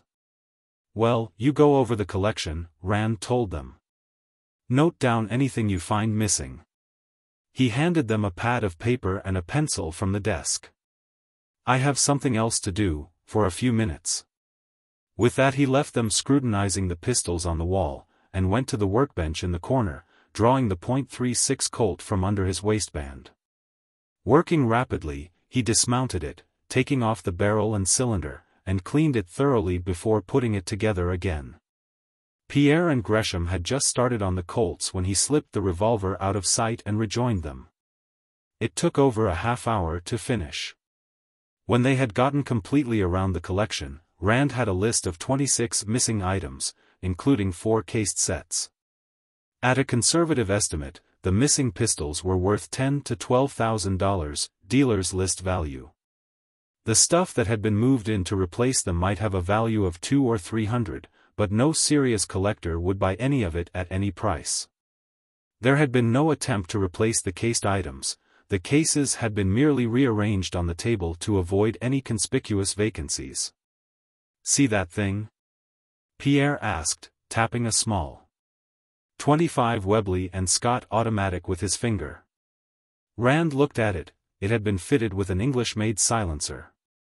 That thing, Pierre said, is the one illustrated in Pollard's book. The identical pistol, it used to be in the Pollard collection. Lane had a lot of stuff from some famous collections, Gresham said. Pollard collection, Sawyer collection, Fred Hines collection, Meeks collection, even the old Mark Field collection, that was sold at Libby Galleries in 1911. His own could rank with any of them. Think you can get any of this stuff back? I hope so. By the way, where does this fellow Holtz, the fabricator of spurious Whitneyville Walker Colts, hang out? I believe he ought to be looked into. Say, that's an idea. Pierre ejaculated. He might have bought the pistols, instead of Rivers. Why, he has a gun shop at Kingsville, on Route 22, about 15 miles west of here, just this side of the village. He had a big sign along the road, and his shop's in the barn, behind the house. I'll have to check up on him. But first, I want to see if any of this stuff's at Rivers's shop. I won't ask you to come along, he told Gresham. No use you sticking your head into the lion's mouth. I've talked the state police temporarily off your trail, but I still have Farnsworth to worry about. He'd like to prosecute a big corporation lawyer, if he thought he had any chance of getting a conviction, Pierre said. Make a nice impression on the proletarian vote in the south end of the county. You're a member of the Mohawk Club in New Belfast, aren't you? Rand asked Gresham. Well, go there and stay there for a couple of days, till the heat's off. Pierre, you can come with me to Rivers's, I'll run you home in my car when we're through. Gresham let himself out the front door. Pierre and Rand went out through the garage and got into Rand's car. You have any idea, so far, about who could have killed Rivers? The ex-Marine asked, as they coasted down the drive to the highway. I haven't even the start of an idea, Rand said.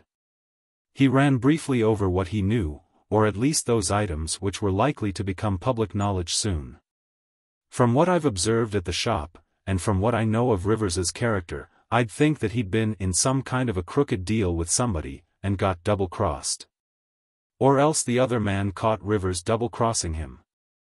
Or else, Rivers and somebody else had some secret in common, and the other man wanted a monopoly on it and killed Rivers as a security measure.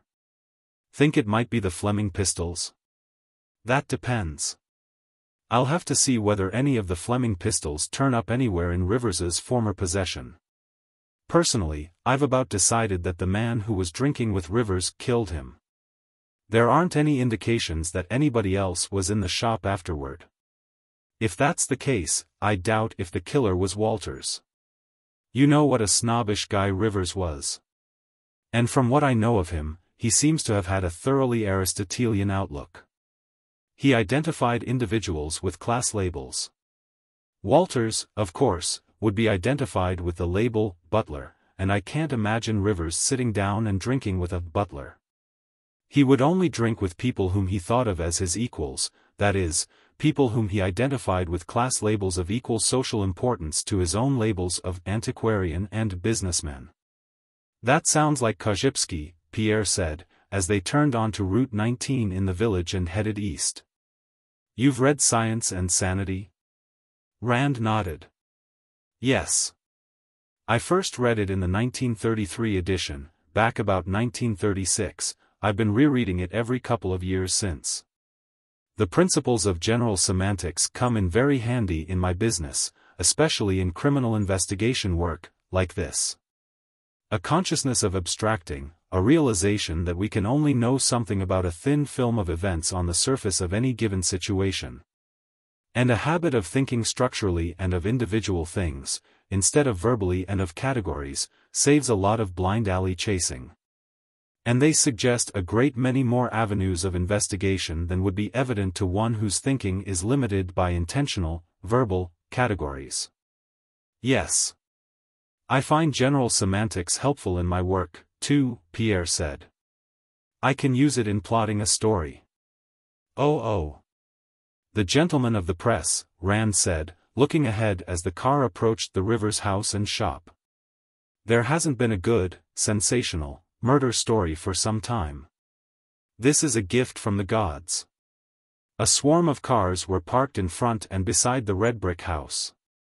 Among them, Rand spotted a gold-lettered green sedan of the New Belfast Dispatch and Evening Express, a black coupe bearing the blazonry of the New Belfast Mercury. Cars from a couple of papers at Louisburg, the state capital, and cars from papers as far distant as Pittsburgh, Buffalo, and Cincinnati. In front of the shop, a motley assemblage of journalists was interviewing and photographing an undersized runt in a tan Chesterfield topcoat and a gray Homburg hat, whom they were addressing as Mr. Farnsworth. The district attorney of Scott County had a mustache which failed miserably to make him look like Tom Dewey. He impressed Rand as the sort of offensive little squirt who compensates for his general insignificance by bad manners and loud-mouthed self-assertion. Corporal Cavalin, standing in the doorway of the shop, caught sight of Rand and his companion as they got out of the car and came to meet them. Hustling them around the crowd and into the shop before anybody could notice and recognize them. That was a good tip, about the telephone, he said softly. Mick checked at the Rosemont Exchange. Rivers got a long-distance call from Topeka last night, 10:15 to 10:17. We got the night long-distance operator out of bed, and she confirmed it. Rivers took the call himself. He gets a lot of long-distance calls in the evenings, she knew his voice. He corrected himself, shifting to the past tense and glancing, as he did, at the chalk outline on the floor, now scuffed by many feet, and the dried bloodstains. You say this puts Gresham in the clear? Absolutely, Rand assured him. He was at home from 9:22 on. He introduced Pierre Jarrett, and explained their mission. You find anything except what's here in the shop?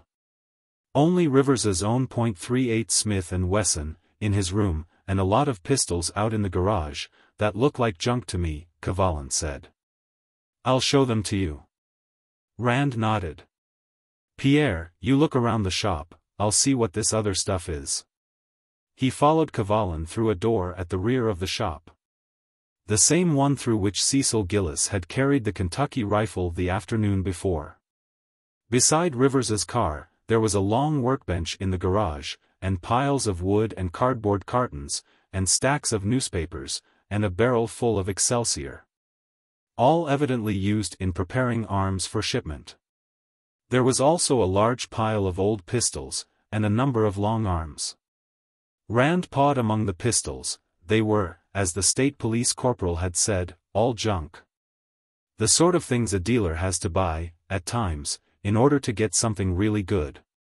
Many of them had been partially dismantled for parts. When he was certain that the heap of junk weapons didn't conceal anything of value, he returned to the shop. Pierre was waiting for him by Rivers's desk. He shook his head. "Not a thing," he reported. "I found a couple of out-and-out fakes, and about 10 or 15 that had been altered in one way or another, and a lot of reblood stuff, but nothing from Fleming's collection." "What did you find?" Rand laughed. "I found Rivers's scrap heap, and some pistols that probably contributed parts to some of the stuff you found," he said. "Of course, all we can say is that the stuff isn't here. Rivers could have bought it, and stored it outside somewhere. But even so, I'm not taking the Fleming butler too seriously as a suspect for the murder." "What's this about Fleming's butler?" A voice broke in. "Have you been withholding information from me?"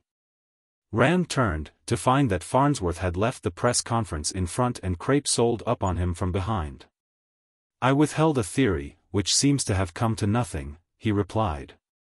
Cavalin told the DA who Rand was. "He's cooperating with us," he added.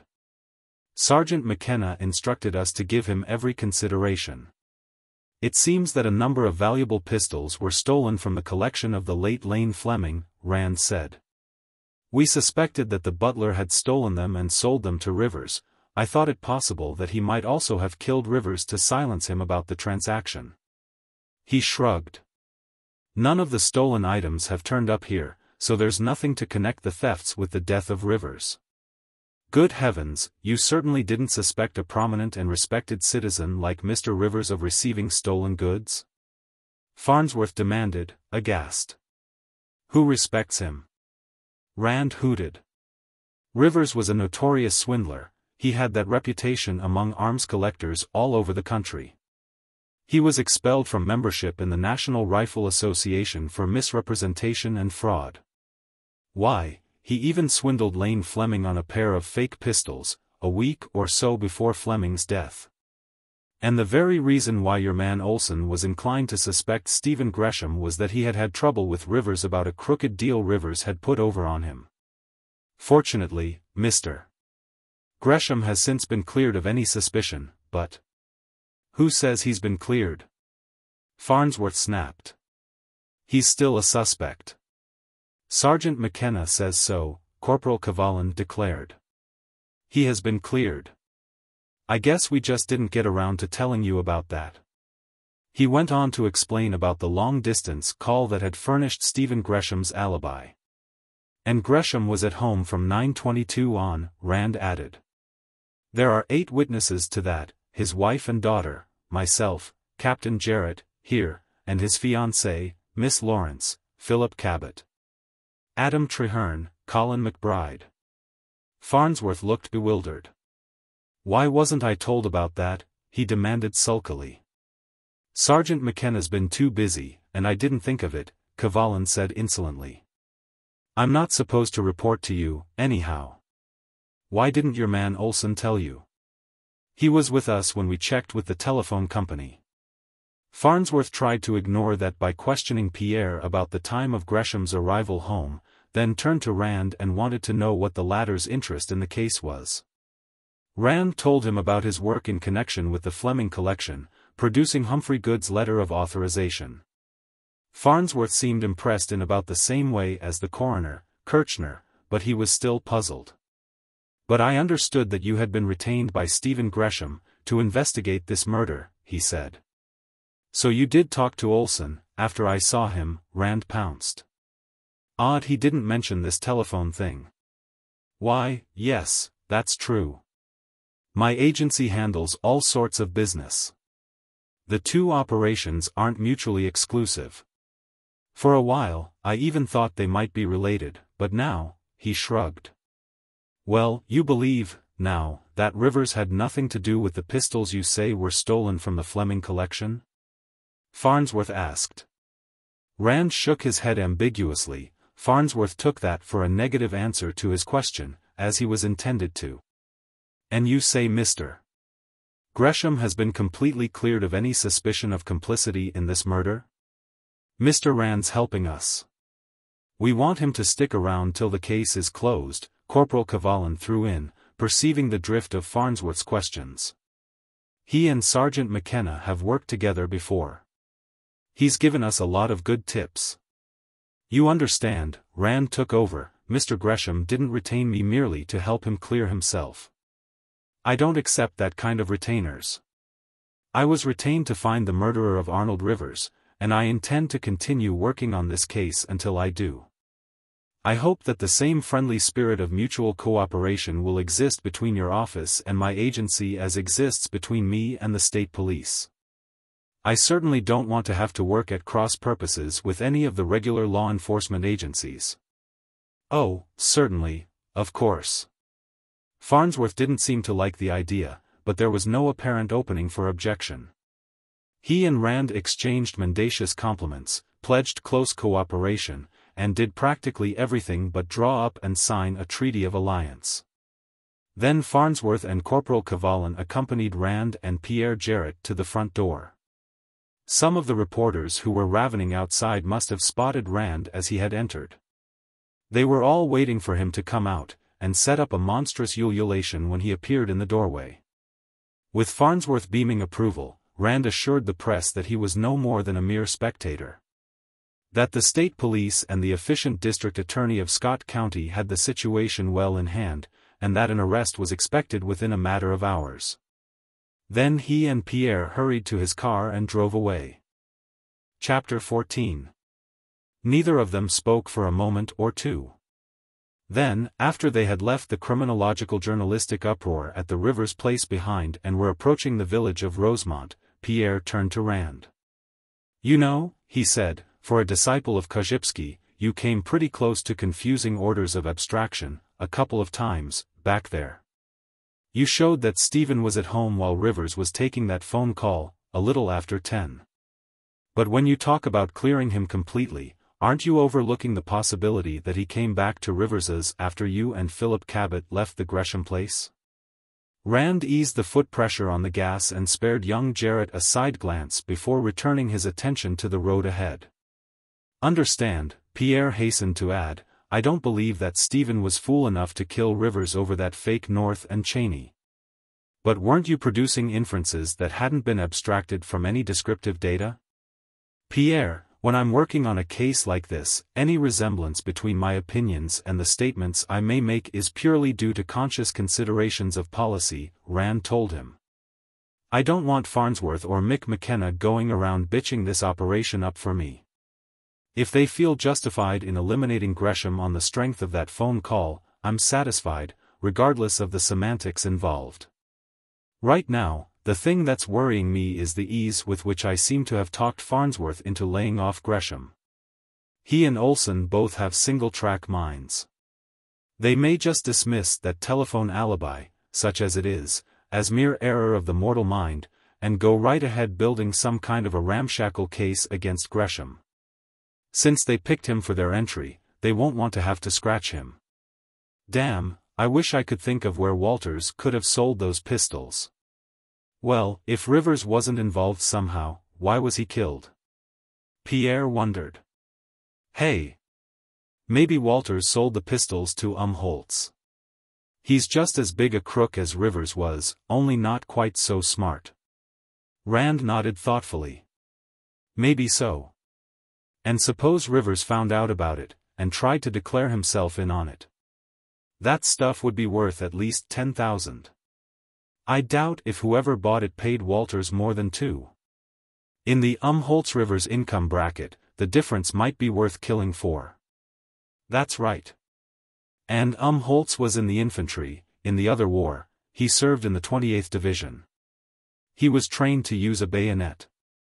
And he'd pick that short Mauser. It has about the same weight and balance as a 1903 Springfield. Well, you know, the killer wouldn't need to have been trained to use a bayonet, Rand pointed out. Mick McKenna made that point, this afternoon. There have been a lot of war movies that showed bayonet fighting, pretty nearly everybody knows about the technique that was used. And against an unarmed and probably unsuspecting victim like Rivers, a great deal of proficiency wouldn't be needed. He slowed the car. "Up this road?" he asked. "Yes. That's my place, over there." Pierre pointed to a white-walled, red-roofed house that lay against a hillside, about a mile ahead, making a vivid spot in the dull grays and greens of the early April landscape. It consisted of a square two-story block, with one-story wings projecting to give it an L-shaped floor plan. It reminded Rand of farmhouses he had seen in Sicily during the war. "Come on in and see my stuff, if you have time," Pierre invited, as Rand pulled to a stop in the driveway. "I think I told you what I collect: personal combat arms, both firearms and edge weapons." They entered the front door, which opened directly into a large parlor, a brightly colored, cheerful room. A woman rose from a chair where she had been reading. She was somewhere between 45 and 50, but her figure was still trim, and she retained much of what, in her youth, must have been great beauty. "Mother, this is Colonel Rand," Pierre said. "Jeff, my mother." Rand shook hands with her, and said something polite. She gave him a smile of real pleasure. "Pierre has been telling me about you, Colonel," she said. There was a faint trace of French accent in her voice. "I suppose he brought you here to show you his treasures?" "Yes, I collect arms too." "Pistols," Rand said. She laughed. "You gun collectors. You're like women looking at somebody's new hat. Will you stay for dinner with us, Colonel Rand?" "Why, I'm sorry, I can't. I have a great many things to do, and I'm expected for dinner at the Flemings." "I really wish I could, Mrs. Jarrett. Maybe some other time." They chatted for a few minutes, then Pierre guided Rand into one of the wings of the house. "This is my workshop, too," he said. "Here's where I do my writing." He opened a door and showed Rand into a large room. On one side, the wall was blank; on the other, it was pierced by two small casement windows. The far end was of windows for its entire width, from within 3 feet of the floor almost to the ceiling. There were bookcases on either long side, and on the rear end, and over them hung Pierre's weapons. Rand went slowly around the room, taking everything in. Very few of the arms were of issue military type, and most of these showed alterations to suit individual requirements. As Pierre had told him the evening before, the emphasis was upon weapons which illustrated techniques of combat. At the end of the room, lighted by the wide windows, was a long desk which was really a writer's assembly line, with typewriter, reference books, stacks of notes and manuscripts. And a big dictionary on a stand beside a comfortable swivel chair. "What are you writing?" Rand asked. "Science fiction. I do a lot of stories for the pulps," Pierre told him. "Space trails, and other worlds, and wonder stories, mags like that. Most of it standardized formula stuff, what's known to the trade as space operas. My best stuff goes to astonishing. Parenthetically, you mustn't judge any of these magazines by their names. It seems to be a convention to use hyperbolic names for science fiction magazines, a heritage from what might be called an earlier and ruder day. What I do for astonishing is really hard work, and I enjoy it. I'm working now on one for them, based on J. W. Dunn's time theories, if you know what they are." "I think so," Rand said. "Polydimensional time, isn't it? Based on an effect Dunn observed and described, dreams obviously related to some waking event, but preceding rather than following the event to which they are related. I read Dunn's Science and Psychical Phenomena some years before the war, and once, when I had nothing better to do, I recorded dreams for about a month. I got a few doubtful to fair examples, and 2 unmistakable Dunn effect dreams. I never got anything that would help me pick a race winner or spot a rise in the stock market, though. Well, you know, there's a case on record of a man who had a dream of hearing a radio narration of the English Derby of 1933, including the announcement that Hyperion had won, which he did," Pierre said. The dream was 6 hours before the race, and tallied very closely with the phraseology used by the radio narrator. "Here. He picked up a copy of Tyrrell's Science and Psychical Phenomena and leafed through it. Did this fellow cash in on it? Rand asked. No. He was a Quaker, and violently opposed to betting. Here. He handed the book to Rand. Case 12. Rand sat down on the edge of the desk, and read the section indicated, about 3 pages in length. Well, I'll be damned, he said, as he finished. The idea of anybody passing up a chance like that to enrich himself literally smote him to the vitals. I see the British Society for Psychical Research checked that case, and got verification from a couple of independent witnesses.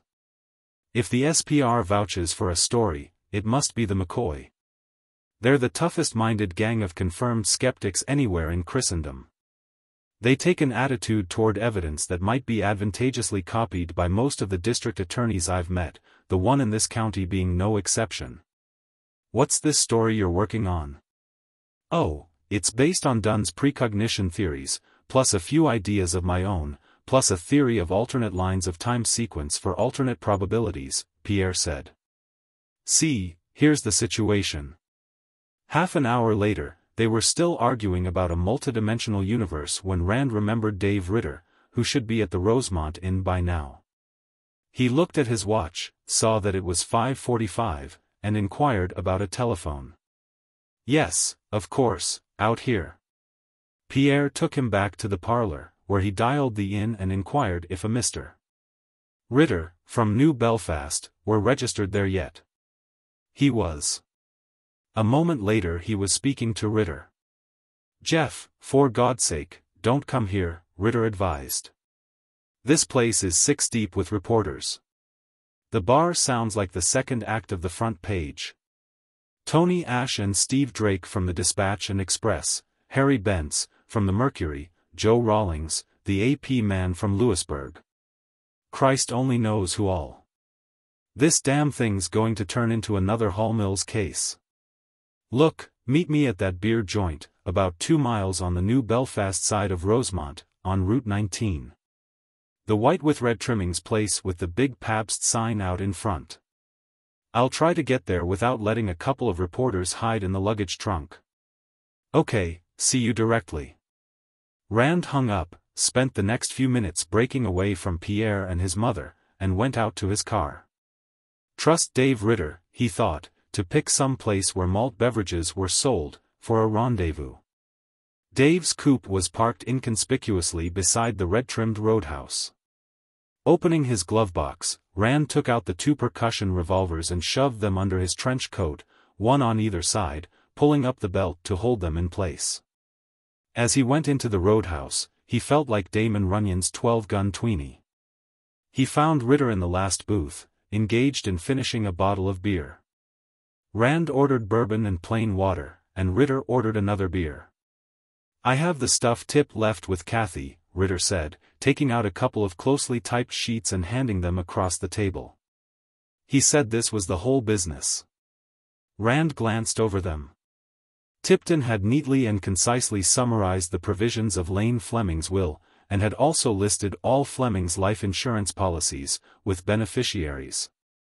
Including a partnership policy on the lives of Fleming, Dunn Moore, and Anton Varsek, paying each of the survivors $25,000. I see Gladys and Geraldine and Nelda each get 1/3 of Fleming's premix stock, Rand commented. But before they can have the certificates transferred to them, they have to sign over their voting power to the board of directors. Evidently Fleming didn't approve of the feminine touch in business. Yeah, isn't that a dandy? Ritter asked. The directors are elected by majority vote of the stockholders. They now have the voting power of a majority of the stock, that makes the present board self-perpetuating, and responsible only to each other. So it does, but that wasn't what I was thinking of.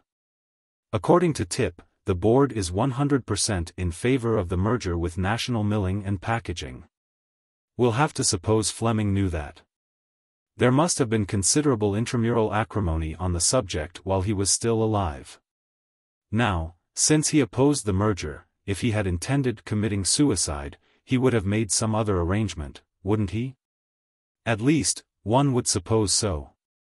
Well, then, Rand asked, why, since he is so worried about these suicide rumors, doesn't Good use the one argument which would utterly disprove them? Or is there some reason why he doesn't want to call attention to the fact that Fleming's death is what makes the merger possible? Well, that would be calling attention to the fact that the merger made Fleming's death necessary, Ritter pointed out. He poured more beer into his glass. While we're on it, what's the angle on this butler's livery I was supposed to bring? I brought my tux, and I borrowed a striped vest from the Theatrical Property Exchange, and I brought that dago. $3.80 of yours. But what makes you think the Flemings are going to be needing a new butler? You going to poison the one they have? The one they have has been exceeding his duties, Rand said. He was supposed to clean the pistol collection.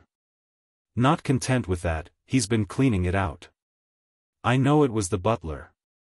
He went, at length, into his reasons for thinking so, and described the modus operandi of the thefts. Now, all this is just theory, so far, but when I'm able to prove it, I'm going to put the arm on this Walters, if it's right in the middle of dinner and he only has the roast half served. And I want you ready to step into the vacancy thus created. I'm going to be busy as a pup in a fireplug factory with this Rivers thing, and I'll need some checking upping done inside the Fleming household. He went on, in meticulous detail, to explain about the Rivers murder. I'll have some work for you, before you're ready to start butling, too. Disencumbering himself of the 2 percussion revolvers, he laid them on the table. I want you to take these and show them to this barbecue man.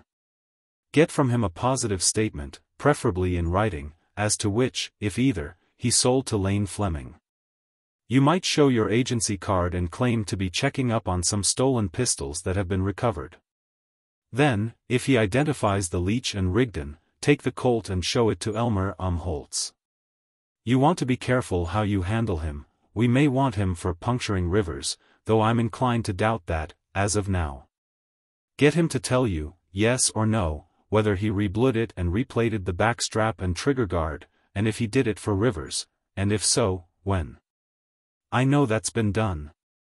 The bluing is too dark for a Civil War period job. The frame, which ought to be case-hardened in colors, has been blued like the barrel and cylinder, the cylinder engraving is almost obliterated. And you can see a few rust pits that have been blued over. But I want to know if this gun was ever in Rivers's shop, that's the important thing. Got the addresses? Rand furnished them, and Ritter noted them down. The waitress wandered back to see if they wanted anything else. She gave a small squeak of surprise when she saw the 2 big 6-shooters on the table. Rand and Ritter repeated their orders, and when she brought back the drinks, the Colt and the Leach and Rigdon were out of sight. The way I see it, everybody who's within a light year of this Rivers killing is trying to pin the medal on somebody else, Ritter was saying. The Lawrence girl was afraid young Jarrett had done it. Right away, she sicked you onto Gillis. Gillis didn't lose any time putting McKenna and Farnsworth onto Gresham. Gresham's the only one who didn't have a patsy ready, you're supposed to dig one up for him. And Jarrett, the first chance he gets, introduces Holtz. He stared into his beer, as though he thought ultimate verity might be lurking somewhere under the suds. Do you think it might be possible that Rivers bumped Fleming off, in spite of his getting killed later? He asked. Anything's possible, Rand replied, except where some structural contradiction is involved, like scoring 13 with one throw of a pair of dice. Yes, he could have. The way the Flemings leave their garage open as long as any of the cars are out, anybody could have sneaked into the house from the garage, and gone up from the library to the gunroom. The only question in my mind is whether Rivers would have known about that. That lawsuit and criminal action that Fleming was going to start, and that's been verified from sources independent of Good, was a good sound motive. And say he took the Leach and Rigdon away, after leaving the Colt in Fleming's hand. Selling it to some collector who'd put it in with 100 or so other pistols would be a good way of disposing of it. And I can understand his trying to buy the Colt, to get it out of circulation. Rand sipped his bourbon. But that leaves us with the question of who killed Rivers, and why. Well, because Fleming is dead, and it doesn't matter whether he was murdered or died of old age, Walters starts robbing the collection. He sells the pistols to Rivers, Ritter reconstructed. And, as Rivers doesn't want them around his shop till they've had time to cool off, he stores them with this Holtz character, who seems to have been in plenty of crooked deals with Rivers in the past. The pistols are worth about 10 grand, and nobody knows where they are but Rivers and Holtz, and if Rivers drops dead all of a sudden, nobody will know where they are except Holtz. And in a couple of years he can get them sold off and have the money all to himself. Yes, Dave, that's good sound murder, too. And Rivers would sit down and drink with Holtz, and Holtz could take that Mauser out of the rack right in front of Rivers and Rivers wouldn't suspect a thing till it was too late. Of course, it depends upon two unverified assumptions: 1, that the pistols were sold to Rivers, and 2, that Rivers stored them with Holtz. And 3, that Walters stole the pistols in the first place, Ritter added. You know, it's possible that somebody else in that house might have stolen them. Yes. As I said, anything's possible, within structural limits, but possibilities exist on different orders of probability. We can't try to consider all the possibilities in any case, because they are indefinitely numerous. The best we can do is screen out all the low-order probabilities, list the high-order probabilities, and revise our list when and as new data comes to light. Well, I've told you why I think Walters is a good suspect. From what I've seen of that household, I think Walters was personally loyal to Lane Fleming, and I don't believe he feels any loyalty to anybody else there, with the exception of Gladys Fleming. He might keep quiet about the missing pistols if she were the thief. If Dunmore, or Varsek, or either of the girls had done the stealing, he'd tell Gladys, and she'd pass it on to me. She would be glad of anything that could be used against any of the others. And if, on the other hand, she had stolen the pistols herself, she wouldn't have wanted me poking around, and wouldn't have brought me in, at least not to handle the collection. Rand looked regretfully at his empty glass and decided against ordering another. Dave, I just thought of something, he said. How do you think this would work? He told Ritter what he had thought of. Ritter drank beer slowly and meditatively. It just might work, he considered. I've seen that gag work 100 times, hell, I've used something like that, myself, at least 50 times, and so have you. And I don't think Walters would be familiar enough with dick practice to see what you were doing. But if it turns out that Walters didn't sell the pistols to Rivers at all, what then? Well, if he sold them to Holtz, Pierre Jarrett's theory is still valid until disproved, Rand said.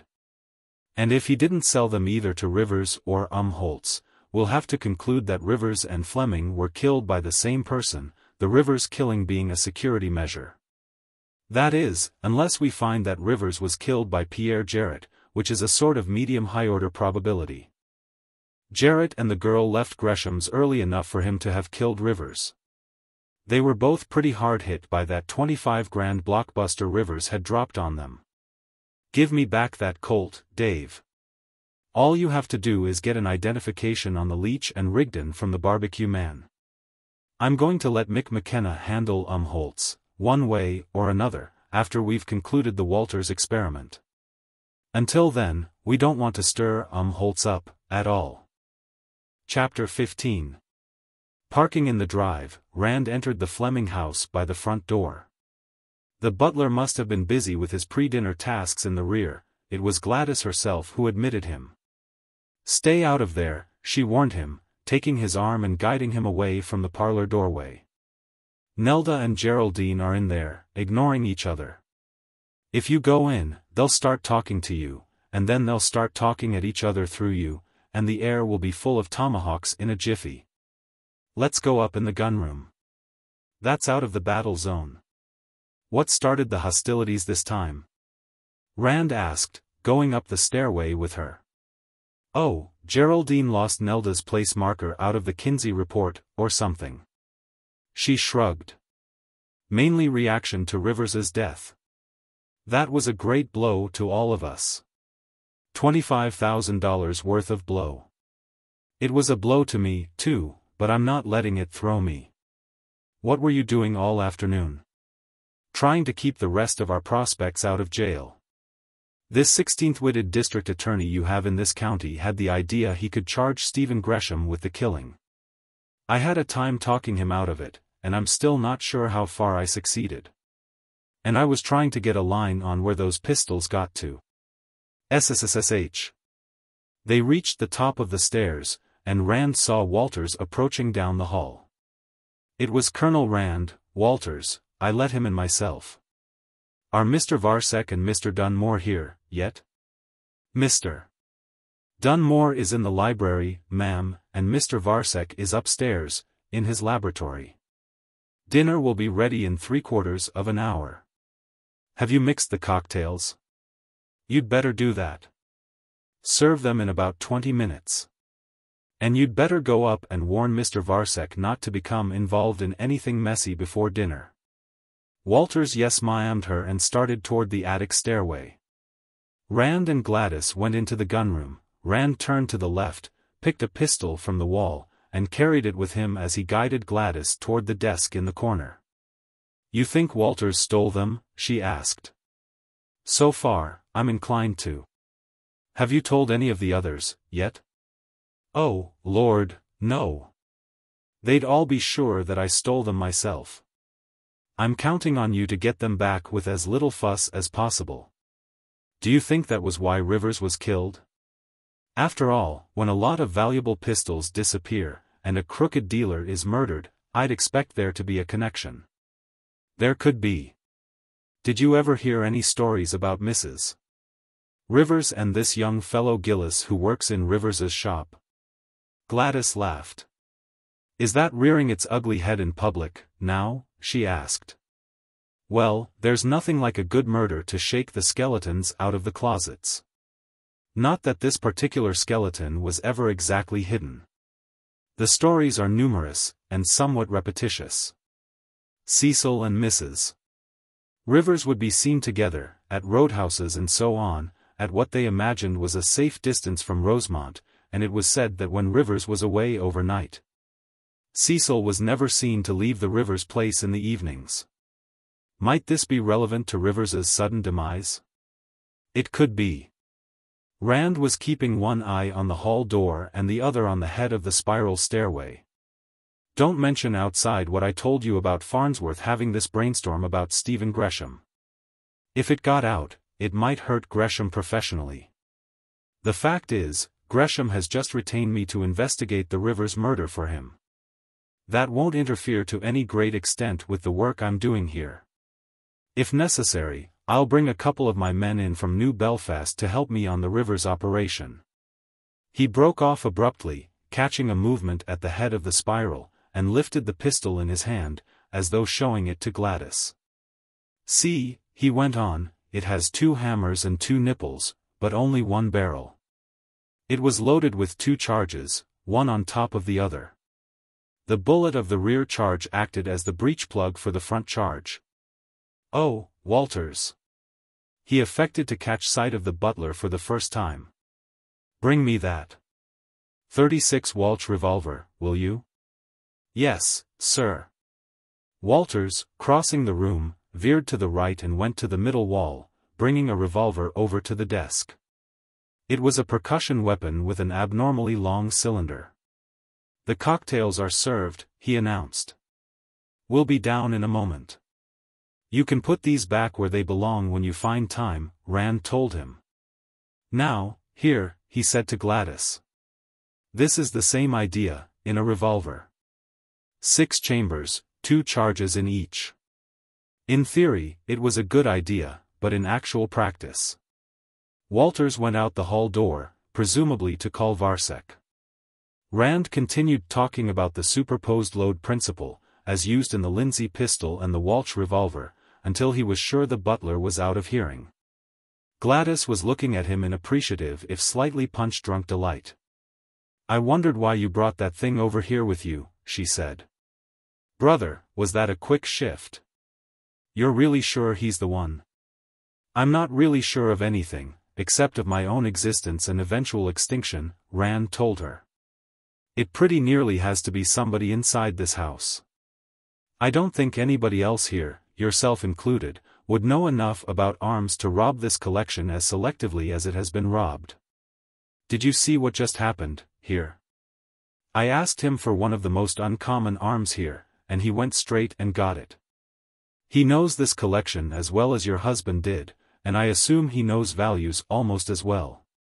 And, of course, there was a musket, too. Mr. Fleming didn't collect long arms, or he'd have had one.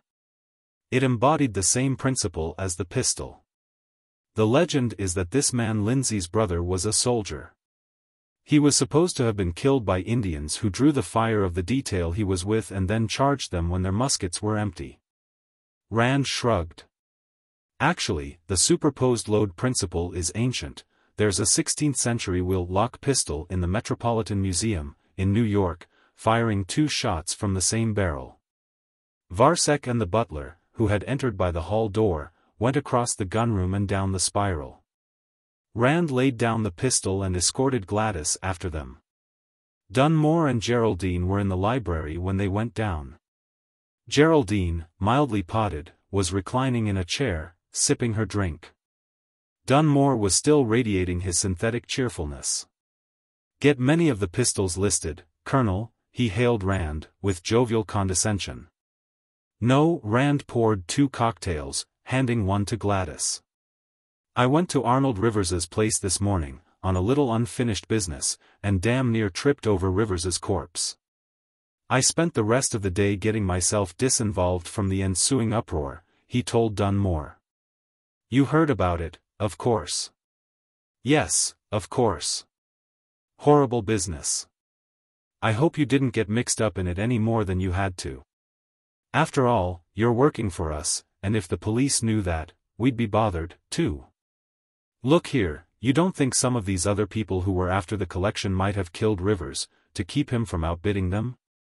Nelda, entering from the hallway, caught the last part of that. "Good God, Fred," she shrieked at him. "Don't say things like that. Maybe they did, but wait till they've bought the collection and paid for it, before you start accusing them." "I'm not accusing anybody," Dunmore growled back at her. "I don't know enough about it to make any accusations. All I'm saying is—" "Well, don't say it, then, if you don't know what you're talking about," his wife retorted. In spite of this start, dinner passed in relative quiet. For the most part, they talked about the remaining chances of selling the collection, about which nobody was optimistic. Rand tried to build up morale with pictures of large museums and important dealers, all fairly slavering to get their fangs into the Fleming collection, but to little avail. A pall of gloom had settled, and he was forced to concede that he had at last found somebody who had a valid reason to mourn the sudden and violent end of Arnold Rivers. Dinner finished, he went up to the gunroom and began compiling his list. He found a yardstick, and thumbtacked it to the edge of the desk to get overall and barrel lengths, and used a pair of inside calipers and a decimal-inch rule from the workbench to get calibers. Sticking a sheet of paper into the portable, he began on the wheel locks, leaving spaces to insert the description of the stolen pistols, when recovered. When he had finished the wheel locks, he began on the snap-haunces, then did the miglet locks. He had begun on the true flintlocks when Walters, who had finished his own dinner, came up to help him. Rand put the butler to work fetching pistols from the racks, and replacing those he had already listed. After a while, Dunmore strolled in. "You say you found Rivers's body yourself, Colonel Rand?" he asked.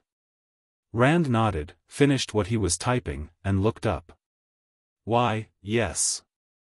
There were a few details I wanted to clear up with him, and I called at his shop this morning. I found him lying dead inside." He went on to describe the manner in which Rivers had met his death. The radio and newspaper accounts were accurate enough, in the main. There were a few details omitted, at the request of the police, of course. "Well, you didn't get involved in it, though?" Dunmore inquired anxiously. "I mean, you're not taking any part in the investigation? After all, we don't want to be mixed up in anything like this." In that case, Mr. Dunmore, let me advise you not to discuss the matter of Rivers's offer to buy this collection with anybody outside, Rand told him. So far, the police and the district attorney's office both seem to think that Rivers was killed by somebody whom he'd swindled in a business deal. Of course, they know about the collection being for sale, and Rivers's offering to buy it. They do? Dunmore asked sharply. Did you tell them that? Naturally. I had to account for my presence at Rivers's shop, this morning, Rand replied. I don't know if the idea has occurred to them that somebody might have killed Rivers to eliminate a rival bidder for the collection or not. I wouldn't say anything, if I were you, that might give them the idea. The extension phone rang shrilly. Walters picked it up, spoke into it, and listened for a moment. Yes, Miss Lawrence. He's right here. You wish to speak to him? He handed the phone across the desk to Rand. Miss Karen Lawrence, for you, Colonel Rand. Rand took the phone. Before he had time to say, hello, the antique shop girl demanded of him. Colonel Rand, you must tell me the truth. Did you have anything to do with Pierre Jarrett's being arrested? What? Rand barked. Then he softened his voice. No, on my honor, Miss Lawrence. I knew nothing about it until this moment. Who did it? Olson? I don't know what his name was. He was a state police sergeant, she replied. He and another state policeman came to the Jarrett house about half an hour ago, charged Pierre with the murder of Arnold Rivers, and took him away. His mother phoned me about it a few minutes ago. That goddamn two-faced Jesuitical bastard. Rand exploded. Where are you now? Here at my shop. Mrs. Jarrett is coming here. She's afraid the reporters will be coming out to the house as soon as they hear about it, and she doesn't want to talk to them. All right. I'll be there as soon as I can. If there's anything I can do to help you, you can count on me for it. He hung up, and turned to Walters. Is my car still out front? He asked. It is? Good. I'll be gone for a while. Tell the others I have something to attend to. What's happened now? Dunmore asked sourly. Just what I was speaking about. The Gestapo gathered up Pierre Jarrett. They seem to have gotten the idea, now, that the motive may have been competition for the collection. Next thing, Farnsworth will think he has a case against Carl Gwinnett, and he'll land in the jug, too. I hope you realize that every time something like this happens, it peels 1,000 or so off the price I'll be able to get for you people for these pistols. Dunmore didn't try to ask how that would happen, for which Rand was duly thankful. He accepted the statement uncritically. Walters was staring at Rand in horror, saying nothing. Rand picked up the outside phone and dialed the same number he had called from the Rivers place that morning. Is Sergeant McKenna about? He is? Fine, I'd like to speak to him. Oh, hello, Mick, Jeff Rand. McKenna chuckled out of the receiver. Sort of slipped one over on you, didn't I? He gloated. Why, I was checking up on those people who were at Gresham's, last evening, and they all agreed that young Jarrett and the Lawrence girl had left the party about 10. So I had a talk with Miss Lawrence, and she tried to tell me that Jarrett was with her at her apartment, over the antique shop, from about 10:15 until about 12. When another girl she rooms with got home from a date. I'd have took that, too, only right across the street from the antique shop there is one of these old hens like you find in every neighborhood. The kind that keeps their nose flattened on the window between the curtains, checking up on the neighbors.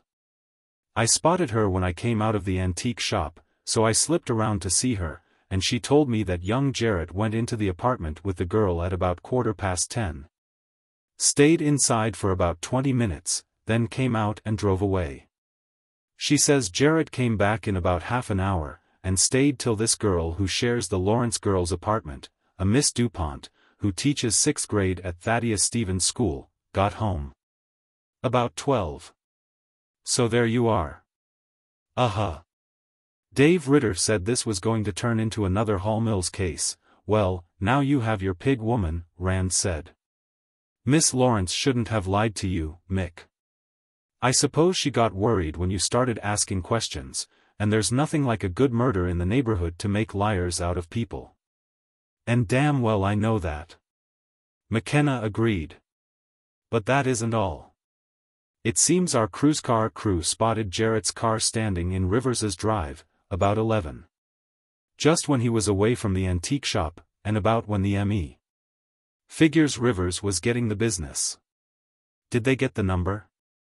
Rand asked. Or how did they identify the car? Oh, they knew it. See, our boys shoot a lot with the Scott County Rifle and Pistol Club, and they've all seen Jarrett's car at the range, different times, McKenna said.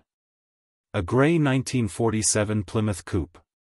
Like I say, they knew the car, and they knew Jarrett collects guns, and the lights were on inside the shop and the shades were drawn, so they didn't think anything of it at the time. See, they went to bed about 10 this morning, and didn't get up till after 5, so I didn't find out about it till after supper. Rand shrugged, and managed to get some of the shrug into his voice. Can be, at that, he said. I hope you're not making a mistake, Mick. If you are, his lawyer's going to crucify you. What are you using for a motive? Rivers was outbidding this crowd Jarrett and the girl were in with. They all told me about that, McKenna said. And he and the girl were planning to use their end of the collection to go into the arms business, after they got married. Rivers got in the way. McKenna, at the other end of the line, must have shrugged, too. After all, for about 4 years, they'd been training Jarrett to overcome resistance with the bayonet, so he did just that. Maybe so. You find out anything about that other matter I was interested in? You mean the pistols? Hon. We went over Rivers's place with a fine-tooth comb, and questioned young Gillis about it, and we didn't get a thing. You sure those pistols went to Rivers? I'm not sure of anything at all, Rand replied, looking at his watch. You going to be in, say in a couple of hours? I want to have a talk with you. Sure. I'll be around all evening, McKenna assured him. If we don't have another murder. Rand hung up. He pulled the sheet out of the typewriter, laid it face down on the other sheets he had finished, and laid a long 17th-century Flemish flintlock on top for a paperweight. Memorizing the position of the pistol relative to the paper under it. Put those pistols back on the wall, he told Walters, indicating several he had laid aside after listing. Leave the others there, I'm not finished with them yet. I'll be back before too long. If I don't find any more bodies. Chapter 16.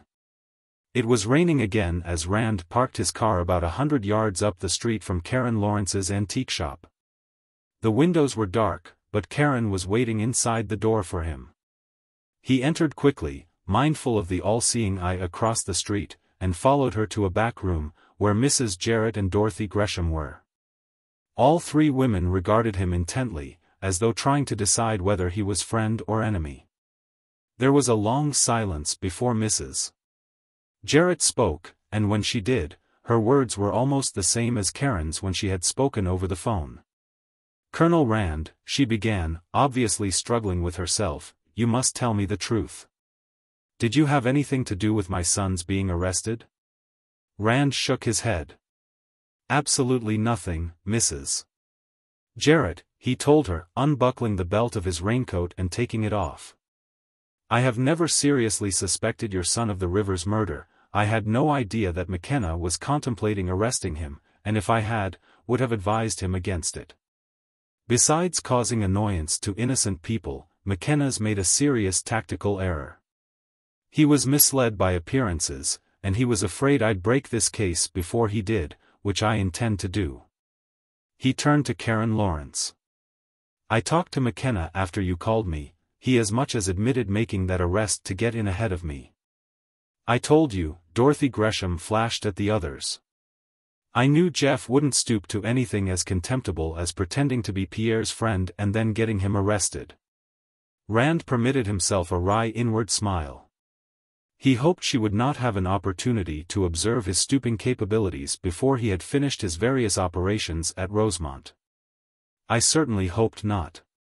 Mrs. Jarrett relaxed, smiling faintly at Rand. Pierre likes you, Colonel. I hated the thought that you might have betrayed him. Are you working on the Rivers case, too? Rand nodded again, turning to Gresham. Your father retained me to make an investigation, he said. After that trouble he had with Rivers about that spurious North and Cheney, he wanted the murderer caught before somebody got around to accusing him. You mean there's a chance Dad might be suspected? Dot was scared. Rand nodded. The girl was beginning to look suspiciously at Karen and Mrs. Jarrett. Getting ready to toss Pierre to the wolves if her father were in danger, Rand suspected. He hastened to reassure her.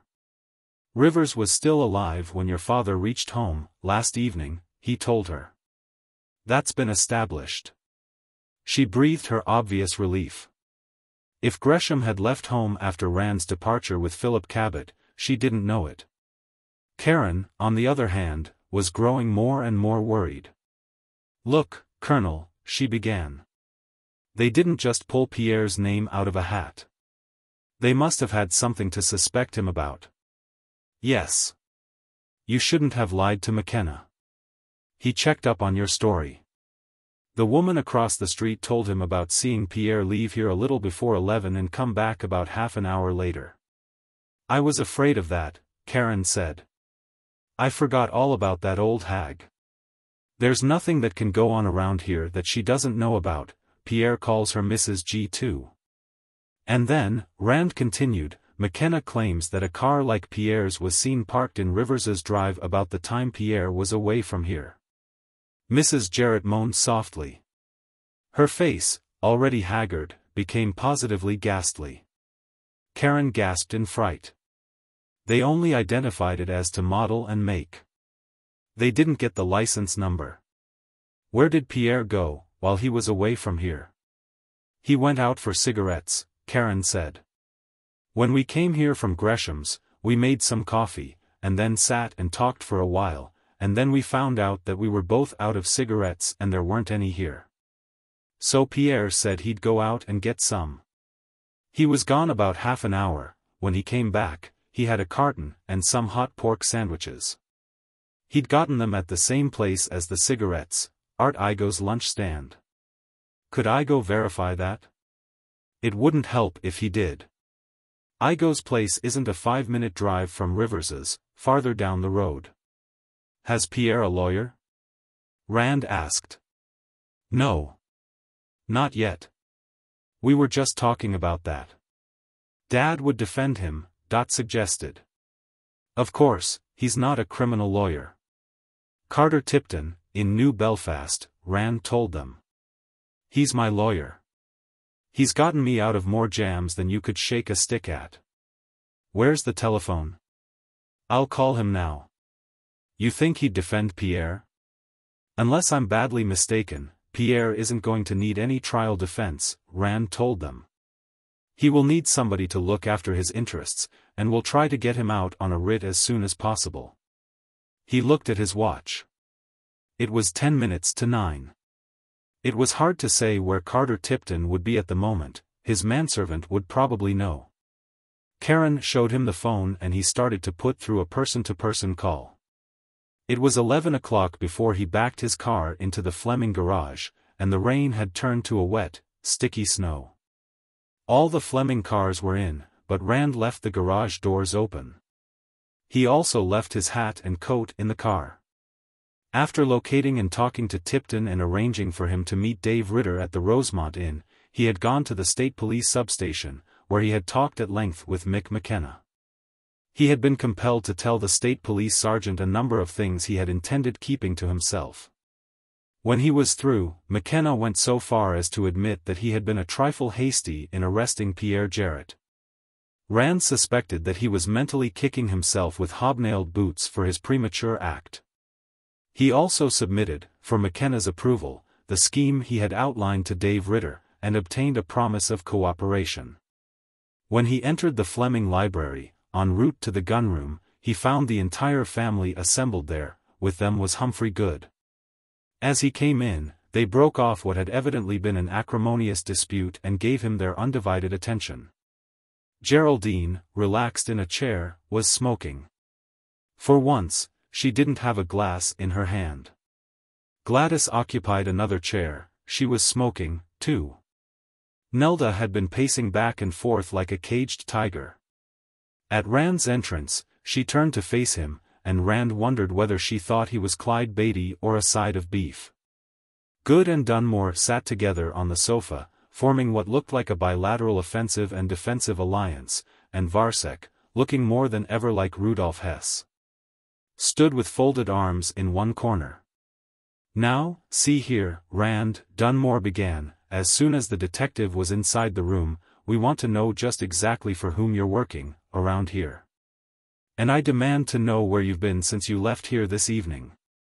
And I," Good piped up, "must protest most strongly against your involvement in this local murder case. I am informed that, while in the employ of this family, you accepted a retainer from another party to investigate the death of Arnold Rivers." "That's correct," Rand informed him. Then he turned to Gladys. "Just for the record, Mrs. Fleming, do you recall any stipulation to the effect that the business of handling this pistol collection should have the exclusive attention of my agency?" "I certainly don't recall anything of the sort." "No, of course not," she replied. "As long as the collection is sold to the best advantage, I haven't any interest in any other business of your agency, and have no right to have." She turned to the others. "I thought I made that clear to all of you." "You didn't answer my question." Dunmore yelled at him. "I don't intend to. You aren't my client, and I'm not answerable to you." "Well, you carry my authorization," Good supported him.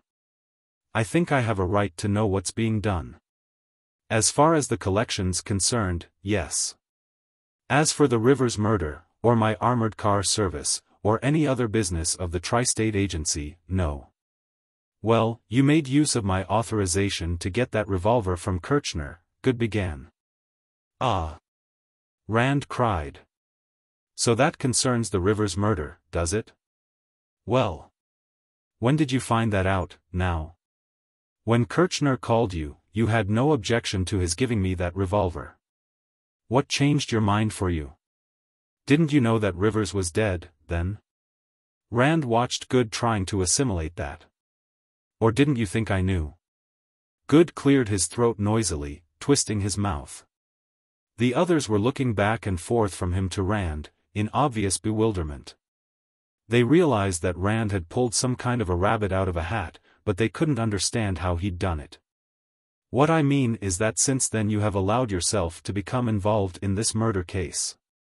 You have let it be publicly known that you are a private detective, working for the Fleming family," Good orated. "How long, then, will it be before it will be said, by all sorts of irresponsible persons, that you are also investigating the death of Lane Fleming?" "Well?" Rand asked patiently. "Are you afraid people will start calling that a murder, too?" Gladys was looking at him apprehensively, as though she were watching him juggle 4 live hand grenades. "Is anybody saying that now?" Varsek asked sharply.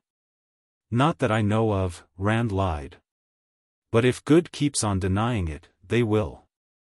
You know perfectly well," Good exploded, "that I am alluding to these unfounded and mischievous rumors of suicide, which are doing the premix company so much harm. My God, Mr. Rand, can't you realize?" "Oh, come off it, Good," Varsek broke in amusedly. "We all, Colonel Rand included, know that you started those rumors yourself. Very clever, to start a rumor by denying it. But scarcely original. Dr. Goebbels was doing it almost 20 years ago." "My God, is that true?" Nelda demanded. "You mean, he's been going around starting all these stories about father committing suicide?" She turned on Good like an enraged panther. "Why, you lying old son of a bitch," she screamed at him. "Of course. He wants to start a selling run on premix," Varsek explained to her. He's buying every share he can get his hands on. We all are. He turned to Rand. I'd advise you to buy some, if you can find any, Colonel Rand. In a month or so, it's going to be a really good thing. I know about the merger. I am buying, Rand told him. But are you sure of what Good's been doing? Of course, Gladys put in contemptuously. I always wondered about this suicide talk. I couldn't see why Humphrey was so perturbed about it. Anything that lowered the market price of premix, at this time, would be to his advantage. She looked at Good as though he had 6 legs and a hard shell. You know, Humphrey, I can't say I exactly thank you for this. Did you know about it? Nelda demanded of her husband. You did.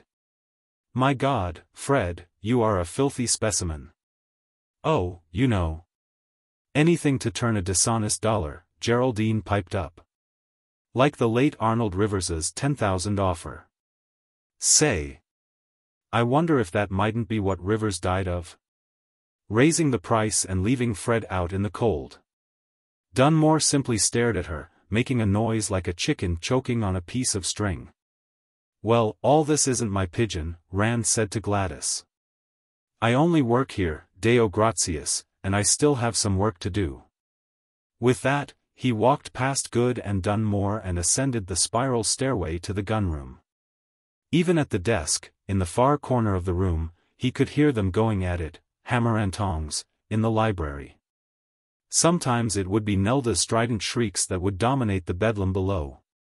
Sometimes it would be Fred Dunmore, roaring like a bull.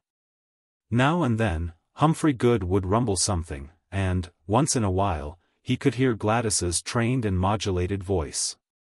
Usually, any remark she made would be followed by outraged shouts from Good and Dunmore, like the crash of falling masonry after the whip-crack of a tank gun. At first Rand eavesdropped shamelessly, but there was nothing of more than comic interest. It was just a routine parade and guard mount of the older and more dependable family skeletons, with special emphasis on Humphrey Good's business and professional ethics. When he was satisfied that he would hear nothing having any bearing on the death of Lane Fleming, Rand went back to his work. After a while, the tumult gradually died out. Rand was still typing when Gladys came up the spiral and perched on the corner of the desk, picking up a long brass-barreled English flintlock and hefting it. You know, I sometimes wonder why we don't all come up here, break out the ammunition, pick our weapons, and settle things, she said. It never was like this when Lane was around. Oh, Nelda and Geraldine would bare their teeth at each other, once in a while, but now this place has turned into a miniature Iwo Jima. I don't know how much longer I'm going to be able to take it. I'm developing combat fatigue. It's snowing, Rand mentioned. Let's throw them out into the storm. I can't. I have to give Nelda and Geraldine a home, as long as they live, she replied. Terms of the will. Oh, well, Geraldine'll drink herself to death in a few years, and Nelda will elope with a prizefighter, sometime. Why don't you have the house haunted? The Tri-State Agency has an excellent house haunting department. Anything you want, poltergeists, apparitions, cold, clammy hands in the dark, footsteps in the attic. Clanking chains and eldritch screams, banshees. Any 3 for the price of 2. It wouldn't work. Geraldine is so used to polka-dotted dinosaurs and little green men from Mars that she wouldn't mind an ordinary ghost, and Nelda'd probably try to drag it into bed with her. She laid down the pistol and slid off the desk. Well, pleasant dreams, I'll see you in the morning. After she had left the gunroom, Rand looked at his watch. It was a very precise instrument. A Swiss military watch, with a sweep second hand, and 2 timing dials. It had formerly been the property of an Obergruppenführer of the SS. And Rand had appropriated it to replace his own, broken while choking the Obergruppenführer to death in an alley in Palermo. He zeroed the timing dials and pressed the start button. Then he stood for a time over the old cobbler's bench, mentally reconstructing what had been done after Lane Fleming had been shot. After which he hurried down the spiral and along the rear hall to the garage, where he snatched his hat and coat from the car. He threw the coat over his shoulders like a cloak, and went on outside. He made his way across the lawn to the orchard, through the orchard to the lawn of Humphrey Good's house, and across this to Good's side door. He stood there for a few seconds, imagining himself opening the door and going inside. Then he stopped the timing hands and returned to the Fleming house, locking the garage doors behind him. In the garage, he looked at the watch. It had taken exactly 6 minutes and 22 seconds. He knew that he could move more rapidly than the dumpy lawyer, but to balance that, he had been moving over more or less unfamiliar ground. He left his hat and trench coat in the car and went upstairs. Undressing, he went into the bathroom in his dressing gown, spent about 20 minutes shaving and taking a shower, and then returned to his own room. Chapter 17. When he rose, the next morning, Rand noticed something which had escaped his eye when he had gone to bed the night before. His .38 Special, in its shoulder holster, was lying on the dresser. He had not bothered putting it on when he had gone to see Rivers the morning before, and it had lain there all the previous day. He distinctly remembered having moved it, shortly after dinner, when he had gone to his room for some notes he had made on the collection. However, between that time and the present it had managed to flop itself over. The holster was now lying back up. Intrigued by such a remarkable accomplishment in an inanimate object, Rand crossed the room in the dress of nature in which he slept and looked more closely at it, receiving a second and considerably more severe surprise. The revolver in the holster was not his own. It was, to be sure, a .38 Colt Detective Special, and it was in his holster, but it was not the Detective Special he had brought with him from New Belfast. His own gun was of the second type, with the corners rounded off the grip. This one was of the original issue, with the square police positive grip. His own gun had seen hard service. This one was in practically new condition. There was a discrepancy of about 30,000 in the serial numbers. His gun had been loaded in 6 chambers with the standard 158 grain loads. This one was loaded in only 5, with 148 grain mid-range wadcutter loads. Rand stood for some time looking at the revolver. The worst of it was that he couldn't be exactly sure when the substitution had been made. It might have happened at any time between 8 o'clock and 12, when he had gone to bed. He rather suspected that it had been accomplished while he had been in the bathroom, however. Dumping out the 5 rounds in the cylinder, he inspected the changeling carefully. It was, he thought, the revolver Lane Fleming had kept in the drawer of the gunroom desk. There was no obstruction in the 2-inch barrel, the weapon had not been either fired or cleaned recently, the firing pin had not been shortened, the mainspring showed the proper amount of tension. And the mechanism functioned as it should. There was a chance that somebody had made up 5 special hand loads for him, using nitroglycerin instead of powder, but that didn't seem likely, as it would not necessitate a switch of revolvers. There were 4 or 5 other possibilities, all of them disquieting. He would have been a great deal less alarmed if somebody had taken a shot at him. Getting a box of cartridges out of his Gladstone, he filled the cylinder with 158 grain loads. When he went to the bathroom, he took the revolver in his dressing gown pocket. When he dressed, he put on the shoulder holster, and pocketed a handful of spare rounds. Anton Varsek was loitering in the hall when he came out. He gave Rand good morning, and fell into step with him as they went toward the stairway. "Colonel Rand, I wish you wouldn't mention this to anybody, but I would like a private talk with you," the Czech said. "After Fred Dunmore has left for the plant." "Would that be possible?" "Yes, Mr. Varsek, I'll be in the gunroom all morning, working." They reached the bottom of the stairway, where Gladys was waiting. "Understand," Rand continued, "I never really studied biology. I was exposed to it, in school, but at that time I was preoccupied with the so-called social sciences." Varsek took the conversational shift in stride. "Of course," he agreed. "But you are trained in the scientific method of thought.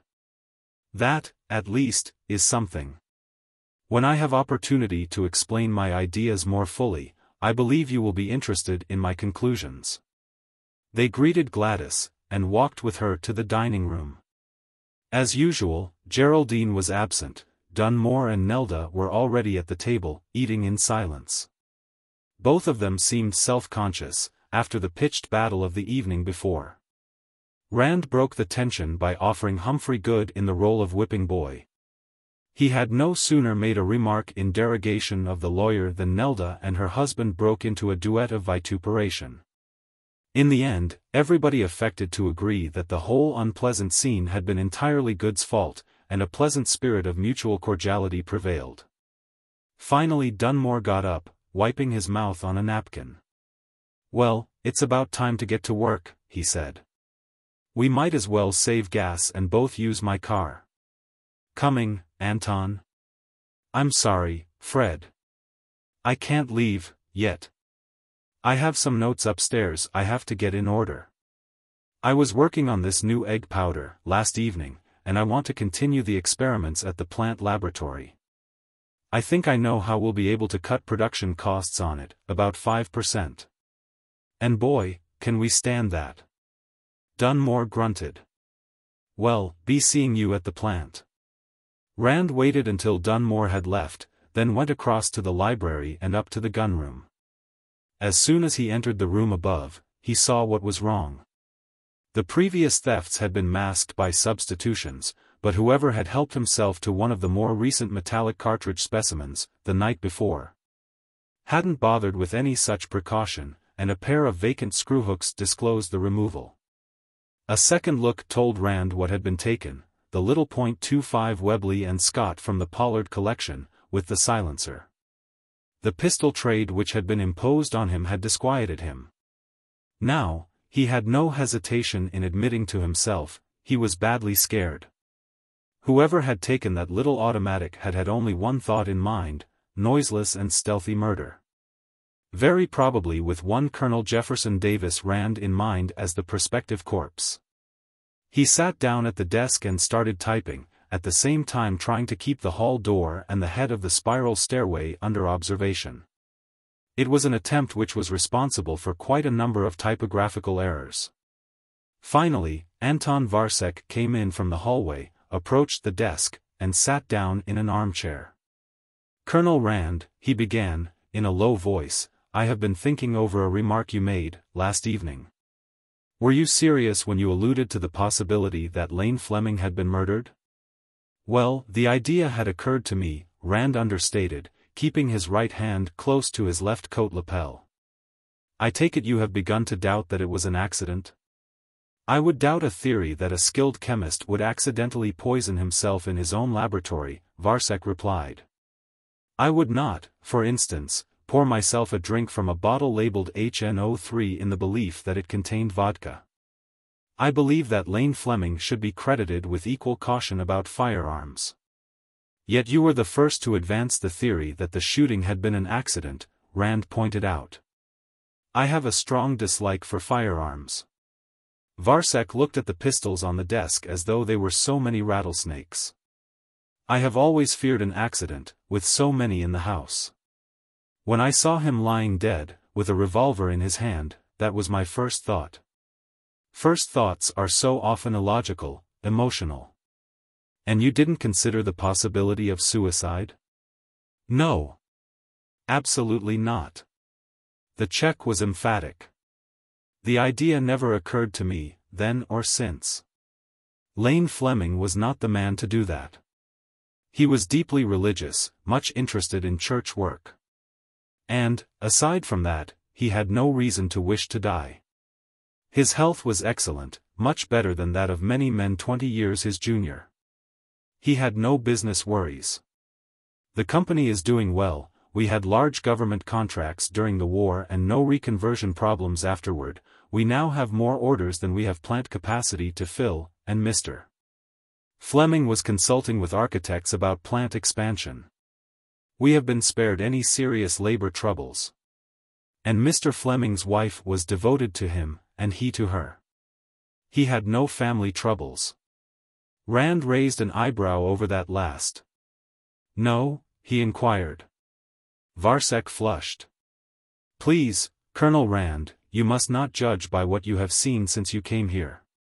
When Lane Fleming was alive, such scenes as that in the library last evening would have been unthinkable. Now, this family is like a ship without a captain. And since you do not think that he shot himself, either deliberately or inadvertently, there remains the alternative that he was shot by somebody else, either deliberately or, very improbably, by inadvertence, Rand said. I think the latter can be safely disregarded. Let's agree that it was murder and go on from there. Varsek nodded. You are investigating it as such? He asked. I am appraising and selling this pistol collection, Rand told him wearily. I am curious about who killed Fleming, of course. For my own protection I like to know the background of situations in which I am involved. But do you think Humphrey Good would bring me here to stir up a lot of sleeping dogs that might awake and grab him by the pants seat? Or did you think that uproar in the library last evening was just a prearranged act? I had not thought of Humphrey Good. It was my understanding that Mrs. Fleming brought you here. Mrs. Fleming wants her money out of the collection, as soon as possible, Rand said. To reopen the question of her husband's death and start a murder investigation wouldn't exactly expedite things. I'm just a more or less innocent bystander, who wants to know whether there is going to be any trouble or not.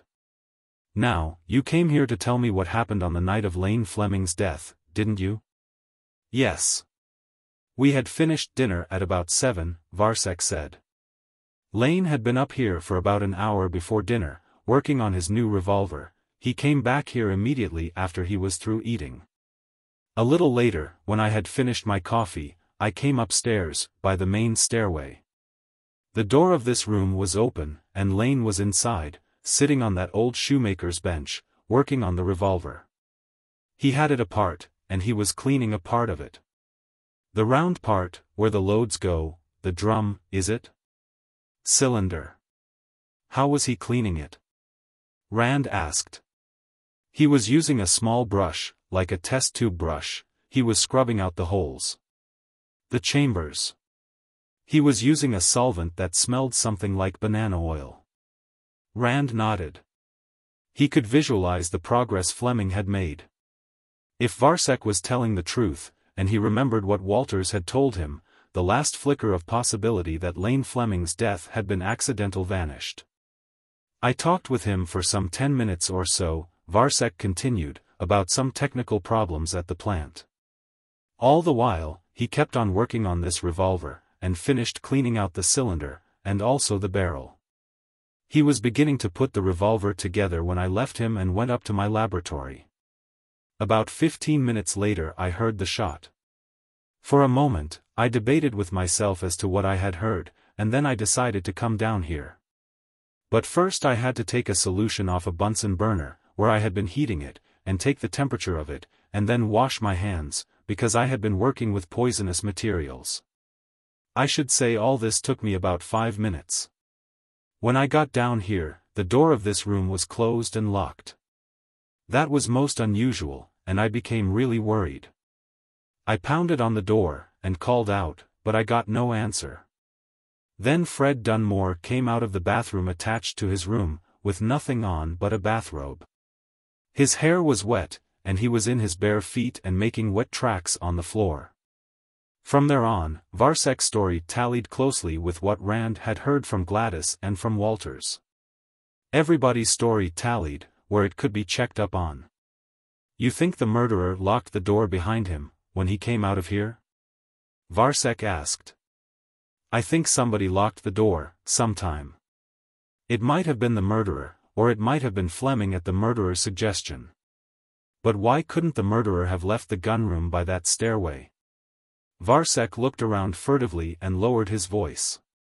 Now he looked like Rudolf Hess discussing what to do about Ernst Röhm. Colonel Rand. Don't you think that Fred Dunmore could have shot Lane Fleming, and then have gone to his room and waited until I came downstairs? He asked. Here we go again. Rand thought. Just like the Rivers case, everybody putting the finger on everybody else. And have undressed and taken a bath. While he was waiting, he inquired. You came down here only 5 minutes after the shot. In that time, Dunmore would have had to wipe his fingerprints off the revolver, leave it in Fleming's hand, put that oily rag in his other hand, set the deadlatch, cross the hall, undress. Get into the bathtub and start bathing. That's pretty fast work. But who else could have done it? Well, you, for one. You could have come down from your lab, shot Fleming, faked the suicide, and then gone out, locking the door behind you. And made a demonstration in the hall until you were joined by Dunmore and the ladies. Then, with your innocence well established, you could have waited until your wife prompted you, as she or somebody else was sure to, and then have gone down to the library and up the spiral. Rand said. That's about as convincing, no more and no less, as your theory about Dunmore. Varsek agreed sadly. And I cannot prove otherwise, can I? You can advance your Dunmore theory to establish reasonable doubt, Rand told him. And if Dunmore's accused, he can do the same with the theory I've just outlined. And as long as reasonable doubt exists, neither of you could be convicted. This isn't the Third Reich or the Soviet Union, they wouldn't execute both of you to make sure of getting the right one. Both of you had a motive in this Millpack merger that couldn't have been negotiated while Fleming lived. One or the other of you may be guilty, on the other hand, both of you may be innocent. Then who? Varsek had evidently bet his role on Dunmore. There is no one else who could have done it. The garage doors were open, if I recall, Rand pointed out. Anybody could have slipped in that way, come through the rear hall to the library and up the spiral, and have gone out the same way. Some of the French Maquis I worked with, during the war, could have wiped out the whole family, one after the other, that way. A look of intense concentration settled upon Varsek's face. He nodded several times. Yes.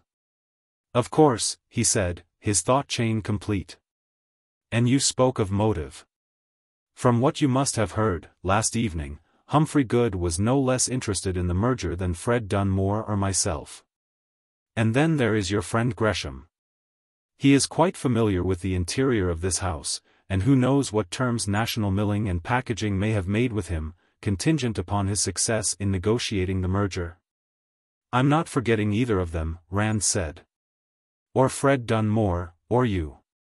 If you did it, I'd advise you to confess now, it'll save everybody, yourself included, a lot of trouble. Varsek looked at him, fascinated. Why, I believe you regard all of us just as I do my fruit flies, he said at length. You know, Colonel Rand, you are not a comfortable sort of man to have around. He rose slowly.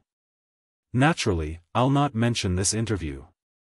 I suppose you won't want to, either. I'd advise you not to talk about it, at that, Rand said. The situation here seems to be very delicate, and rather explosive. Oh, as you go out, I'd be obliged to you for sending Walters up here. I still have this work here, and I'll need his help. After Varsek had left him, Rand looked in the desk drawer, verifying his assumption that the .38 he had seen there was gone. He wondered where his own was, at the moment. When the butler arrived, he was put to work bringing pistols to the desk, carrying them back to the racks, taking measurements, and the like. All the while, Rand kept his eye on the head of the spiral stairway. Finally he caught a movement, and saw what looked like the top of a pea-crowned gray felt hat between the spindles of the railing. He eased the detective special out of its holster and got to his feet. All right, he sang out. Come on up. Walters looked, obviously startled, at the revolver that had materialized in Rand's hand, and at the two men who were emerging from the spiral. He was even more startled, it seemed, when he realized that they wore the uniform of the state police. What? What's the meaning of this, sir? He demanded of Rand. You're being arrested, Rand told him. Just stand still, now. He stepped around the desk and frisked the butler quickly, wondering if he were going to find a .25 Webley and Scott automatic or his own .38 special. When he found neither, he holstered his temporary weapon. "If this is your idea of a joke, sir, permit me to say that it isn't." "It's no joke, son," Sergeant McKenna told him. "In this country, a police officer doesn't have to recite any incantation before he makes an arrest, any more than he needs to read any riot act before he can start shooting. But it won't hurt to warn you that anything you say can be used against you. At least, I must insist upon knowing why I am being arrested," Walters said icily. "Oh. Don't you know?" McKenna asked. "Why, you're being arrested for the murder of Arnold Rivers." For a moment the butler retained his professional glacial disdain, and then the bottom seemed to drop suddenly out of him. Rand suppressed a smile at this minor verification of his theory. Walters had been expecting to be accused of larceny, and was prepared to treat the charge with contempt. Then he had realized, after a second or so, what the state police sergeant had really said. "Good God, gentlemen." He looked from Mick McKenna to Corporal Cavallan to Rand and back again in bewilderment. "You surely can't mean that." "We can and we do," Rand told him. "You stole about 25 pistols from this collection, after Mr. Fleming died, and sold them to Arnold Rivers. Then, when I came here and started checking up on the collection, you knew the game was up. So, last evening, you took out the station wagon and went to see Rivers, and you killed him to keep him from turning state's evidence and incriminating you. Or maybe you killed him in a quarrel over the division of the loot. I hope, for your sake, that it was the latter. If it was, you may get off with second-degree murder. But if you can't prove that there was no premeditation, you're tagged for the electric chair." But I didn't kill Mr. Rivers," Walters stammered. "I barely knew the gentleman. I saw him, once or twice, when he was here to see Mr. Fleming, but outside of that, you sold him about 25 of these pistols, and got a like number of junk pistols from him, for replacements." He took the list Pierre Jarrett and Stephen Gresham had compiled out of his pocket and began reading. Italian wheel-lock pistol, late 16th or early 17th century.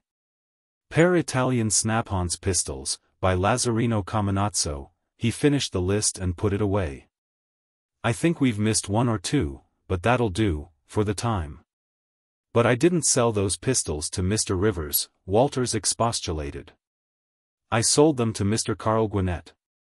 I can prove it." That Rand had not expected. "Go on," he jeered. "I suppose you have receipts for all of them." "Fences always do that, of course. But I did sell them to Mr. Gwinnett. I can take you to his house, if you get a search warrant, and show you where he has them hidden in the garret. He was afraid to offer them for sale until after this collection had been broken up and sold. He still has every one of them." McKenna spat out an obscenity. "Aren't we ever going to have any luck?" he demanded. "Jarrett out on a writ this morning, and now this." "But he ain't in the clear," Cavallan argued. "Maybe he didn't sell Rivers the pistols, but maybe he did kill him." "Dope." McKenna abused his subordinate. "If he didn't sell Rivers the pistols, why would he kill him?" "He's only said he sold them to Gwinnett," Rand pointed out. Then he turned to Walters. "Look here. If we find those pistols in Gwinnett's possession, you're clear on this murder charge. There's still a slight matter of larceny, but that doesn't involve the electric chair.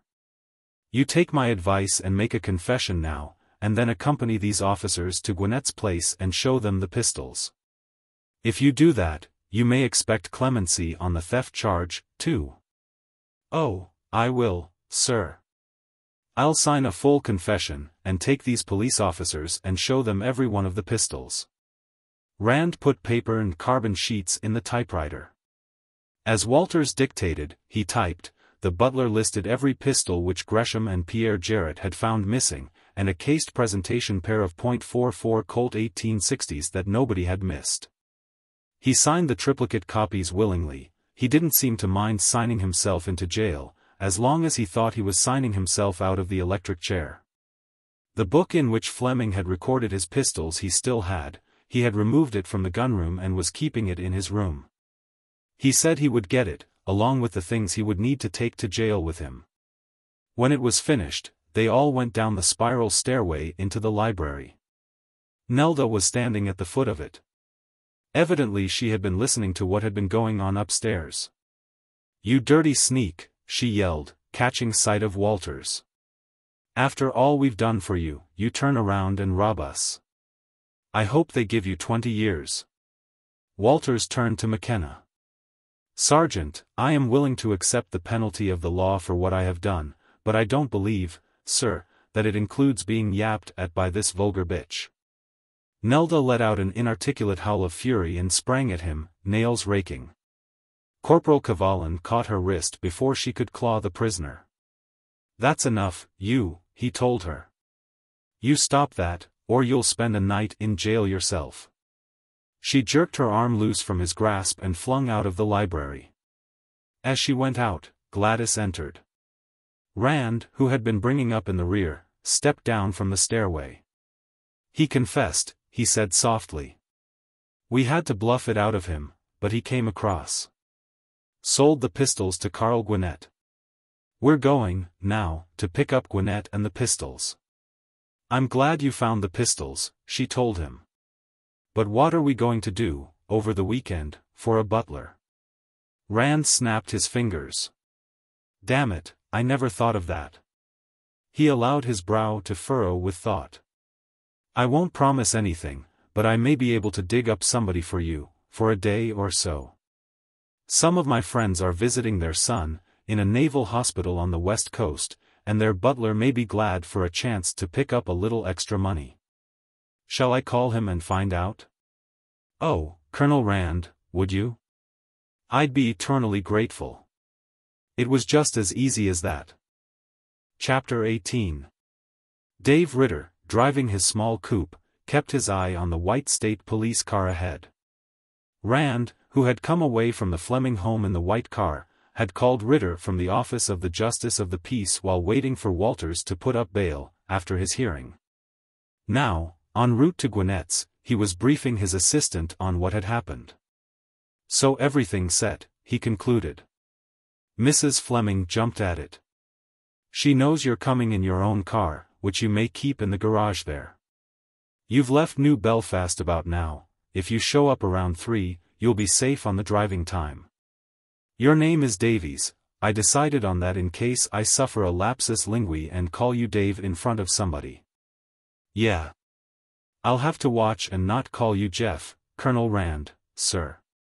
He nodded toward the glove box. "That Leach and Rigdon's in there, you'd better get it out before I go to the Flemings." The guy at the drive-in made a positive identification. "It's the one he sold Fleming. I saw the rest of the pistols he has there. Don't waste time looking him up about them. They stink. And I saw Tip this morning. He got young Jarrett sprung on a writ." He thought for a moment. "What does this do to the Rivers and Fleming murders?" "We can look for one man for both jobs, now," Rand said. Probably the motive for Fleming was that merger he was so violently opposed to, and the Rivers killing must have been a security measure of some sort. There, that must be Gwinnett's, now.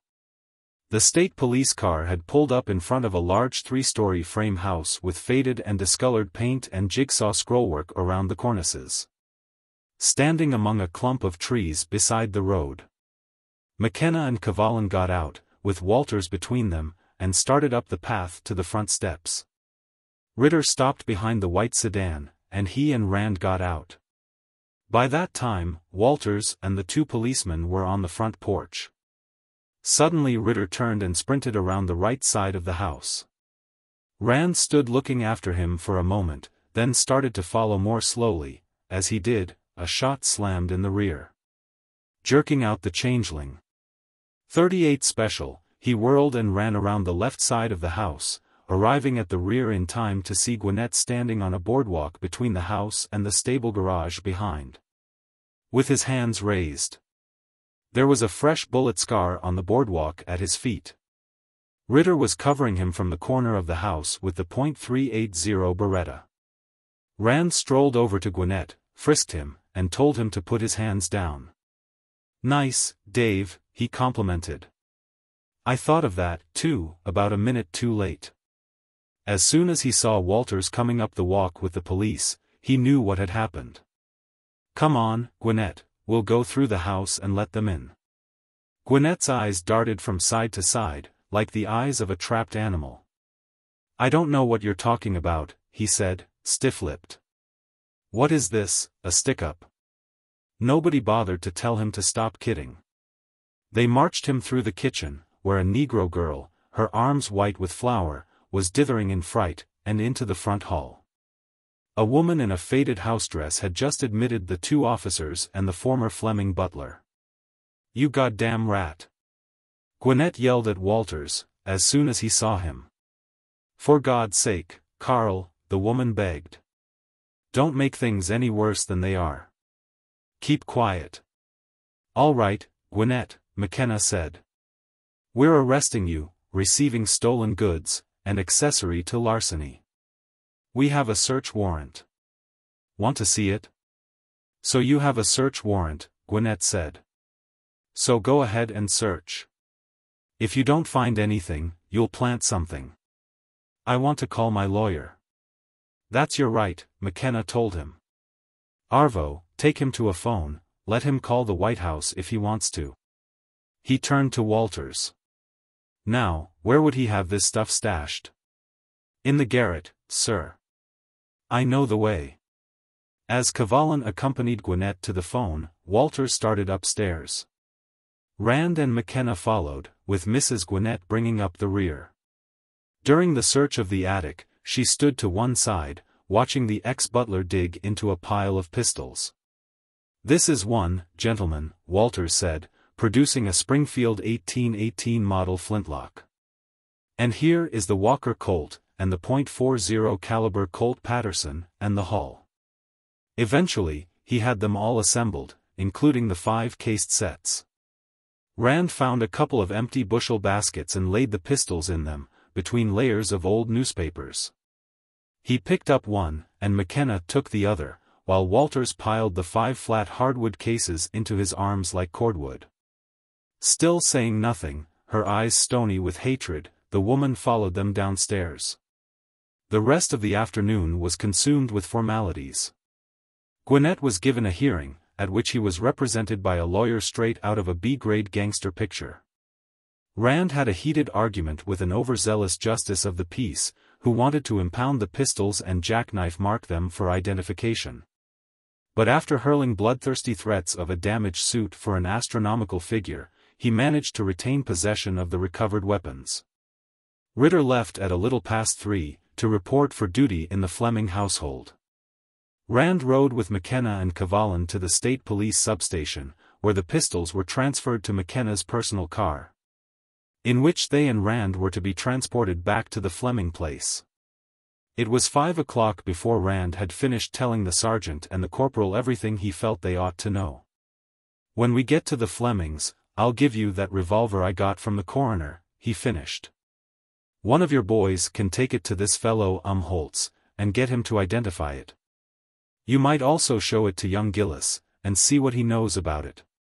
Gillis might even give you a name for who got it from Rivers. I'm not building any hopes on that, and the reason I'm not is that Gillis is still alive. If he knew, I don't think he would be." "Yeah. I can see that," McKenna nodded. "Fact is, I can see everything, now, except one thing. This pistol switch somebody gave you, what's the idea of that?" "Why, that's because I'm on the spot," Rand told him. "I'm to be killed, and somebody else is to be killed along with me. The .25 automatic will be used on me, and the .38 will be used on the other fellow, and will be found dead about 5 feet apart, and I'll be holding my own gun, and the other fellow will be holding the .25, and it will look as though we shot it out and scored a double knockout. That way, my mouth will be shut about what I've learned since I came here, and the man who's supposed to have killed me will take the rap for Fleming and Rivers both. Nothing to stop an investigation like a couple of corpses who can't tell their own story and can take the blame for everything. Jesus. Cavallin's eyes widened. That must be just it. Well, you got your nerve about you, I'll say that, McKenna commented. You sit there and talk about it like it was something that was going to happen to Joe Dokes and Oscar Zilch. He looked at Rand intently. You want us to keep an eye on you? Rand leaned over and spat into the brass cuspidor, a gesture of braggadocio he had picked up among the French Maquis. Hell, no. That's the last thing I do want, he said. I want him to try it. You realize, don't you, that all this is pure assumption and theory? We don't have a single fact, as it stands, that proves anything. We could go and pick this fellow up, and he's one of 3 men, so we could grab all 3 of them, and even if we found the .25 Webley and Scott and my .38 in his pockets, we couldn't charge him with anything. Fact is, right now we can't even prove that Lane Fleming's death was anything but the accident it's on the books as being. But let him take a shot at me. And then you'll have another nice, clear case of self-defense. McKenna frowned. God damn it, Jeff, you've had to defend yourself too many times, already. This'll be, well, how many will it be? Counting Germans? Rand grinned. Hell, I don't know, I can't remember all of them. One thing, Cavallin said solemnly, you never hear of any lawyers springing people out of cemeteries on writs. Look, Jeff, McKenna said, at length. If it's the way you think, this guy won't dare kill you instantly, will he? Seems to me, the way the script reads, this other guy shoots you, and you shoot back and kill him, and then you die. Isn't that it? Rand nodded. I'm banking on that. He'll try to give me a fatal but not instantly fatal wound, and that means he'll have to take time to pick his spot. The reason I've managed to survive these people against whom I've had to defend myself has been that I just don't give a damn where I shoot a man. A lot of good police officers have gotten themselves killed because they tried to wing somebody and took a second or so longer about shooting than they should have. Something in that, too, McKenna agreed. But what I'm getting at is this, I think I know a way to give you a little more percentage. He rose. Wait a minute, I'll be right back. Chapter 19. There was less feuding at dinner that evening than at any previous meal Rand had eaten in the Fleming home. In the first place, everybody seemed a little awed in the presence of the new butler, who flitted in and out of the room like a ghost and, when spoken to, answered in a heavy BBC accent. Then, the women, who carried on most of the hostilities, had re-erected their front populaire and were sharing a common pleasure in the recovery of the stolen pistols.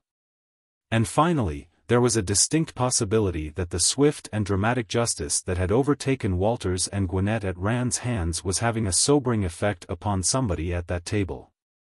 Dunmore, Nelda, Varsek, Geraldine and Gladys had been intending to go to a party that evening, but at the last minute Gladys had pleaded indisposition and telephoned regrets.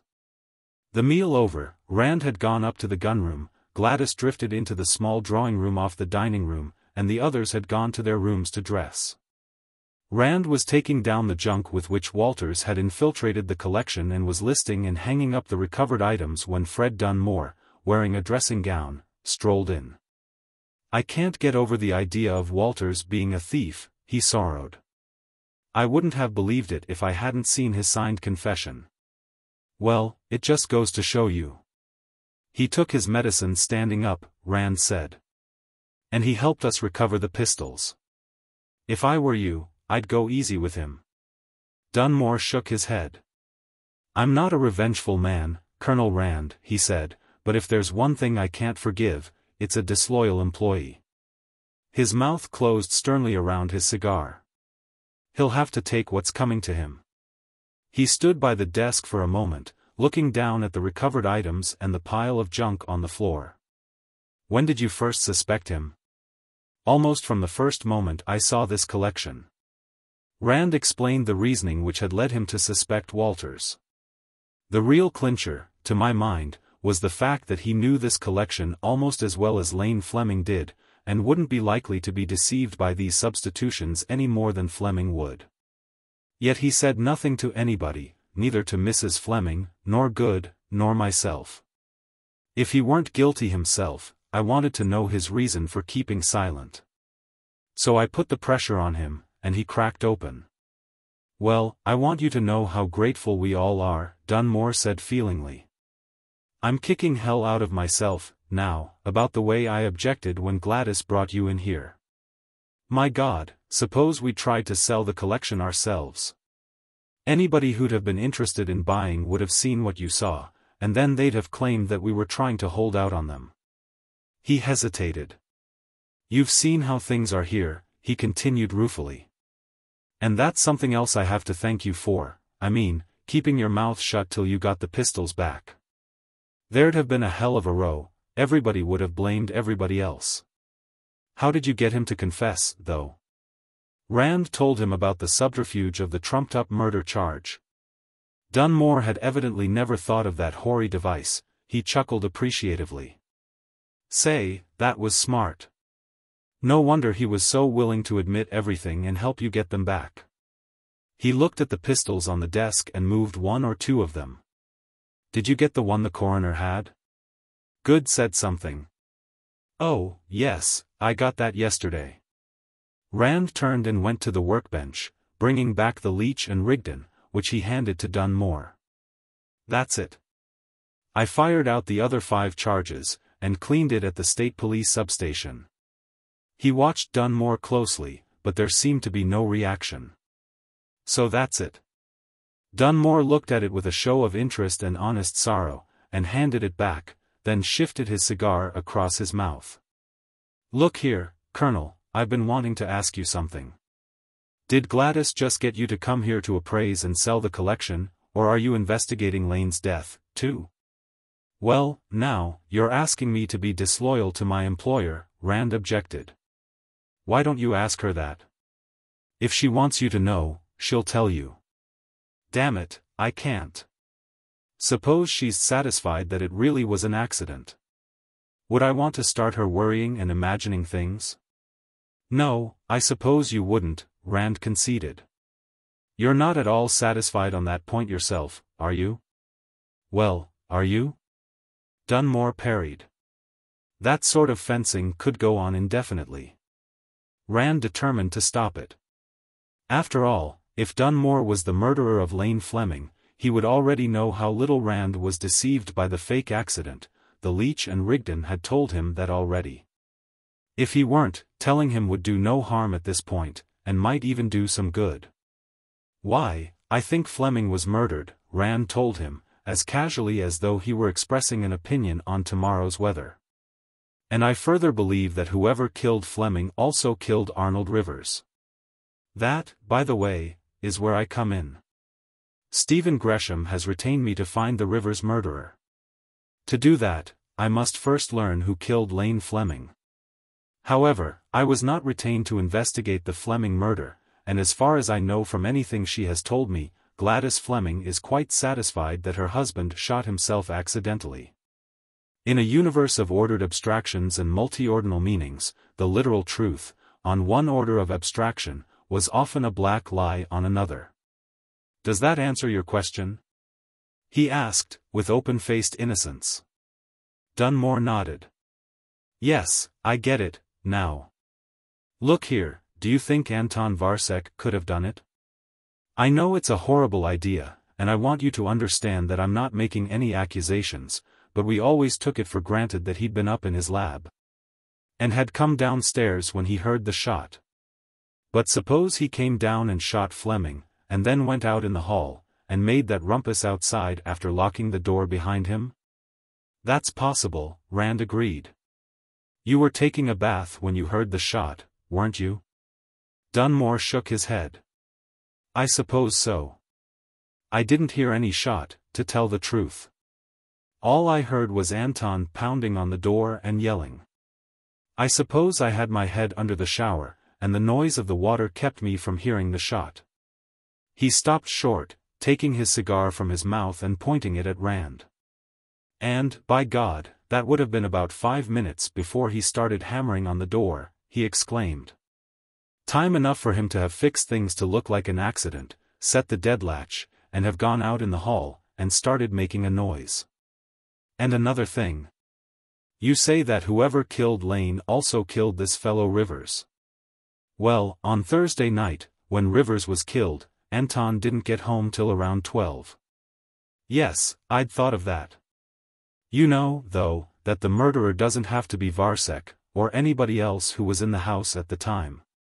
The garage doors were open. I'm told that your wife was out at the time, and anybody could have sneaked in the back way, up through the library, and out the same way. There are one or two possibilities besides you and Anton Varsek. Dunmore's eyes widened. Yes, and I can think of one, without half trying, too. He nodded once or twice. For instance, the man who was afraid you were investigating Fleming's death, the man who started that suicide story. He looked at Rand interrogatively. Well, I got to go. Neld'll be out of the bathroom by now. I want to talk to you about this some more, Colonel. After Dunmore had gone out, Rand mopped his face.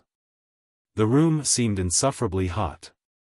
He found an electric fan over the workbench and plugged it in, but it made enough noise to cover any sounds of stealthy approach, and he shut it off. He had finished revising his list to include the recovered pistols for as far as it was completed, and was hanging them back on the wall when Ritter came in. House is clear, now, his assistant said, stepping out of his P.G. Wodehouse character. Both pairs left in the Packard, Dunmore driving. Man, what a cat-and-dog show this place is. It's a wonder our client isn't nuts. You haven't seen anything, you ought to have been here last night. Where is our client, by the way? Downstairs. Ritter fished a cigarette out of his livery and appropriated Rand's lighter.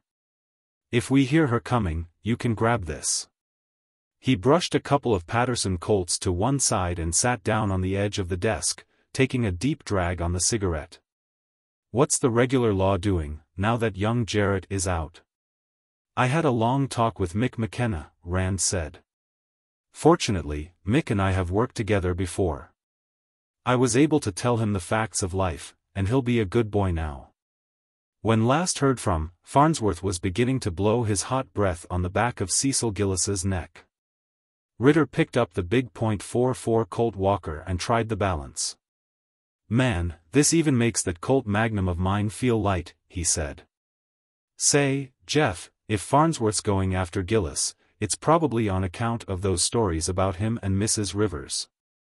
At least, all that stuff would come out if he arrested him.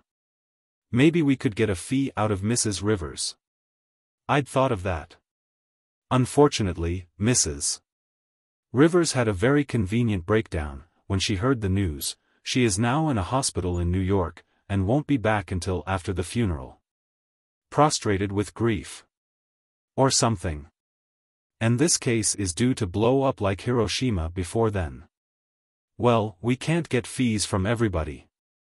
That, of course, was one of the sad things of life to which one must reconcile oneself. I got a call from Pierre Jarrett, Tip's staying at the Jarrett place tonight. I thought it would be a good idea to have him within reach for a while. The private outside phone rang shrilly. Ritter let it go for several rings, then picked it up. This is the Fleming residence, he stated, putting on his character again. Oh, yes indeed, sir. Colonel Rand is right here, sir. I'll tell him you're calling. He put a hand over the mouthpiece. Humphrey Good.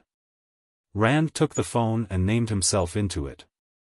I would like to talk to you privately, Colonel Rand, the lawyer said. On a subject of considerable importance to our, shall I say, mutual clients. Could you find time to drop over, sometime this evening? Well, I'm very busy, at the moment, Mr. Good, Rand regretted. There have been some rather deplorable developments here, lately. The butler, Walters, has been arrested for larceny. It seems that since Mr. Fleming's death, he has been systematically looting the pistol collection. I'm trying to get things straightened out, now. Good heavens. Good was considerably shaken. When did you discover this, Colonel Rand? And why wasn't I notified before? And are there many valuable items missing? I discovered it as soon as I saw the collection. Rand began answering his questions in order. Neither you, nor anybody else was notified, because I wanted to get evidence to justify an arrest first. And nothing is missing, everything has been recovered, he finished.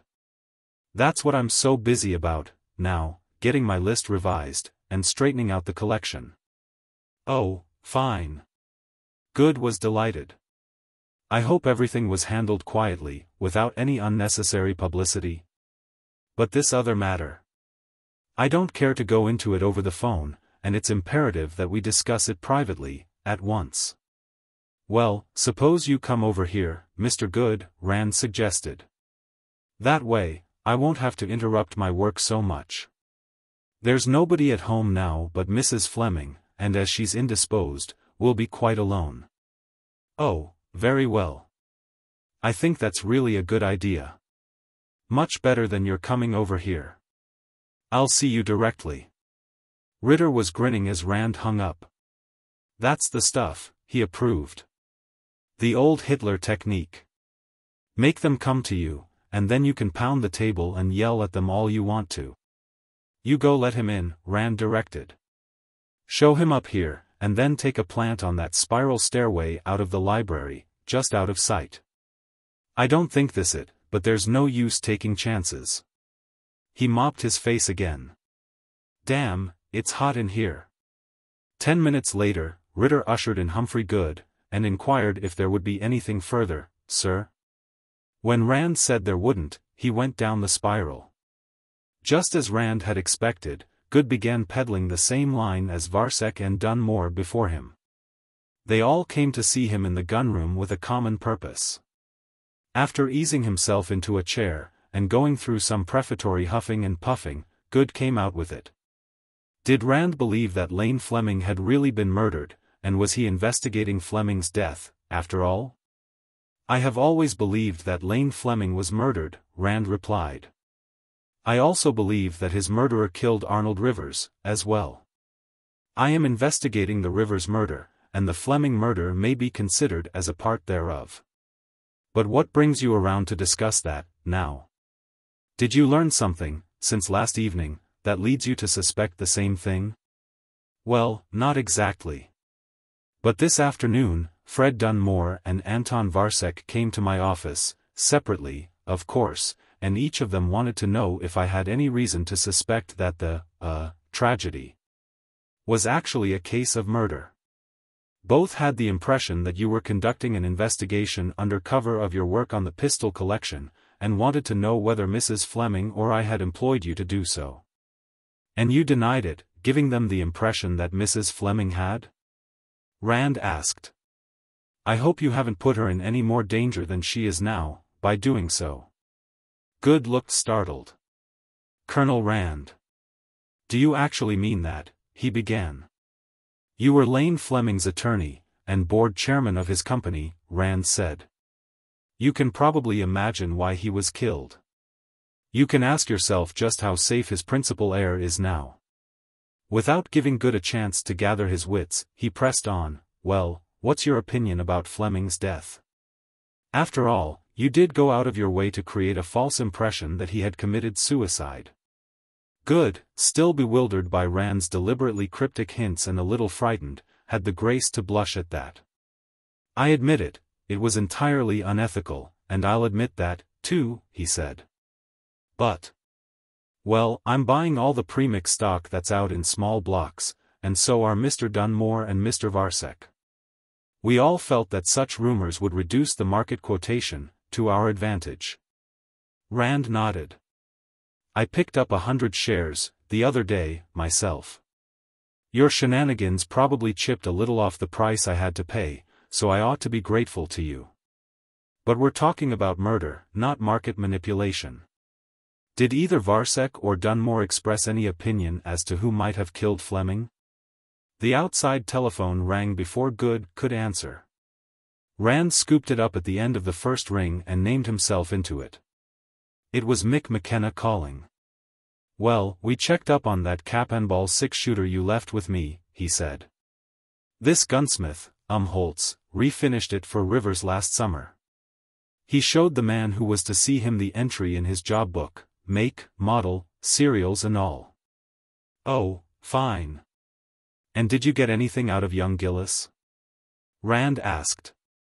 The gun was in Rivers's shop from the time Holtz rejuvenated it till around the 1st of November. Then it was sold, but he doesn't know who to. He didn't sell it himself, Rivers must have. I assumed that, that's why he's still alive. Well, thanks, Mick. The case is getting tighter every minute. You haven't had any trouble yet? McKenna asked anxiously. How's the huzzas doing? About as you might expect, Rand told him, mopping his face again. Thanks for that, too. He hung up and turned back to Good. Pardon the interruption, he said. Sergeant McKenna, of the State Police. The officer who made the arrest on Walters and Gwinnett. Well, I suppose Dunmore and Varsek are each trying to blame the other, he said. Well, yes, I rather got that impression, Good admitted. And which one do you like for the murderer? Or haven't you picked yours, yet? You mean? Yes, of course, Good said slowly. It must have been one or the other. But I can't think. It's horrible to have to suspect either of them. For a moment, he stared unseeingly at the litter of high-priced pistols on the desk. Then. Colonel Rand, Lane Fleming is dead, and nothing either of us can do will bring him back. To expose his murderer certainly won't. But it would cause a scandal that would rock the premix company to its very foundations. It might even disastrously affect the market as a whole. Oh, come. Rand reproved. That's like talking about starting a hurricane with a palm leaf fan. But you will admit that it would have a dreadful effect on premix foods, Good argued. It would probably prevent this merger from being consummated. Look here, he said urgently. I don't know how much Gladys Fleming is paying you to rake all this up, but I'll gladly double her fee if you drop it and confine yourself to the matter of the collection. Even in his colossal avarice, that was one kind of money Jeff Rand had never been tempted to take. An offer of that sort invariably made him furious. At the moment, he managed to choke down his anger, but he rejected Good's offer in a manner which left no room for further discussion. Good rose, shaking his head sadly. I suppose you realize, he said, sorrowfully, that you're wrecking a $10 million corporation. One in which you, yourself, are a stockholder. Rand brightened. And the biggest wrecking jobs I ever did before were a couple of petrol dumps and a railroad bridge. He got to his feet along with the lawyer. No need to call the butler, I'll let you out myself. He accompanied Good down the front stairway to the door. Good was still gloomy. I made a mistake in trying to bribe you, he said. But can't I appeal to your sense of fairness? Do you want to inflict serious losses on innocent investors merely to avenge one crime? I don't approve of murder, Rand told him. Least of all, to paraphrase Clausewitz, as an extension of business by other means. You know, if we let Lane Fleming's killer get away with it, somebody might take that as a precedent and bump you off to win a lawsuit, sometime. Ever think of that?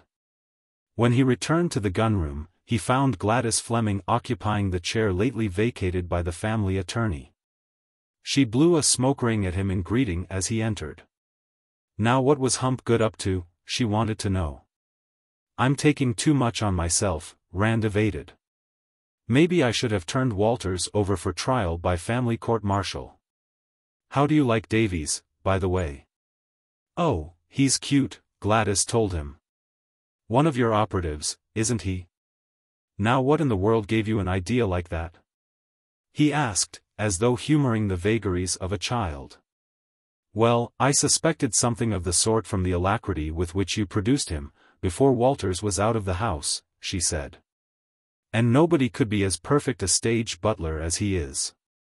But what really convinced me was coming into the library, a little while ago, and finding him squatting on the top of the spiral. covering Humphrey Good with a small but particularly evil-looking automatic. Rand chuckled. "What did you do?" "Oh, I climbed up and squatted beside him," she replied. "I got there just as you were telling Good what he could do with his bribe. You know, with one thing and another, Good's beginning to become unamusing." She smoked in silence for a moment. "I ought to be indignant with you, filling my house with spies," she said. "But under the circumstances, I'm afraid I'm thankful, instead. Your op's a good egg, by the way, he's on his way to bring us some drinks. I ought to be sore at you, retaining me into a mess like this and telling me nothing," Rand told her. "What was the idea, anyhow? You wanted me to investigate your husband's murder, all along, didn't you?" I hadn't a thing to go on," she replied. "I was afraid, if I came out and told you what I suspected, that you'd think it was just another case of feminine damn foolishness, and dismiss it as such. I knew it wasn't an accident. Lane didn't have accidents with guns. And if he'd wanted to kill himself, he'd have done it and left a note explaining why he had to. But I didn't have a single fact to give you. I thought that if you came here and started working on the collection, you'd find something. You should have taken a chance and told me what you suspected," Rand said. "I've taken a lot of cases on flimsier grounds than this.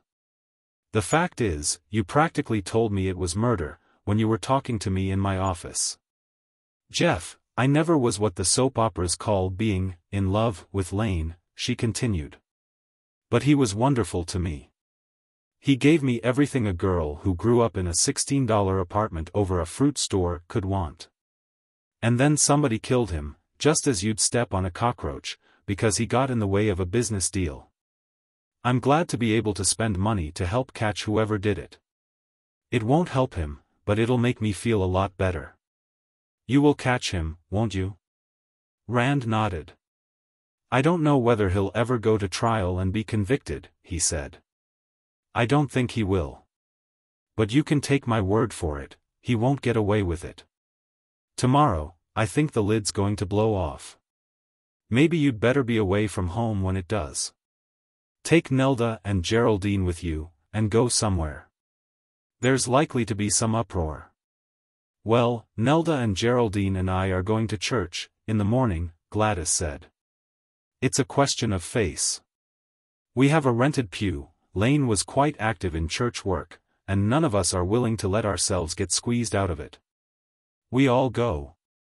Even Geraldine manages to drag herself to the Lord's house through an alcoholic fog. And we'll have to be back in time for dinner. It would look funny if we weren't. Well, if nothing's happened by the time you get back, I want you to talk the girls into going somewhere with you in the afternoon, and stay away till evening. And don't get the idea that you could help me here," he added, stopping an objection. "I know what I'm talking about. The presence of any of you here would only delay matters and make it harder for me." Then Ritter came in, a cigarette in one corner of his mouth, carrying a tray on which were a bottle of bourbon, a bottle of scotch, a siphon and a couple of bottles of beer. Chapter 20. The dining room was empty when Rand came down to breakfast the next morning. Taking the seat he had occupied the evening before, he waited until Ritter came out of the kitchen through the pantry. "Good morning, Colonel Rand," the perfect butler greeted him unctuously. "If I may say so, sir, you're a bit of an early riser." "None of the family is up yet, sir."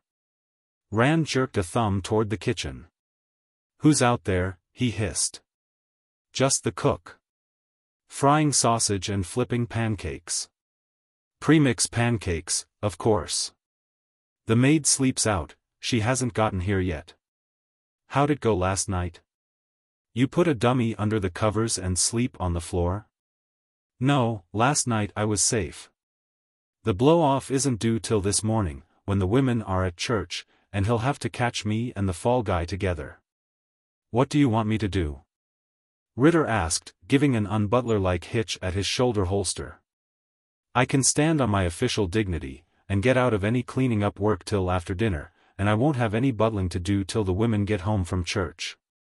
Case Varsek and Dunmore, when they come in, see if either of them is rod-heavy. Find anything, last night? Ritter shook his head.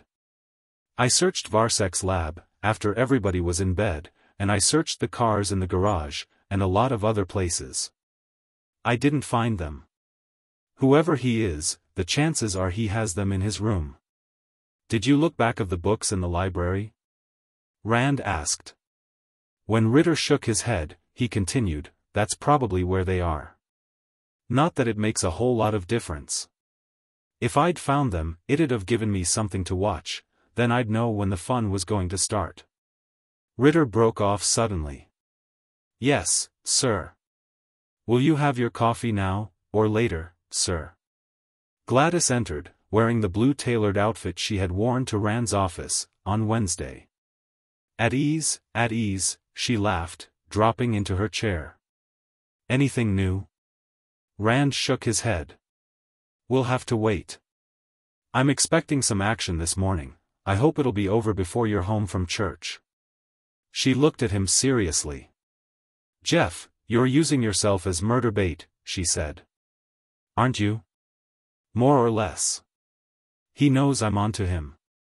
He's pretty sure I haven't any real proof, yet, but he doesn't know how soon I will have. He realizes that I'm cat-and-mousing him, the way I did Walters. So he'll try to kill me before I pounce, and when he does, he'll convict himself. What he doesn't realize is that as long as he sits tight, he's perfectly safe. Neither of them mentioned the obvious corollary, that conviction and execution would be almost simultaneous. It must have been uppermost in Gladys's mind. She leaned over and put her hand on Rand's arm. Jeff, would it help any if I stayed home, instead of going to church? She asked. I'm a pretty fair pistol shot. Lane taught me. I can stay over 90 at slow fire, and in the 80s at timed and rapid. If I hid somewhere with a target pistol. Absolutely not. Rand vetoed emphatically. I'm not saying that because I'm afraid you might stop a slug yourself. You're a big girl, now, you can take your own chances. But if you stayed home, he wouldn't make a move. You and Geraldine and Nelda have to be out of the house before he'll feel safe coming out of the grass. Watch it. Ritter warned. Yes, ma'am. At once, ma'am. Nelda came in and sat down. Ritter held her chair and fussed over her, finding out what she wanted to eat. He was bringing in her fruit when Varsek and Geraldine entered. Nelda was inquiring if Rand wanted to come to church with them.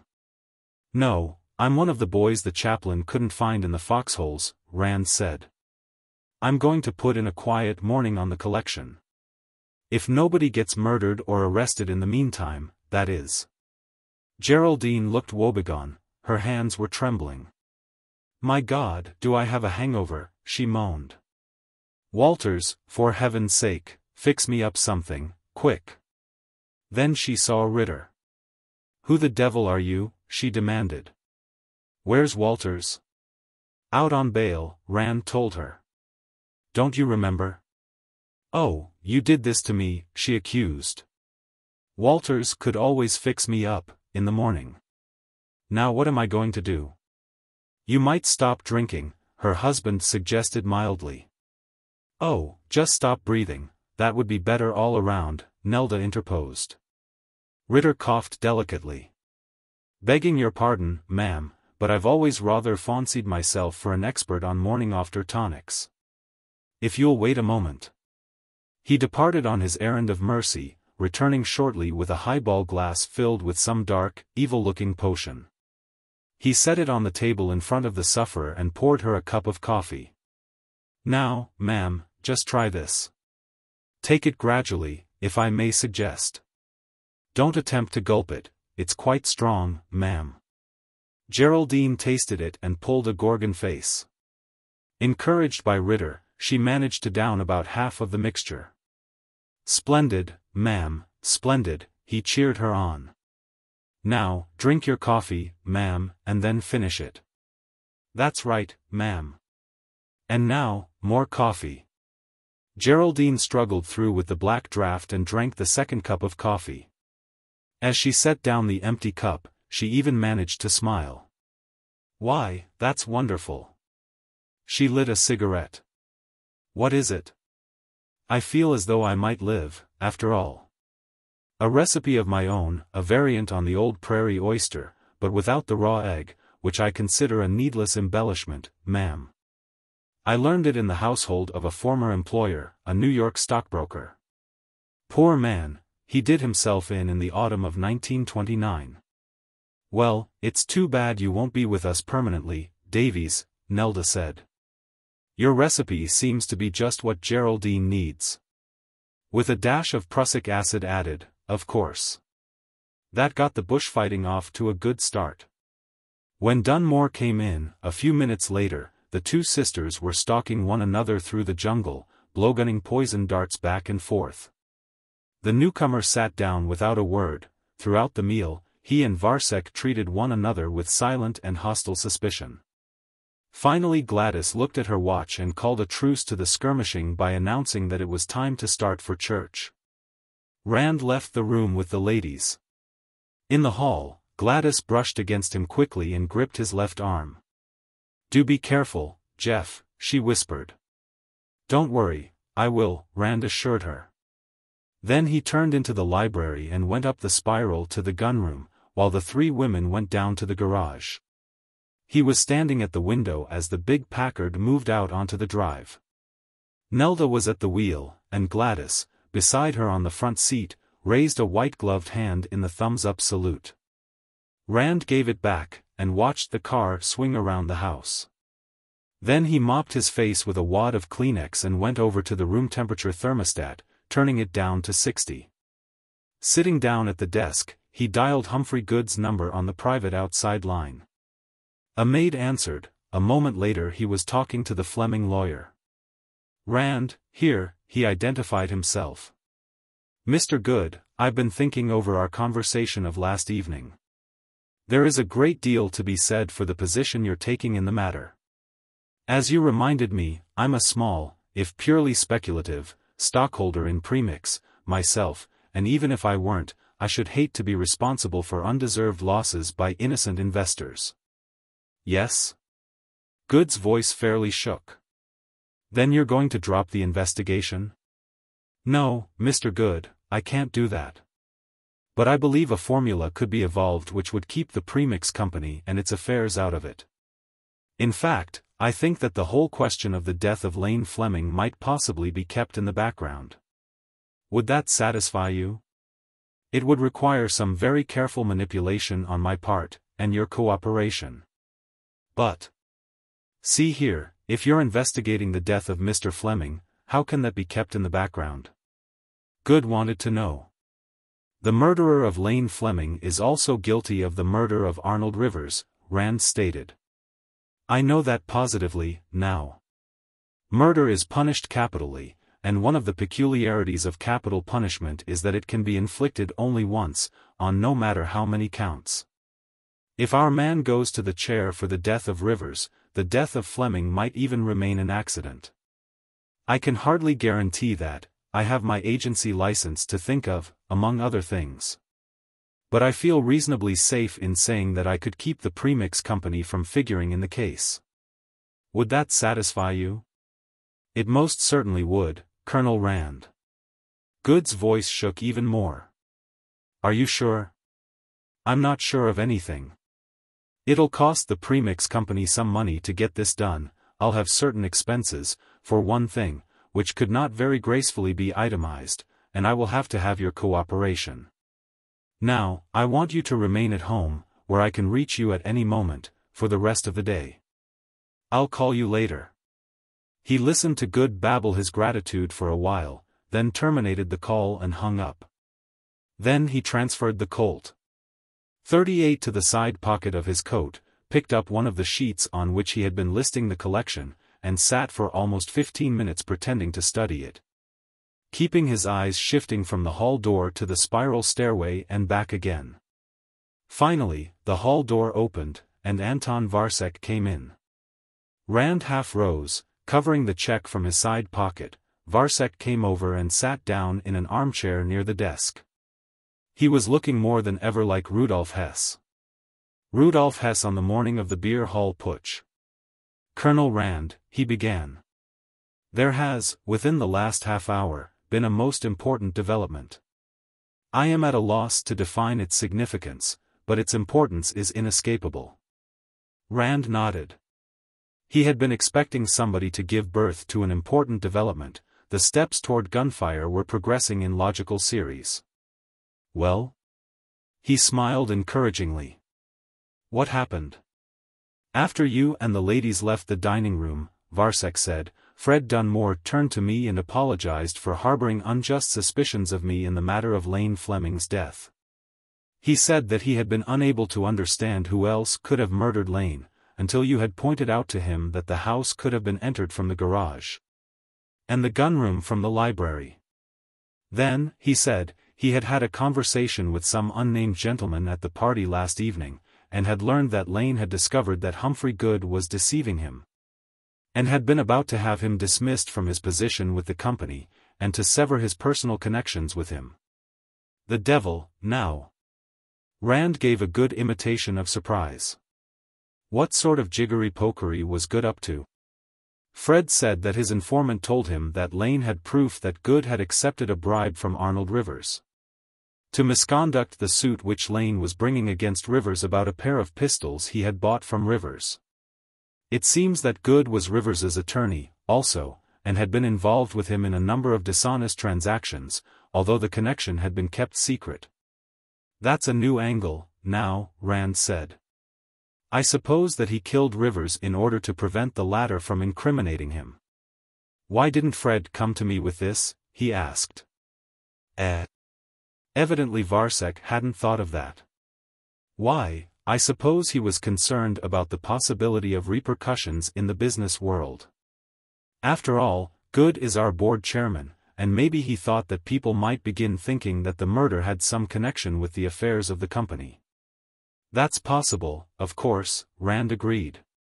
"And what's your own attitude?" "Colonel Rand, I cannot allow these facts to be suppressed," the Czech said. "My own position is too vulnerable. You've showed me that. Except for the fact that somebody could have entered the house through the garage, the burden of suspicion would lie on me and Fred Dunmore." "Well, do you want me to help you with it?" Rand asked. "Yes, if you will." "It would be helping yourself, also, I believe," Varsek replied. "Fred is downstairs, now, in the library. I suggest that you and I go down and have a talk with him. Maybe you could show him the folly of trying to suppress any facts concerning Lane's death." "Yes, that would be both foolish and dangerous." Rand got to his feet, keeping his hand on the .38 Colt. "Let's go down and talk to him now." They walked side by side toward the spiral, Rand keeping on the right and lagging behind a little, lifting the stubby revolver clear of his pocket. Yet, in spite of his vigilance, it happened before he could prevent it. A lance of yellow fire jumped out of the shadows of the stairway, and there was a soft cough of a silenced pistol, almost lost in the click-click of the breech action. Rand felt something sledgehammer him in the chest, almost knocking him down. He staggered, then swung up the Colt he had drawn from his pocket and blazed 2 shots into the stairway. There was a clatter, and the sound of feet descending into the library. He rushed forward, revolver poised, and then a shot boomed from below, followed by 3 more in quick succession. "Okay, Jeff." Ritter's voice called out. "War's over." He managed, somehow, to get down the steep spiral. The little .25 Webley and Scott was lying on the bottom step. He pushed it aside with his foot, and cautioned Varsek, who was following, to avoid it. Ritter, still looking like the perfect butler in spite of the .380 Beretta in his hand, was standing in the hall doorway. On the floor, midway between the stairway and the door, lay Fred Dunmore. His tan coat and vest were turning dark in several places, and Rand's own detective special was lying a few inches from his left hand. "He came in here and shut the door," Ritter reported. "I couldn't follow him in, so I took a plant in the hall. When I heard you blasting upstairs, I came in, just in time to see him coming down. You winged him in the right shoulder, he'd dropped the 25, and he had your gat in his left hand. When he saw mine, he threw one at me and missed. I gave him 3 back for it. See result on floor. He'd have gotten away, if you hadn't been on the job, he told Ritter. Then he picked up his own revolver and holstered it. After a glance which assured him that Fred Dunmore was beyond any further action of any sort, he laid the square-butt detective special on the floor beside him. You did all right, Dave, he said. Now, nobody's going to have a chance to bamboozle a jury into acquitting him. He thought of his recent conversation with Humphrey Good. You did just all right, he repeated. So it was Fred, then, he heard Varsek, behind him, say. Then he was lying about this evidence against Good. The Czech came over and stood beside Rand, looking down at the body of his late brother-in-law. But why did he tell me that story, and why did he shoot at us when we were together? Both for the same general reason. Rand explained about the 2 pistols and the planned double killing. With both of us dead, you'd be the murderer, and I'd be a martyr to law and order, and he'd be in the clear. Varsek regarded the dead man with more distaste than surprise. Evidently his experiences in Hitler's Europe had left him with few illusions about the sanctity of human life or the extent of human perfidy. Ritter holstered the Beretta and got out a cigarette. I hope you didn't leave your lighter upstairs, he told Rand. Rand produced and snapped it, holding the flame out to his assistant. Dave, he lectured, the perfect butler always has a lighter in good working order, lighting up the master is part of his duties. Remember that, the next time you have a butling job. Ritter leaned forward for the light. Dunmore was a better shot with his right hand than he was with his left, he commented. He didn't come within a yard of me, and he scored a 12 o'clock center on you. Right through the necktie. Rand glanced down. Then he burst into a roar of obscene blasphemy. $7.50 I paid for that tie, not 3 weeks ago, he concluded. Does your grandmother make patchwork quilts? If she does, she can have it. My God. Varsek stared at Rand unbelievingly. Why, he hit you. You're wounded. Only in the necktie, Rand reassured him. I have a hole in my shirt, too. He reached under the latter garment and rummaged, as though to evict a small trespasser. When he brought out his hand, he was holding a battered .25 caliber bullet. He held it out to show to Varsek and Ritter. Sure, Ritter grinned at Varsek. Didn't you know? Superman. I'm wearing a bulletproof vest. Mick McKenna loaned it to me yesterday, Rand enlightened Varsek. I never wore one of the damn things before, and if I can help it, I'll never wear one again. I'm damn near stewed alive in it. Think how hot you'd be, right now, if you hadn't been wearing it, Ritter reminded him. Then you knew, since yesterday, that he would do this? Varsek asked. I knew one or the other of you would, Rand replied. I had quite a few reasons for thinking it might be Dunmore, and one good one for not suspecting you. You mean my dislike for firearms? That could have been feigned, or it could have been overcome, Rand replied. I mean your knowledge of biology and biochemistry. If you'd killed Lane Fleming, there'd have been no clumsy business of fake accidents, not as long as both of you ate at the same table. He'd have just died, an unimpeachably natural death. He turned to Ritter. Dave, I'm going upstairs, I want to get out of this damned coat of mail I'm wearing. While I'm doing it, I want you to call Carter Tipton, at the Jarrett place, and Humphrey Good, and Mick McKenna, in that order. Tell Good to get over here as fast as he can, and come up to my room.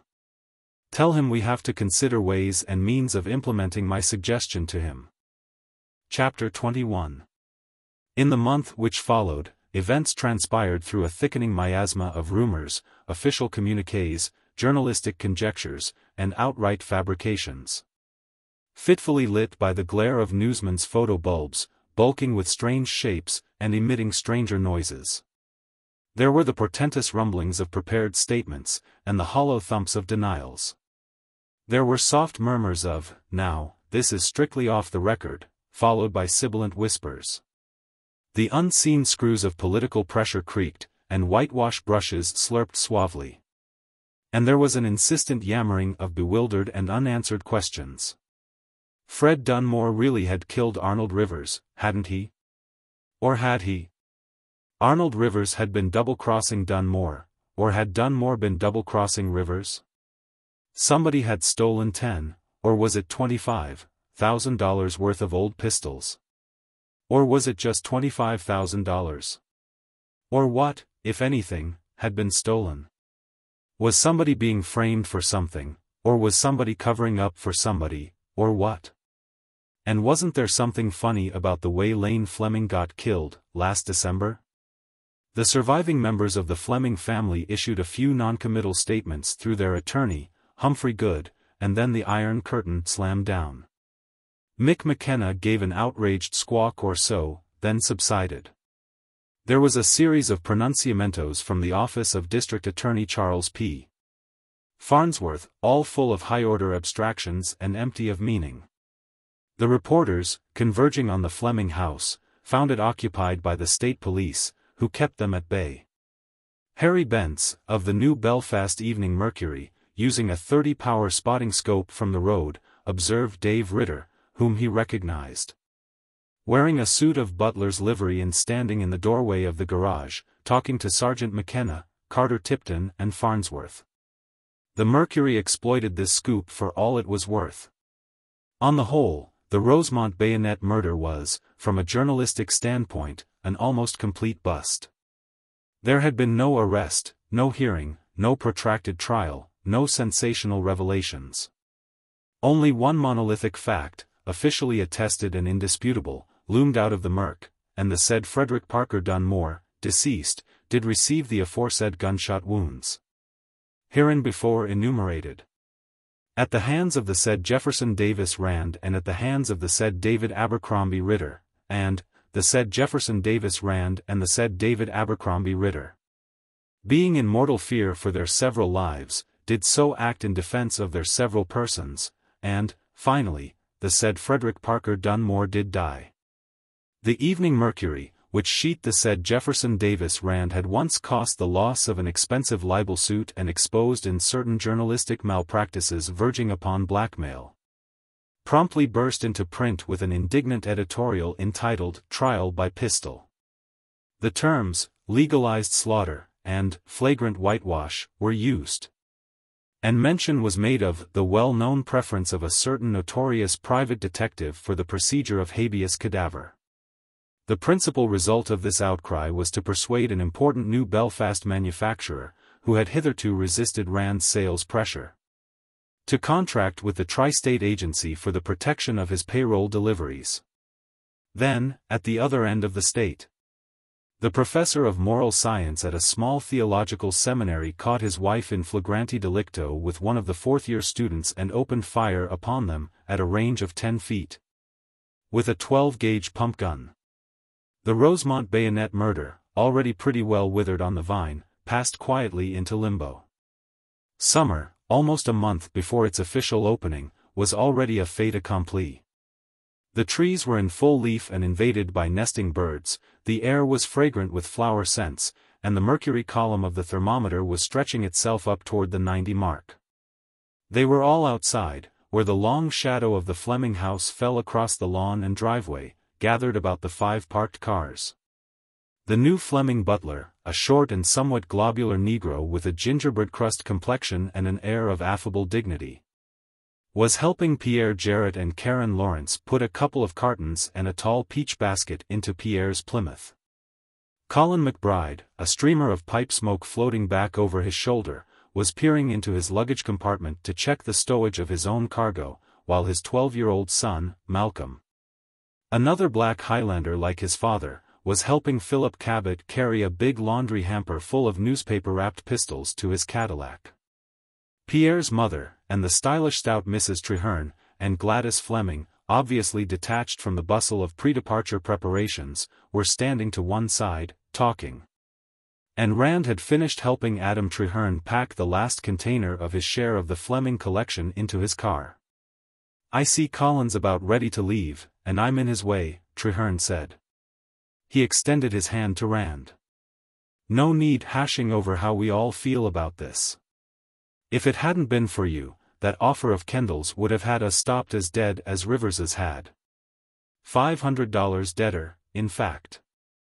Stephen Gresham, carrying a package-filled orange crate, joined him, setting down his burden. His wife and daughter, with another crate between them, halted beside him. "Haven't you got your stuff packed yet, Jeff?" Gresham asked. "Jeff's been helping everybody else," Irene Gresham burst out. "Come on, everybody, let's go help Jeff pack. You're going to have dinner with us, aren't you, Jeff?" "Oh, sorry. I have some more details to clear up. I'm having dinner here, with Mrs. Fleming," Rand regretted. "I'll pack my stuff later." Mrs. Jarrett, Mrs. Treherne, and Gladys came over. One by one the rest of the group converged upon them. Then, when the goodbyes had been said, and the promises to meet again had been given, they parted. One by one the cars moved slowly down the driveway to the road. Only Gladys and Rand, standing at the foot of the front steps, and the gingerbread brown butler were left. My. That was some party," the Negro chuckled, gathering up 3 empty pasteboard cartons and telescoping them together. "Dinner'll be ready in about half an hour, Mrs. Fleming. Shall I go mix the cocktails now?" "Yes, do that, Reuben." In the drawing room. She watched the servant carry the discarded containers around the house, then turned to Rand. "You know, not the least of your capabilities is your knack of finding servant replacements on short notice," she told him. "My general factotum, Buck Pendexter, is a prominent personage in New Belfast colored lodge circles," Rand said. "When your cook and maid quit on you, the day of the blow-up, all I had to do was phone him, and he did the rest." He got out his cigarettes, offered them, and snapped his lighter. "I notice you're having cocktails in the drawing room now." "Yes. I suppose, in time, I'll stop imagining I see Fred Dunmore's blood on the library floor. I got used to what had happened in the gunroom last December." "Shall we go in?" she asked, taking Rand's arm. The cocktails were waiting when they entered the drawing room, off the dining room. The butler poured for them and put the glasses and the shaker on a low table by a lounge. "I'm afraid dinner's going to be a little later than I said, Mrs. Fleming," he apologized. "Things were kind of stirred up, today, with all those people here." "That's all right, we can wait," she replied. "We won't need anything more, Reuben." Motioning Rand down on the lounge beside her, she handed him a glass and lifted her own. "Now," she began. "Just what sort of skullduggery has been going on?" As of Friday, the top offer for the collection was $25,500, from some dealer up in Massachusetts. And then, on Saturday, you came bounding in with Stephen Gresham's certified check for $26,000. And I seem to recall that the late unlamented Rivers's offer of $25,000 straight had them stopped. Not that I'm inclined to look askance at an extra $500, I can buy a new hat with my share of that, even after taxes, but I would like to know what happened. And I might add, that's only one of many things I'd like to know. The client is entitled to a full report, Rand said, tasting his cocktail. It was a vodka martini, and very good. You know, none of that crowd are millionaires. Adam Treherne, who's the plutocrat of the bunch, isn't so filthy rich he doesn't know what to do with all his money, what the tax collectors leave of it, and the rest of them have to figure pretty closely. The most they could possibly scratch together was $22,000. So I put $4,000 into the pot, myself, bringing the total to $500 over the Kendall offer, and hastily declared the collection sold. Of course, my getting into it meant that much less for everybody else, but 5/6 of a collection is better than no pistols at all. I imagine Colin McBride is honing up his giant DHU for me because I got that big Whitneyville Walker Colt, but what the hell, he got the cased pair of Patterson .34s, and the Texas. 40 with the ramming lever.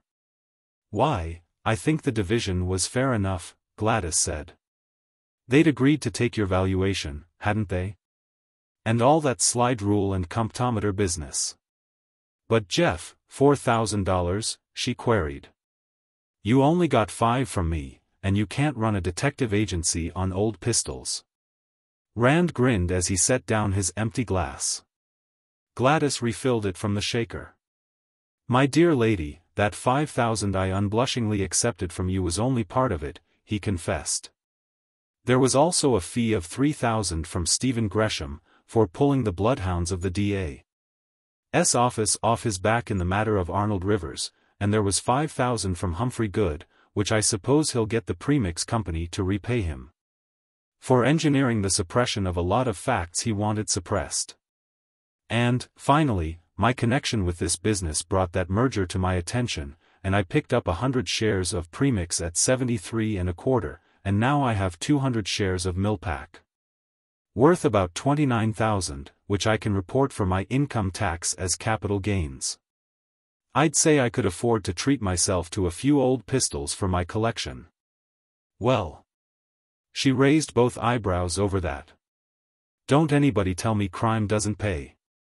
Yes. In my ghoulish way, I generally manage to bear myself in mind, on an operation like this. I make no secret of my affection for money. He lifted his glass and sipped slowly. Look here, Gladys. Are you satisfied with the way this was handled? She shrugged. I should be. When I started out as Lane's blood avenger, I suppose I expected things to end somewhere out of sight, in a nice, antiseptic death chamber at the state penitentiary. You must admit that that business in the library was really bringing it home. There's no question that you got the man who killed Lane, and if you hadn't, I'd never have been at peace with myself. And I suppose all that chicanery afterward was necessary, too. It was, if you wanted that merger to go through, and unless you wanted to see the bottom drop out of your premix stock, Rand assured her. If the true facts of Mr. Fleming's death had gotten out, there'd have been a simply hideous stink. The Millpack people would have backed out of that merger like a bear out of an active bee tree. You know what the situation really was, don't you? She shook her head. I know Millpack wanted to get control of the premix company, and Lane refused to go in with them. I don't fully understand his reasons, though. They weren't important, they were mainly verbal, and unrelated to actuality, Rand said. The important thing is that he did refuse, and Millpack wanted that merger so badly that it could be tasted in every ounce of food they sold. They got Stephen Gresham to negotiate it for them, and he was just on the point of reporting it to be an impossibility when Fred Dunmore came to him with a proposition. Dunmore said he thought he could persuade or force Mr. Fleming to consent, and he wanted a contract guaranteeing him a vice presidency with Millpack, at $40,000 a year, if and when the merger was accomplished. The contract was duly signed about the 1st of last November. Well, good Lord. Gladys Fleming's eyes widened. When did you hear about that? I got that out of Gresham, a couple of days after the blow-up, when it was too late to be of any use to me, Rand said. If I'd known it from the beginning, it might have saved me some work. Not much, though. Gresham was just as badly scared about the facts coming out as Good was. I can't prove collusion between him and Good, but Gresham was helping spread the suicide story, too. Nice friends Lane had. But didn't anybody think there was something odd about that accident, immediately after that contract was signed? Of course they did, but try and get them to admit it, even to themselves. Nobody likes to think that the new vice president of the company murdered his way into the position. So everybody assumed the attitudes of the 3 Japanese monkeys, and made respectable noises about what a great loss Mr. Fleming was to the business world, and how lucky Dunmore was that he had that contract. She looked at him inquiringly for a moment. Jeff, I want you to tell me exactly how everything happened, she said. I think I have a right to know. Yes, you have, he agreed. I'll tell you the whole thing, what I actually know, and what I was forced to guess at. When this merger idea first took shape, last summer, Dunmore saw how unalterably opposed to it Mr. Fleming was, and he began wishing him out of the way. Some time later, he decided to do something about it. I suppose Anton Varsek gave him the idea, in the first place, with his jabber about the danger of a firearms accident. Dunmore decided he'd fix one up for Mr. Fleming. First of all, he'd need a firearm, collector's type and in good working order. It couldn't be one of the guns in the collection. He'd have to keep it loaded all the time, waiting for an opportunity to use it. He couldn't take a weapon out of the collection, because it would be missed, and he couldn't load one and hang it up again, because that would be discovered. So he had to get one of his own, and he got it from Arnold Rivers. You know that? I mean, that's not just a guess. I know it. The gun he got from Rivers was a .36 Colt, 1860 Navy model, serial number 2444, Rand told her. Rivers had that gun last summer. He had it refinished by a gunsmith named Holtz. After Holtz refinished it, the gun was in Rivers's shop until November of last year, when it was sold by Rivers personally. And that was the revolver that was found in Lane Fleming's hand, and the one I got from the coroner, with a letter vouching for the fact that it had been so found. He finished his cocktail. Gladys picked up the shaker mechanically and refilled his glass. Now we have done more with this .36 Colt, loaded with powder, caps and bullets from the ammunition supply in the gunroom, waiting for a chance to use it. And also, he has this Millpack contract in his safe deposit box at the bank. That takes care of the weapon and the motive, only the opportunity is needed, and that came on the 22nd of December, when Mr. Fleming brought home that Confederate Leech and Rigdon .36 he had just bought. It was just a piece of luck that both revolvers were alike in caliber and general type, but it wouldn't have made a lot of difference. Nobody was paying much attention to details, and Dunmore was on the scene to misdirect any attention anybody would pay to anything. Now, we come to the mechanics of the thing. The modus operandi, or, as it is professionally known, the M.O. You remember what happened that evening. Nelda had gone out. You and Geraldine were listening to the radio in the parlor, over there. Varsek had gone up to his lab. Mr. Fleming was alone in the gunroom, working on his new revolver. And Fred Dunmore said he was going to take a bath. What he did, of course, was to draw a tub full of water, undress, put on his bathrobe and slippers, hide the .36 Colt under the bathrobe, and then go across the hall to the gunroom, where he found Mr. Fleming sitting on that cobbler's bench, putting the finishing touches on the Leech and Rigdon.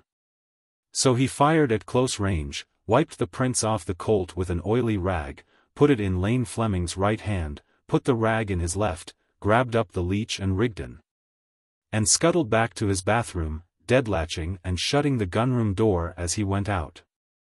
This last, of course, was a delaying tactic, to give him time to establish his bathtub alibi. He lifted the cocktail glass to his lips. These vodka martinis were strong, and 3 of them before dinner was leaning way over backward, maintaining the tradition of the hard-drinking private eye, but Gladys was working on her 3rd. And no client was going to drink him under. So, in the privacy of his bathroom, he kicked out of his slippers, threw off his robe, hid the Leech and Rigdon. Probably in a space between the tub and the wall that I found while we were searching the house, the night before the shooting of Dunmore, and jumped into the tub, there to await developments. As soon as he heard Varsek's uproar in the hall, he could emerge, dripping bathwater and innocence, to find out what the fuss was all about. "Do you know anything about something called general semantics?" he asked suddenly. "Yes. Before I married Lane, I went around with a radio ad writer," she told him. He was a nice boy, but he'd get drunker than a boiled owl about once a month, and weep about his crimes against sanity and meaning. He'd recite long excerpts from his professional creations, and show how he had been deliberately objectifying words and identifying them with the things for which they stood. and confusing orders of abstraction, and juggling multi-ordinal meanings. He was going to lend me his Quran, a book called Science and Sanity, and then he took a job with an ad agency in Chicago, and I got married, Anne. Rand nodded. Then you realize that the word is not the thing spoken of, and that the inference is not the description, and that we cannot know all about anything.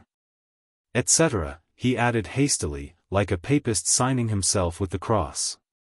Well, some considerable disregard of these principles seems to have existed in this case. Dunmore is seen in a bathrobe, his feet bare and making wet tracks on the floor, his hair wet, etc. Straightaway, one and all appear to have assumed that he was in the tub, splashing soapsuds around, while Lane Fleming was being shot. And Anton Varsek, who can be taken as an example of what S.I. Hayakawa was talking about when he spoke of people behaving like scientists inside but not outside their laboratories, saw Lane Fleming dead, with an object labeled revolver in his hand, and, because of his verbal identifications and semantic reactions, immediately included the inference of an accident in his description of what he had seen. That was just an extra dividend of luck for Dunmore. It got the whole crowd of you thinking in terms of accidental shooting. Well, from there out, everything would have been a wonderful success for Dunmore, except for one thing. Arnold Rivers must have heard, somehow, that Lane Fleming had been shot with a Confederate-36 that he'd bought somewhere that day, and that the revolver was in the hands of this coroner of yours. So Arnold, with his big chisel well ground, went to see if he could manage to get it out of the coroner for a few dollars. And when he saw it, lo! It was the 36 Colt that he'd sold to Dunmore about a month before. Gladys set down her glass. So, she said, things begin to explain themselves. You may say so, indeed, Rand told her. And what do you suppose Rivers did with this little item of information? Why, as nearly as I can reconstruct it, he did a very foolish thing. He tried to blackmail a man who had committed a murder. He told Fred Dunmore he'd keep his mouth shut about the .36 Colt, if Dunmore would get him the Fleming collection. He wanted that instead of cash, because he could get more out of it, in a few years, than Dunmore could ever scrape, and in the meantime, the prestige of handling that collection would go a long way toward repairing his rather dilapidated reputation. Fred should have bumped him off right then. It would have been the cheapest and easiest way out, and he'd probably be alive and uncaught today if he had. But he was willing to pay $10,000 to save himself the trouble, and that's what he told you Rivers had offered for the collection. The $10,000 Dunmore told you Rivers was willing to pay was really the $10,000 he was willing to pay, himself, to keep Rivers quiet. Then I was introduced into the picture, and, as you know, one of my first acts was to go to Rivers's shop and sneer scornfully at Rivers's supposed offer of $10,000. And, right away, Rivers upped it to $25,000. You'll recall, no doubt, that Mr.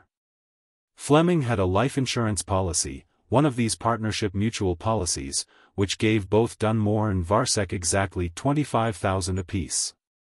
I assume that Rivers had found out about that. I thought, at the time, that it was peculiar that Rivers would jump his own offer up, without knowing what anybody else was offering for the collection. I see, now, that it wasn't his own money he was being so generous with. And there was another incident, while I was at Rivers's shop, that piqued my curiosity.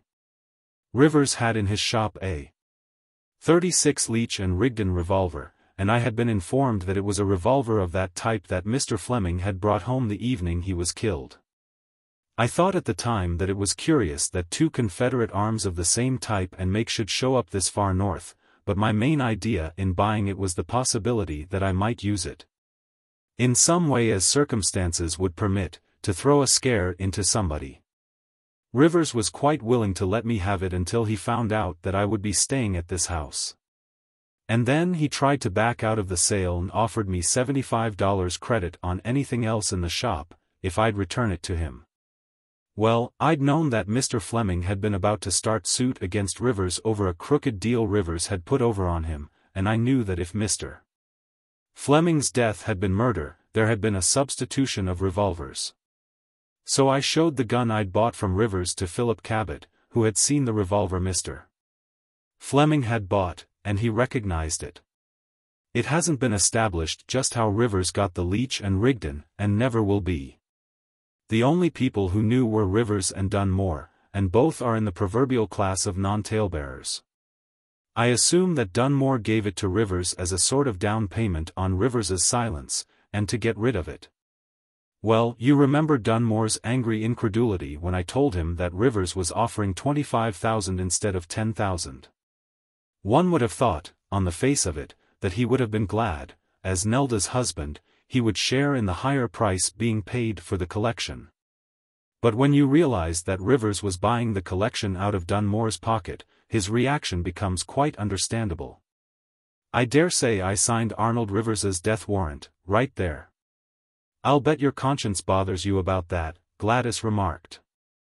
Oh, sure, it's been gnawing hell out of me, ever since, Rand told her cheerfully. But, right away, Dunmore decided to kill Rivers. He called him on the phone as soon as he left the table. Here I'm speaking by the book. I walked in on him, in the gunroom, as he was completing the call, though I didn't know it at the time, and arranged to see him that evening. Probably to devise ways and means of dealing with the Jeff Rand menace, for an ostensible reason. So that night, Dunmore killed Rivers, with a bayonet. And here we have some more Aristotelian confusion of orders of abstraction. The bayonet is defined, verbally, as a soldier's weapon, so Farnsworth and Mick McKenna and the rest of them bemused themselves with suspects like Stephen Gresham and Pierre Jarrett. And ignored Dunmore, who'd never had an hour's military training in his life. I'd like to check up on what picture shows Dunmore had been seeing in the week or so before the killing. I'll bet anything he'd been to one of these South Pacific bonsai operas. And speaking of confusing orders of abstraction, Mick McKenna and his merry men pulled a classic in that line. They saw Dunmore's automobile, verbally defined as a gray Plymouth coupe, in Rivers's drive at the estimated time of the murder. Pierre Jarrett has a car of that sort, so they included the inferential idea of Pierre Jarrett's ownership of the car so described. Well, that's about all there is to it. Of course, I showed Fred Dunmore the Leech and Rigdon, and told him it was the gun I'd gotten from the coroner. That was all he needed to tell him that I was onto the murder, and probably onto him as the murderer. But he had evidently assumed that already. That was after he'd assembled my .38 and that .25 automatic, and was planning to double kill me and Anton Varsek. At that, he'd have probably killed me, if I hadn't been wearing that bulletproof vest of McKenna's. I owe Mick for my life. I'll have to buy him a drink, sometime, to square that. Well, how about Walters, and the pistols he stole? Gladys asked. Didn't that have anything to do with it? No. It was a result of Mr. Fleming's death, of course. I understand that the situation here had deteriorated rather abruptly after Mr. Fleming's death. Walters was about fed up on the way things were here, and he was going to hand in his notice. Then he decided that he ought to have a stake to tide him over till he could get another butling job, so he started high-grading the collection. Gladys nodded.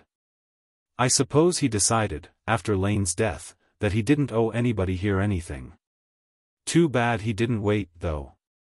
The situation has remedied itself, and that's something else I owe you. Yes?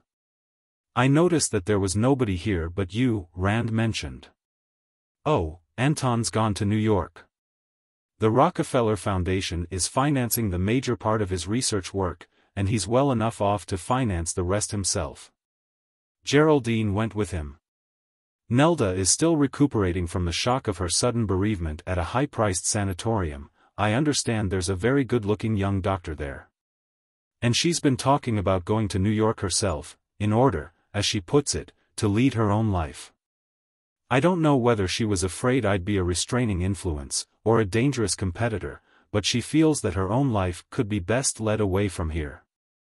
She set down her glass and leaned back comfortably. Peace, it's wonderful. Reuben, the gingerbread butler, appeared in the dining room doorway. "Dinner's served now, Mrs. Fleming," he announced. Rand rose, and Gladys took his arm. Together, they went into the dining room.